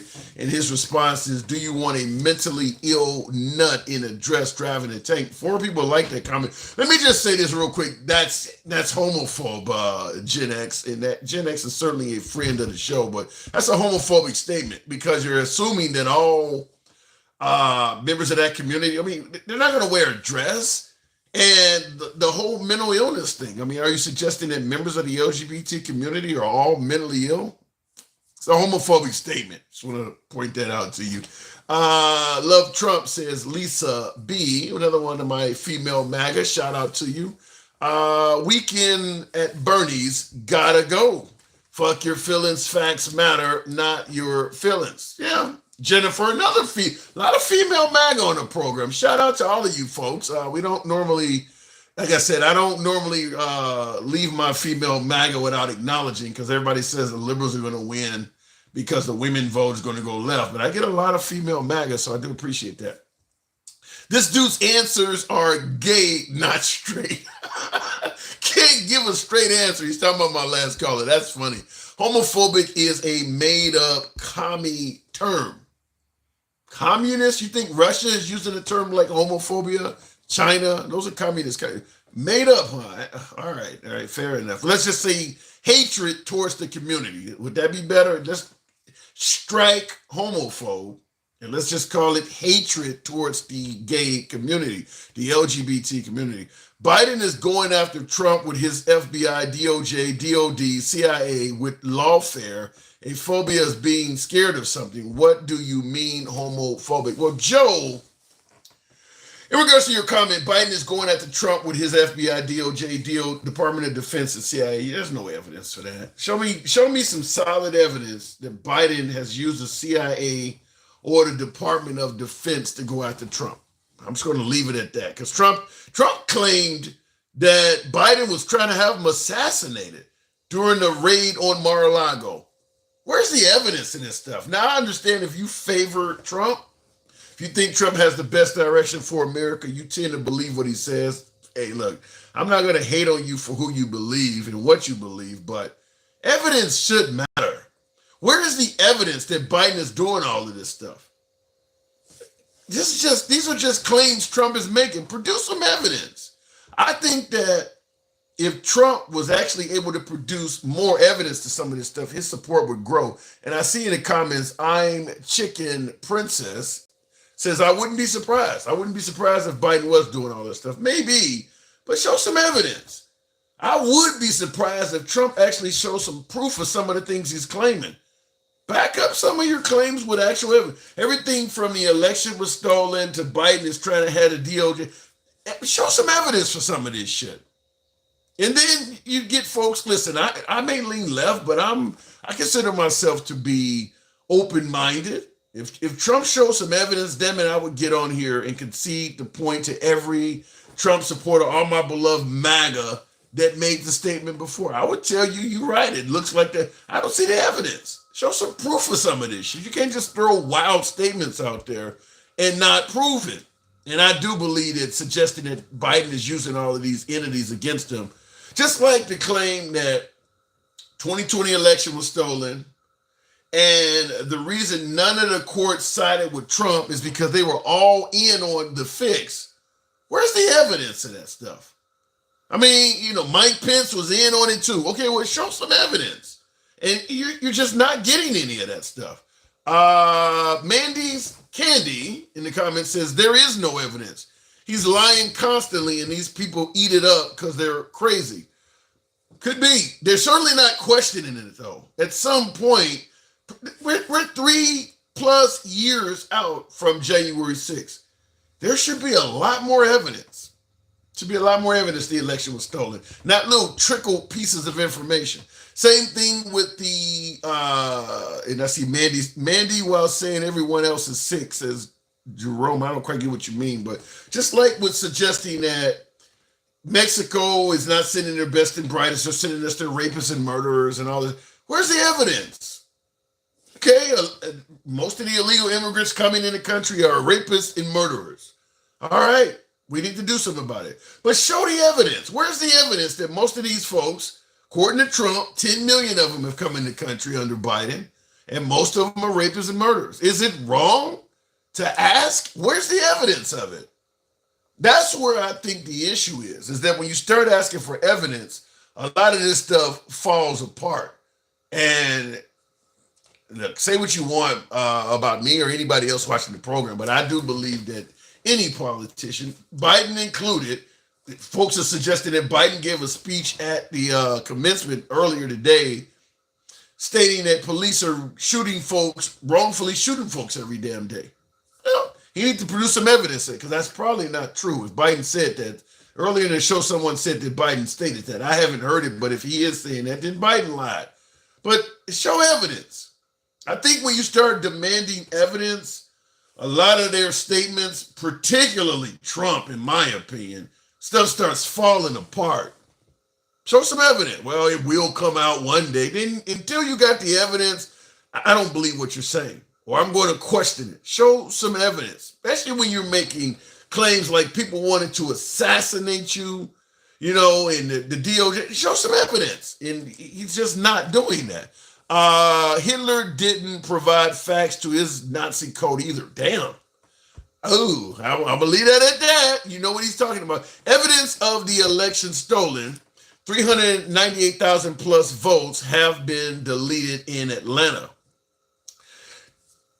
Tony on YouTube says that. Now, this is what I will say, and I mentioned this before. Country of 350 million people, you're never going to have a completely free and fair election. Hell, people like me couldn't even vote in all of them, so I know they're not going to all be free and fair. Most of them have not all been free and fair. But what I don't get is like what Tony said. Evidence of election stolen, 398,000 plus votes have been deleted in Atlanta. A lot of the reason why the election fraud that Trump claimed got dismissed in court is because it all comes with assumptions. It's not complete on its own. Like this comment, 398,000 plus votes have been deleted in Atlanta. Okay. Were they Democratic votes or they Republican votes they got deleted? Were they mostly Democratic? Well, we just assume anything that looks wrong had to be done by Democrats for Democrats. You can't go to court with an assumption. Your statement, evidence of the election being stolen, 398,000 plus votes been deleted in Atlanta. How do you know all the votes deleted were Democrat or Republican, or that it wasn't done by a Republican, or it was? You don't know any of that. You're just assuming, and I'm going to say, let's say your statement is 100% correct. Let's say 398,000 votes actually were deleted in Atlanta. Unless you can tell what was on those ballots, everything you're doing from that point on is assuming. You're assuming that 398,000 Republicans voted and they deleted only Republican votes to help out the Democrats, but you have no evidence of that. Simply saying votes got deleted, or you found votes in a river, or you seen like 2,000 mules. I watched it six times, half a dozen times. The belief is that if we find fraud, it has to be done by Democrats on behalf of Biden, but no evidence of that. We can show you something that don't look right, but we have to assume it's being done to benefit Democrats. And that's why it didn't work in court, because you can't go to court with all these assumptions. Same thing with Ruby Freeman. You've seen Rudolph Giuliani claiming they were passing drives like vials of crack. Okay, but is it possible maybe a Republican hired them to cheat? No, we just assume they're doing it for Democrats. You got folks that say when they were counting votes, they would not let you stand there and look and get a clear shake to make sure they weren't cheating. Okay, but is it possible they might be cheating for Republicans? No, we just assume they're cheating for Democrats. Polling places were closing the windows and things like that. So they must be doing something shady in there. And it has to be for Democrats. This is why this shit didn't go nowhere in court. You can't go to court with a bunch of assumptions. I went to sleep. Trump was winning. I woke up. He was losing. So I assumed something happened that was in favor of Democrats. The assumptions is what killed Trump in those 60 court cases. I don't believe he went to court with any claim that did not also include an assumption as part of it. The courts ain't gonna handle assumptions. You got to go there with facts. And simply proving that, well, people were showing up to the same mailbox multiple times at night. Yeah, that looks suspicious as hell. But can you show me what's on the ballots? Is it possible that a Republican hired somebody to go into a Democratic area and keep stuff in the ballots in that area with Republican? No, we just assume it's Democrats. Can't go to court with that. If we can believe that Black Lives Matter or Antifa would go to DC and infiltrate a Trump protest on January 6th to ruin that, why can't we believe that Republicans would go into Democratic areas and cheat on the voting? Is it possible? Yeah. Did it happen? No, I'm not saying it happened by any stretch of the imagination. What I'm saying is it is possible. So the idea that all of the improprieties we've seen in the 2020 election have to be in favor of Democrats, that'll never fly in court. That'll never, and that's why he kept losing over and over again. Is because he's pointing out stuff and just assuming, this was the Trump administration, pointing out things that did not look right.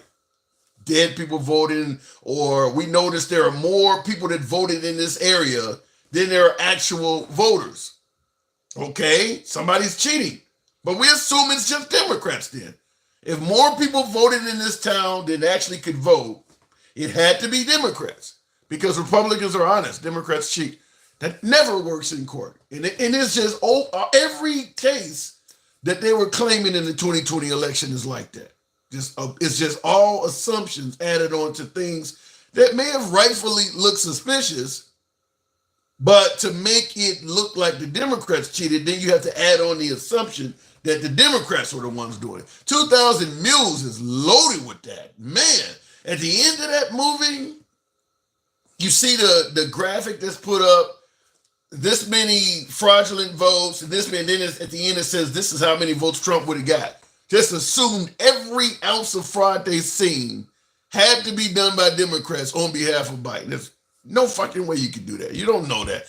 Looking in the comments though, stolen elections have consequences. Yeah, you got to prove it was stolen. Trump's claims were never presented in court because they were lies and weren't willing to lie to judges like they lied to the public. Well, the assumption part is where the lies come in. You can point to Ruby Freeman passing drives around. That happened, maybe.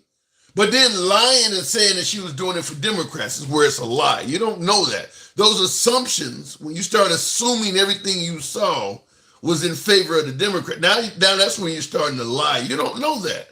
You don't know that. You're just guessing.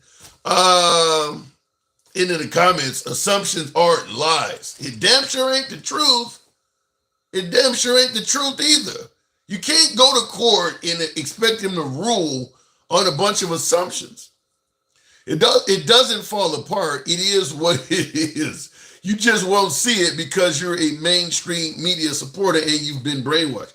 Nothing to do with being a mainstream media. Listen, if I saw something that clearly showed the Democrats was fucking cheating, mainstream media ain't got shit to do with it. I would be completely willing to concede the point. It ain't got nothing to do with being mainstream media. Everybody ain't closed-minded like that. What you're making is a generalization that some folks are not capable of hearing a legitimate opinion and coming to a conclusion based on it. I'm going to tell you right off the bat, the assumptions ain't going to work. That's the only thing I can tell you. The assumptions are what really hurt President Trump. Looking at the comments, they go into Ukraine and capture young men to fight, says Jonathan. Who goes into the Ukraine and captures young men to fight? Where are you getting that from, and who does that? I don't quite know what you're talking about there, but feel free to state your point. Looking at the comments once again here.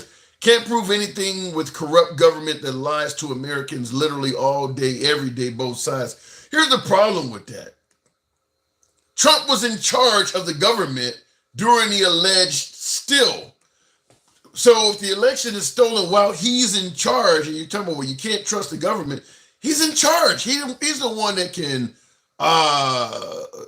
terminate the head of the FBI or the head of the CIA or the head of the DOJ and reappoint somebody. He was in charge of the government when this alleged steal took place. We're believing that Biden, who was actually an American citizen during the 2020 election, is the one that did all the thievery. Where did he get the power to do all this shit? And here's what I really do not understand. I've said this before on the program. What makes no sense to me at all is that if Biden, while he's on the outside of the White House looking in, if Biden can steal the election as a citizen with no power, what the hell would make you think Trump can now get reelected and get back in? He was able to steal the election while Trump was in charge of the nation. If Biden had enough power to do that, why do you think you're going to win in November when Biden actually is in power of the nation now? Folks believe, listen, Trump won by a landslide. Trump got way more votes than Biden. A lot of folks believe that. There's no way in hell Biden could have got 80 million votes. You hear that all the time. Trump won by a landslide. Yet, even though Trump allegedly received far more votes than Biden, and Biden was able to steal the election anyway, come November, we're just going to vote more for him this time, and it's actually going to work. If you believe Biden stole the 2020 election, you should also believe there's no chance Trump would win. It makes no sense. The guy is in power now. He's in the White House now. He's in control of the Senate now. He controls the FBI, the DOJ, all these entities Trump is pointing out. At this point, if you believe the 2020 election was stolen, you should think the 2024 election is an improbability. There's no way he could win now. The only way Trump could win in November is if the 2020 nonsense was bullshit. That's the only way he could win. Because now the guy who stole the office is in power. That makes no sense at all. I don't understand why folks think we've overwhelmingly voted for Trump in 2020 and they stole it from him, even though he was in power. Now in 2024, when he's just a citizen looking on the outside looking in, we're going to put him back in office by overwhelmingly voting for him. Something that they're admitting didn't work the first damn time. And that makes sense to people. You don't have any control or any power of most of the entities in the country. Even Congress, that is Republican controlled, is barely hanging on by a string. So the control of Congress is so damn weak, they were hesitant to get rid of George Santos, who's a complete fraud, because it would have hurt the balance of control. And they did get rid of him, and a liberal replaced him. So how the hell could Trump win? And I'll ask in the comments, Rep 8319 says, host, stop your nonsense. Exactly. For folks who have that type of mindset, it does sound like nonsense. But look, if at the end of the day, Trump could have the election stolen from him while he's in power, I don't understand why the same guy who stole the election from Trump, who is still in power, would lose this time. That doesn't make sense to me. Maybe somebody could explain it to me how he's going to win this time when he didn't win last time and it was stolen from him.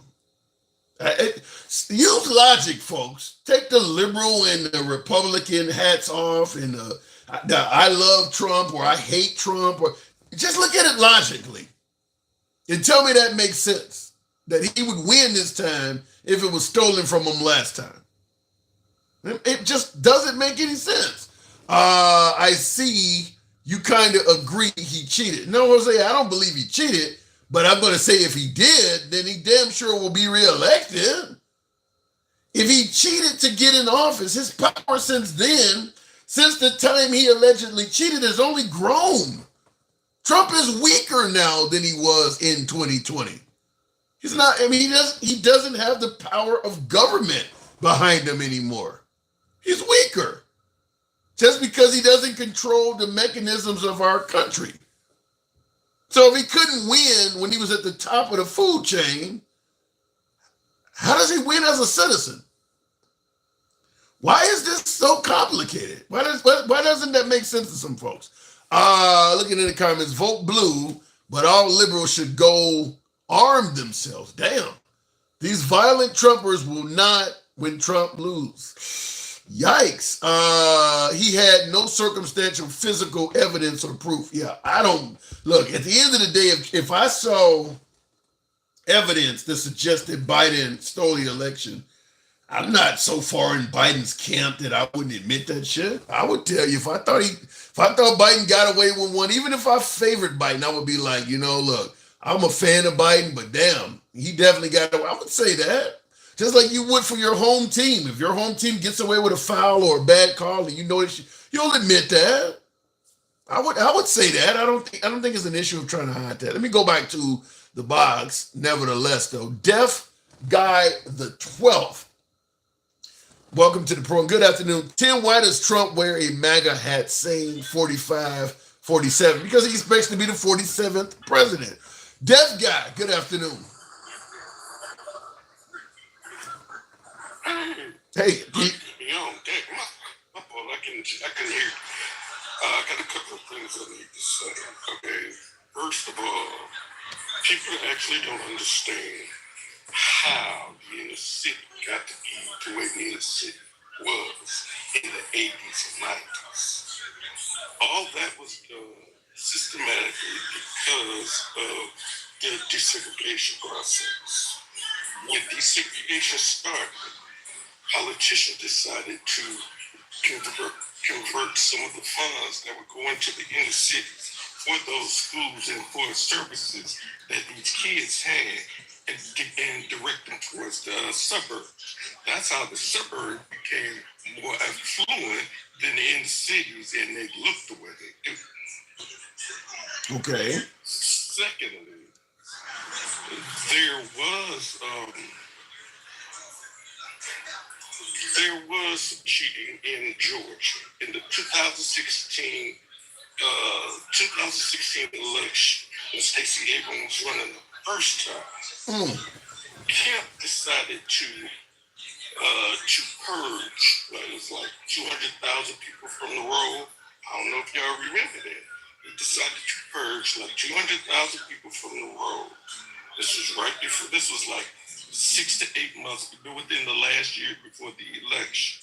And in doing so, the majority of the people that he did not let. Hey, hang on, Dev Gap, do you have a TV or something running behind you? Say that one more time. You got a radio or a television on behind you? It was in the news. No, do you have a TV on in your house right now? I'm not exactly. Shoot, I can't hear you. My hearing, my equipment is going out. Oh shoot, it won't work. Like You got a loud background. Do I have a loud background? Background. Your background is loud. Background? Yes. The background, let me see. It was actually, well, it was in the news. That's what I No. Turn off your TV. Turn the phone down. Turn off your TV. I can't. It's not working. This is this device that I'm using can only do so much. So when you're talking, I'm trying to look at you. Yeah, we can't hear you. Your television is too loud. No. My volume is not working the way I want it to. And that's a problem. It says can't amplify sound. You have a TV on? Oh, my TV. My bad. What's this? I didn't know you could hear that. Yeah. Can you hear it? Is it better? Much better. Now, let's see. Kemp. Kemp decided to purge like 200,000 people from this world. All right. Now, before the election started, Stacey was trying to get all those voters who were purged back on the road, and he took it upon himself to let some back on, but not all, and everybody that he didn't let on were previous voters. Yeah. That's how he won. That's how he won his election. Do you think Biden cheated? Did Biden cheat? No. Oh. Simple enough. So Biden didn't cheat. You don't think Biden... So when Trump says the election was stolen, what say you? Well, I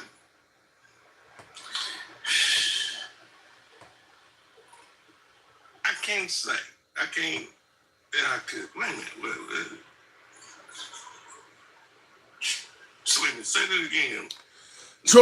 Trump said the election was stolen. What do you think? His election? Yeah. Well, see, here's the thing about his election. I also heard that there was some double voting, and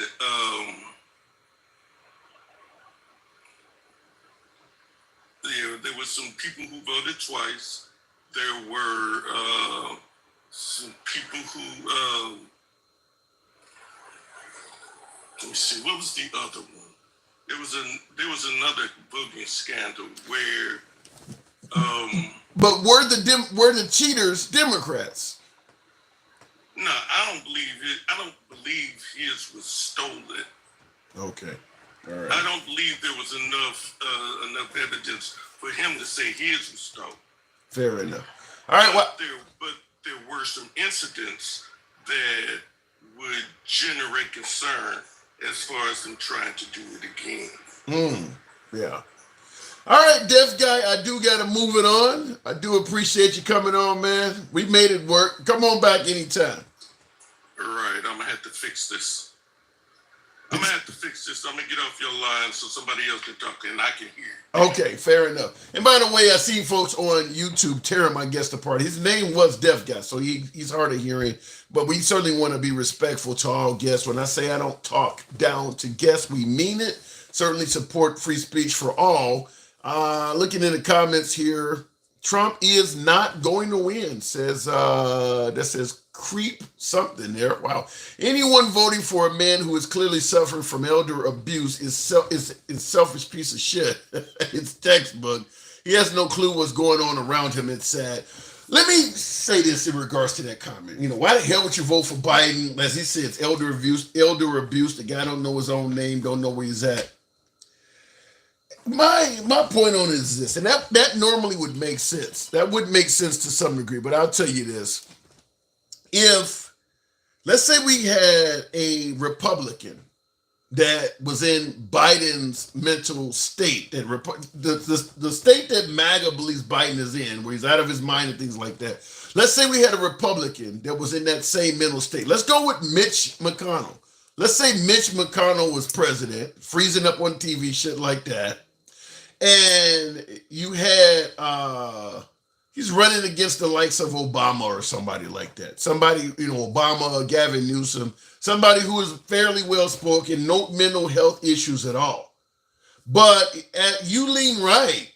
Mitch McConnell, even though he's freezing up on TV and shit like that, he's defending your Second Amendment rights. He is pro-life. He's pro-military. He wants to put Christianity in schools. All of the right-wing talking points you're going to hear from Mitch McConnell, the guy who's freezing up on television. You're going to tell me you'd vote for Obama or Gavin Newsom because this guy is out of it? I mean, at the end of the day, Mitch McConnell would still have his administration to make sure the principles of the Republican Party remain strong. I don't believe most Republicans would abandon a Republican that is freezing up for a well-spoken liberal that goes against all their principles. I just don't see it. And the reason I'm using that comparison is because if you lean left and you don't believe that Biden is within his faculties, don't know where the hell he's at, your choice is Trump. And we've covered that the fact is Trump goes against most liberal principles. Yeah, we favor the Trump economy, I get it, but the guy is talking about giving the cops immunity, being a dictator on day one. These are statements he's making. You can tell me he's taking it out of context, but he's saying this stuff. I mean, he actually is saying this stuff. He's pro-life to the point where he is willing to leave it up to the states to track the pregnancies of women to decide if they'll prosecute or not. But he's well-spoken.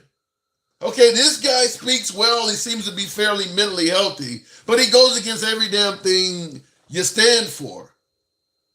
So you vote for him? That doesn't make sense to me. So, but I get your point about Biden and, why would you? It's because the other guy goes against everything the left stands for. That's why they're willing to vote for a guy who, as you say, mental illness, don't know what the hell he's at. The other guy stands for everything they're against. That is why. And if you sit this one out, you're voting for him. This is not if you lean right, if you support Trump, but maybe you think he talks too much, or maybe you don't like him because if you sit this one out, you're helping Biden. And vice versa. Maybe you think Biden is out of his mind, getting too old or what. If you sit it out, you're helping Trump. This is not the election to sit out. Your principles are at stake. Your principles are at stake.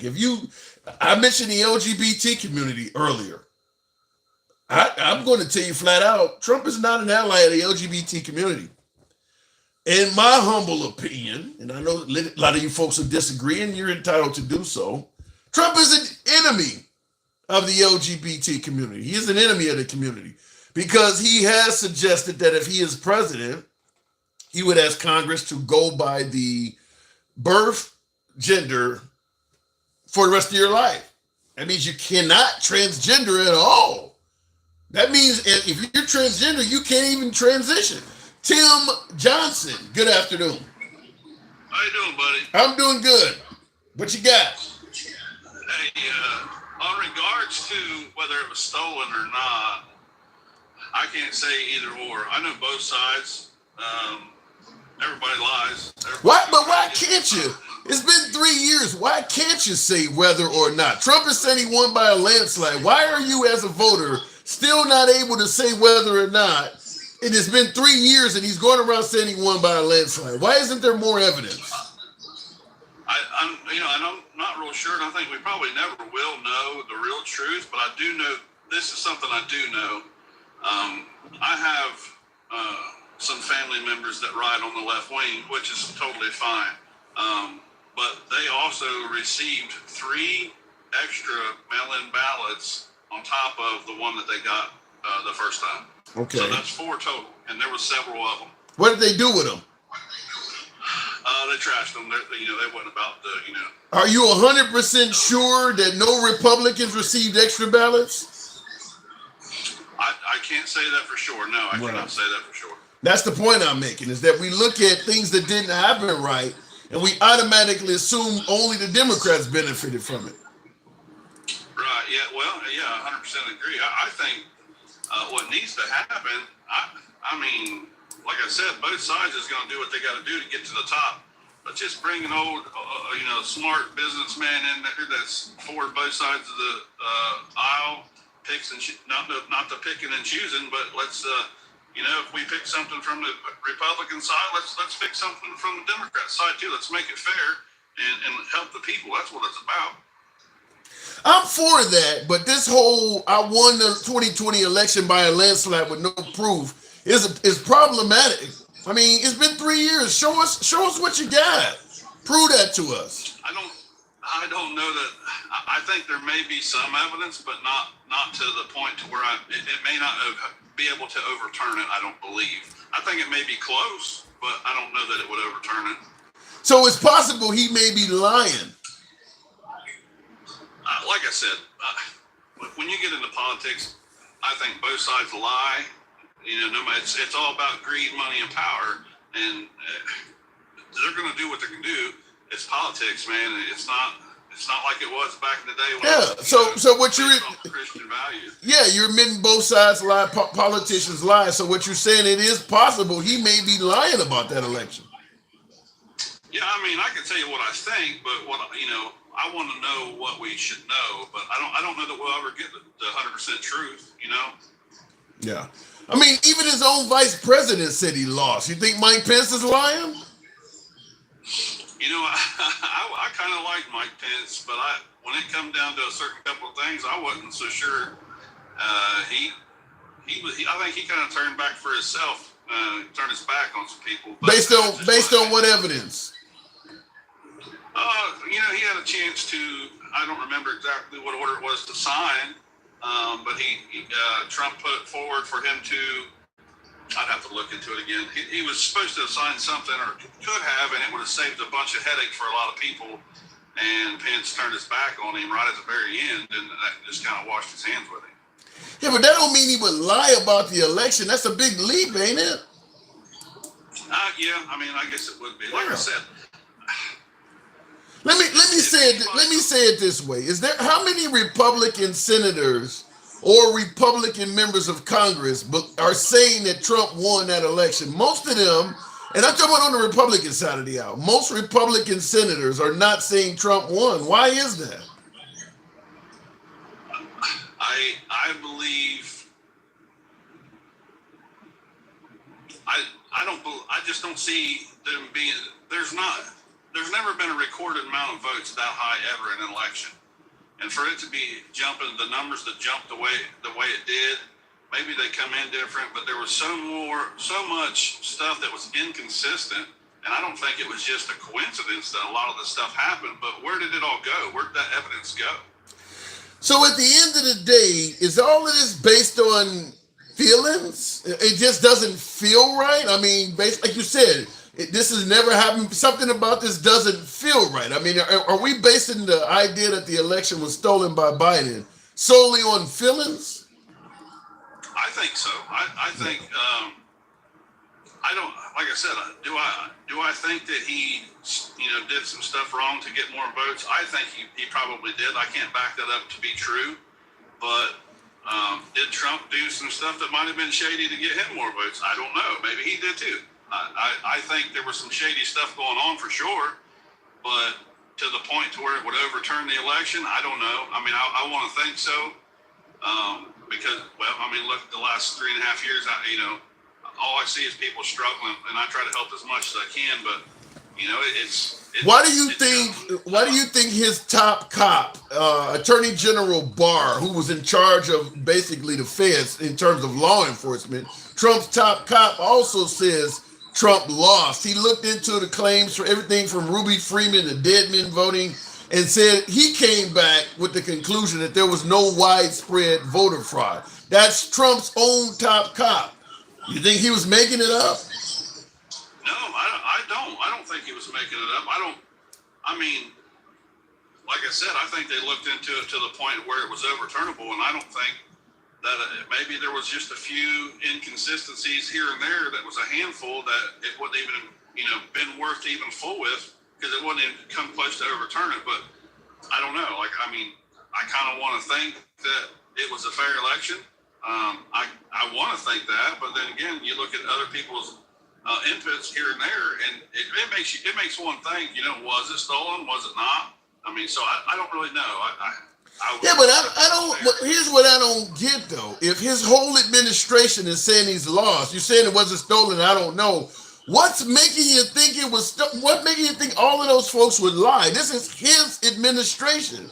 His own administration is saying he lost. People who would have had a second term in office, they would have all benefited from Mike Pence on down. They're all saying he lost. Why are they doing that? We can't think for 1 minute that money won't change somebody's mind underneath the table. His whole administration? I don't know that all of them said that, did they? There's none of them saying he won. No, not one member of his administration has said. I didn't hear Ben Carlson come up and say he won. His whole administration. I don't think none of them really would say that it was stolen. But I think they believe in their heart. I think they believe something was shady happened. And maybe I'm wrong, but as an American, we would want to think it should have been fair, because you have to lead by example, and that wouldn't be a very good way to lead, Okay. And what about all of these folks on the right, these fake electors that are pleading guilty? What does that make you think? That just opens up more doors to, like all this stuff, people flipping and saying, no, this was a lie. I did this and I said this and this was a lie. So now the people that had these conspiracies are thinking they're even, I definitely was right. So, will it make people look deeper into what happened? Hopefully, but, maybe not. Yeah. So at the end of the day, you're basically admitting you don't see any reason at all for Trump to be saying he won by a landslide.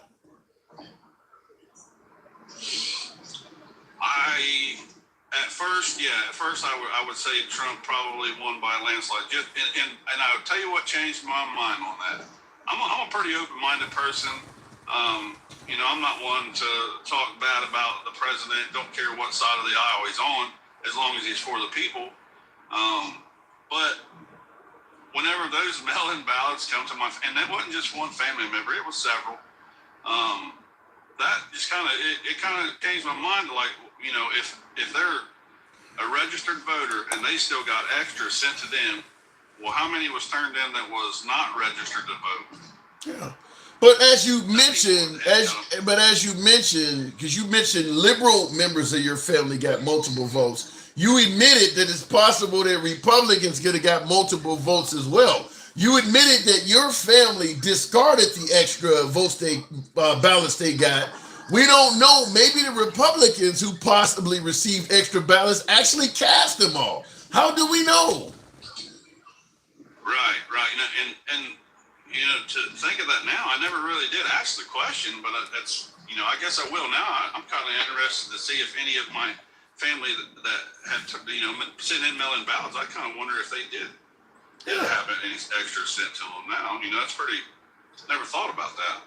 Yeah, that's. I think the way the election was set up, once Trump said it was stolen from him, a lot of folks, particularly those who support Trump, had tunnel vision where they only hear liberal fraud. Like, for instance, all the folks down in Georgia and Arizona that's pleading guilty to trying to create a fake elector, it bounced off of them because they're only hearing liberal fraud. There are Republicans that have been caught cheating in that election. They don't hear that. So when they say more and more information is coming forward, it's only because I hear more information about Democrats cheating. Anything that comes forward about Republicans, I'm not even going to discuss that. If we sit back and think, if you're on the right side or the left, on both sides, if we sit back and think that our side never cheated, and I'm not saying a lot, maybe just a little, to get maybe this turned over or get this signed, just as well as the left maybe cheated, then we're fools. Because I tell you, money's the root of all evil, and money and power is what people want. Yeah. But at the end of the day, you admit there's no reason that anybody has seen so far to justify Trump going around telling people he won by a landslide. We're 3 years out, and there's no evidence of that. No, I don't. There's not. I mean, if there was evidence, then we would be having a different discussion. But right. And I voted for Trump. I just thought he's a very successful businessman. Let's run the country like a business, and I think he did well. I think he might have got a little too mouthy at times and maybe big-headed, but that's just my opinion. But I think. Listen, there's a ton of legitimate reasons to favor the Trump administration over Biden. I get that. I'm just simply saying that I don't see where there's any reason for Trump to go around saying he won by a landslide. I would also say this: I don't think there will ever be any evidence coming out to suggest that Biden was trying to assassinate Trump or that he was using the DOJ. I think Trump says a lot of things because it is what he feels, and he knows a lot of people believe it. But I don't think any evidence ever going to come out to show that Biden, who supposedly has dementia and don't know where the hell he's at, was able to orchestrate an assassination attempt and use the DOJ against Trump. I think he's making up some stuff. Yeah, I think so too. One of the comments was there that just went through, said you can't run the country like a business. Well, you kind of have to, because you got to have money coming in more than you got coming out, like we do right now. Yeah. Here's my issue on that. I think some areas it's running the country like a business is beneficial, but when it comes to the downtrodden in our country, whether it's universal health care and things like that, a business is ran that a business focuses on the bottom line. If you have a business and I don't have any money, you're not concerned with me at all. You're only concerned with people who have enough money to purchase your goods and services. So if you have a country that's ran like a business, people who do not have anything are asked out. I mean, even the 911 operators, if you don't have no money, we don't have no use for you. So I'm not so there are areas of the country, public school, for instance, if you don't have money, I don't think you can run a country like a business. I would also say this. One of the problems that Trump had trying to run the country like a business is if you own a business and somebody don't agree with what you're saying, you can fire them or whatever. If you got Senate and Congress that don't agree with you, like John McCain, you can't fire these people. You got to actually get people to work together. You got to unite people as a politician. As a businessman, it can be my way or the highway. And Trump tried to go into Washington with a my way or the highway attitude, and it didn't work. No, yeah, and that's right. But the whole business aspect of it is just a small part of it. To me, it's a very small part of it. But right. Also, I mean, look how far we're in debt. People say, well, we're $33 trillion in debt. We're not. Our country being $33 trillion in debt is not the same as me being in debt for the home I owe on or the truck I bought. It's totally different for the country. True. People don't realize that. True. I don't disagree with that, but I'm just simply saying, as a nation, if you run it like a business, that means you're going to turn the country into a basically everybody is only focused on the bottom line.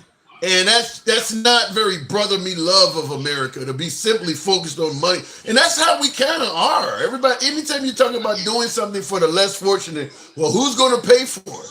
And as a result, the less fortunate are getting further and further behind, because that's how we've become. It's just money oriented. Yeah. Yeah, a lot of people, like they're throwing a fit about sending money to Ukraine and trying to protect NATO. And I'm like, it doesn't suck. Yeah, it kind of sucks to have to send that much of our money there, but we kind of have to as a country. Yeah, you're saving lives and bitching about, well, I would have more money. I could actually go out to the movies, or I could actually, enjoy more nights at Olive Garden if I didn't save all of these Ukrainian lives. I mean, it's crazy, but that's how we've gotten. But I do got to move it on, Tim. Yeah, nice talking to you, brother. Always a pleasure. Thank you. And by the way, folks, I do appreciate the 60,000. Wow, you guys listen, for Memorial Day, I appreciate you folks tuning in. Certainly you could be doing anything you want, so it's always an honor to have you here with me. Same on YouTube, several hundred of you on YouTube as well. By the way, if you enjoy civilized dialogue, both sides of the aisle, without any concern of the host, block, banning, or censoring you are in the right place. Monday through Friday, 1 p.m. Central is when you'll find me. Thank you for that. Heart. I didn't get a lot of support on TikTok, so thank you, Lisa, for showing the program some love. Thank you, Lisa, for that. By the way, we are going to end up promoting subscribers on the program. I think it's like $4.99 or whatever. We're going to let some of you folks, the more passionate ones, start dictating at least one of the topics of the show Monday through Friday. So that will be for my subscribers. But nevertheless, I do appreciate you folks tuning in. As always, Monday through Friday, 1 p.m. Central. Feel free to follow the program on TikTok, a subscription on YouTube, if you will. And nevertheless, I will see you tomorrow. It is your boy Tim, the handsome liberal. Catch you later. Same on YouTube. Please try handing in 2 ballots and watch what happens. It's all tracked. Yeah, and I didn't want to go into that, but I do believe that you're not going to just hand in multiple ballots without facing some serious consequences. See you tomorrow.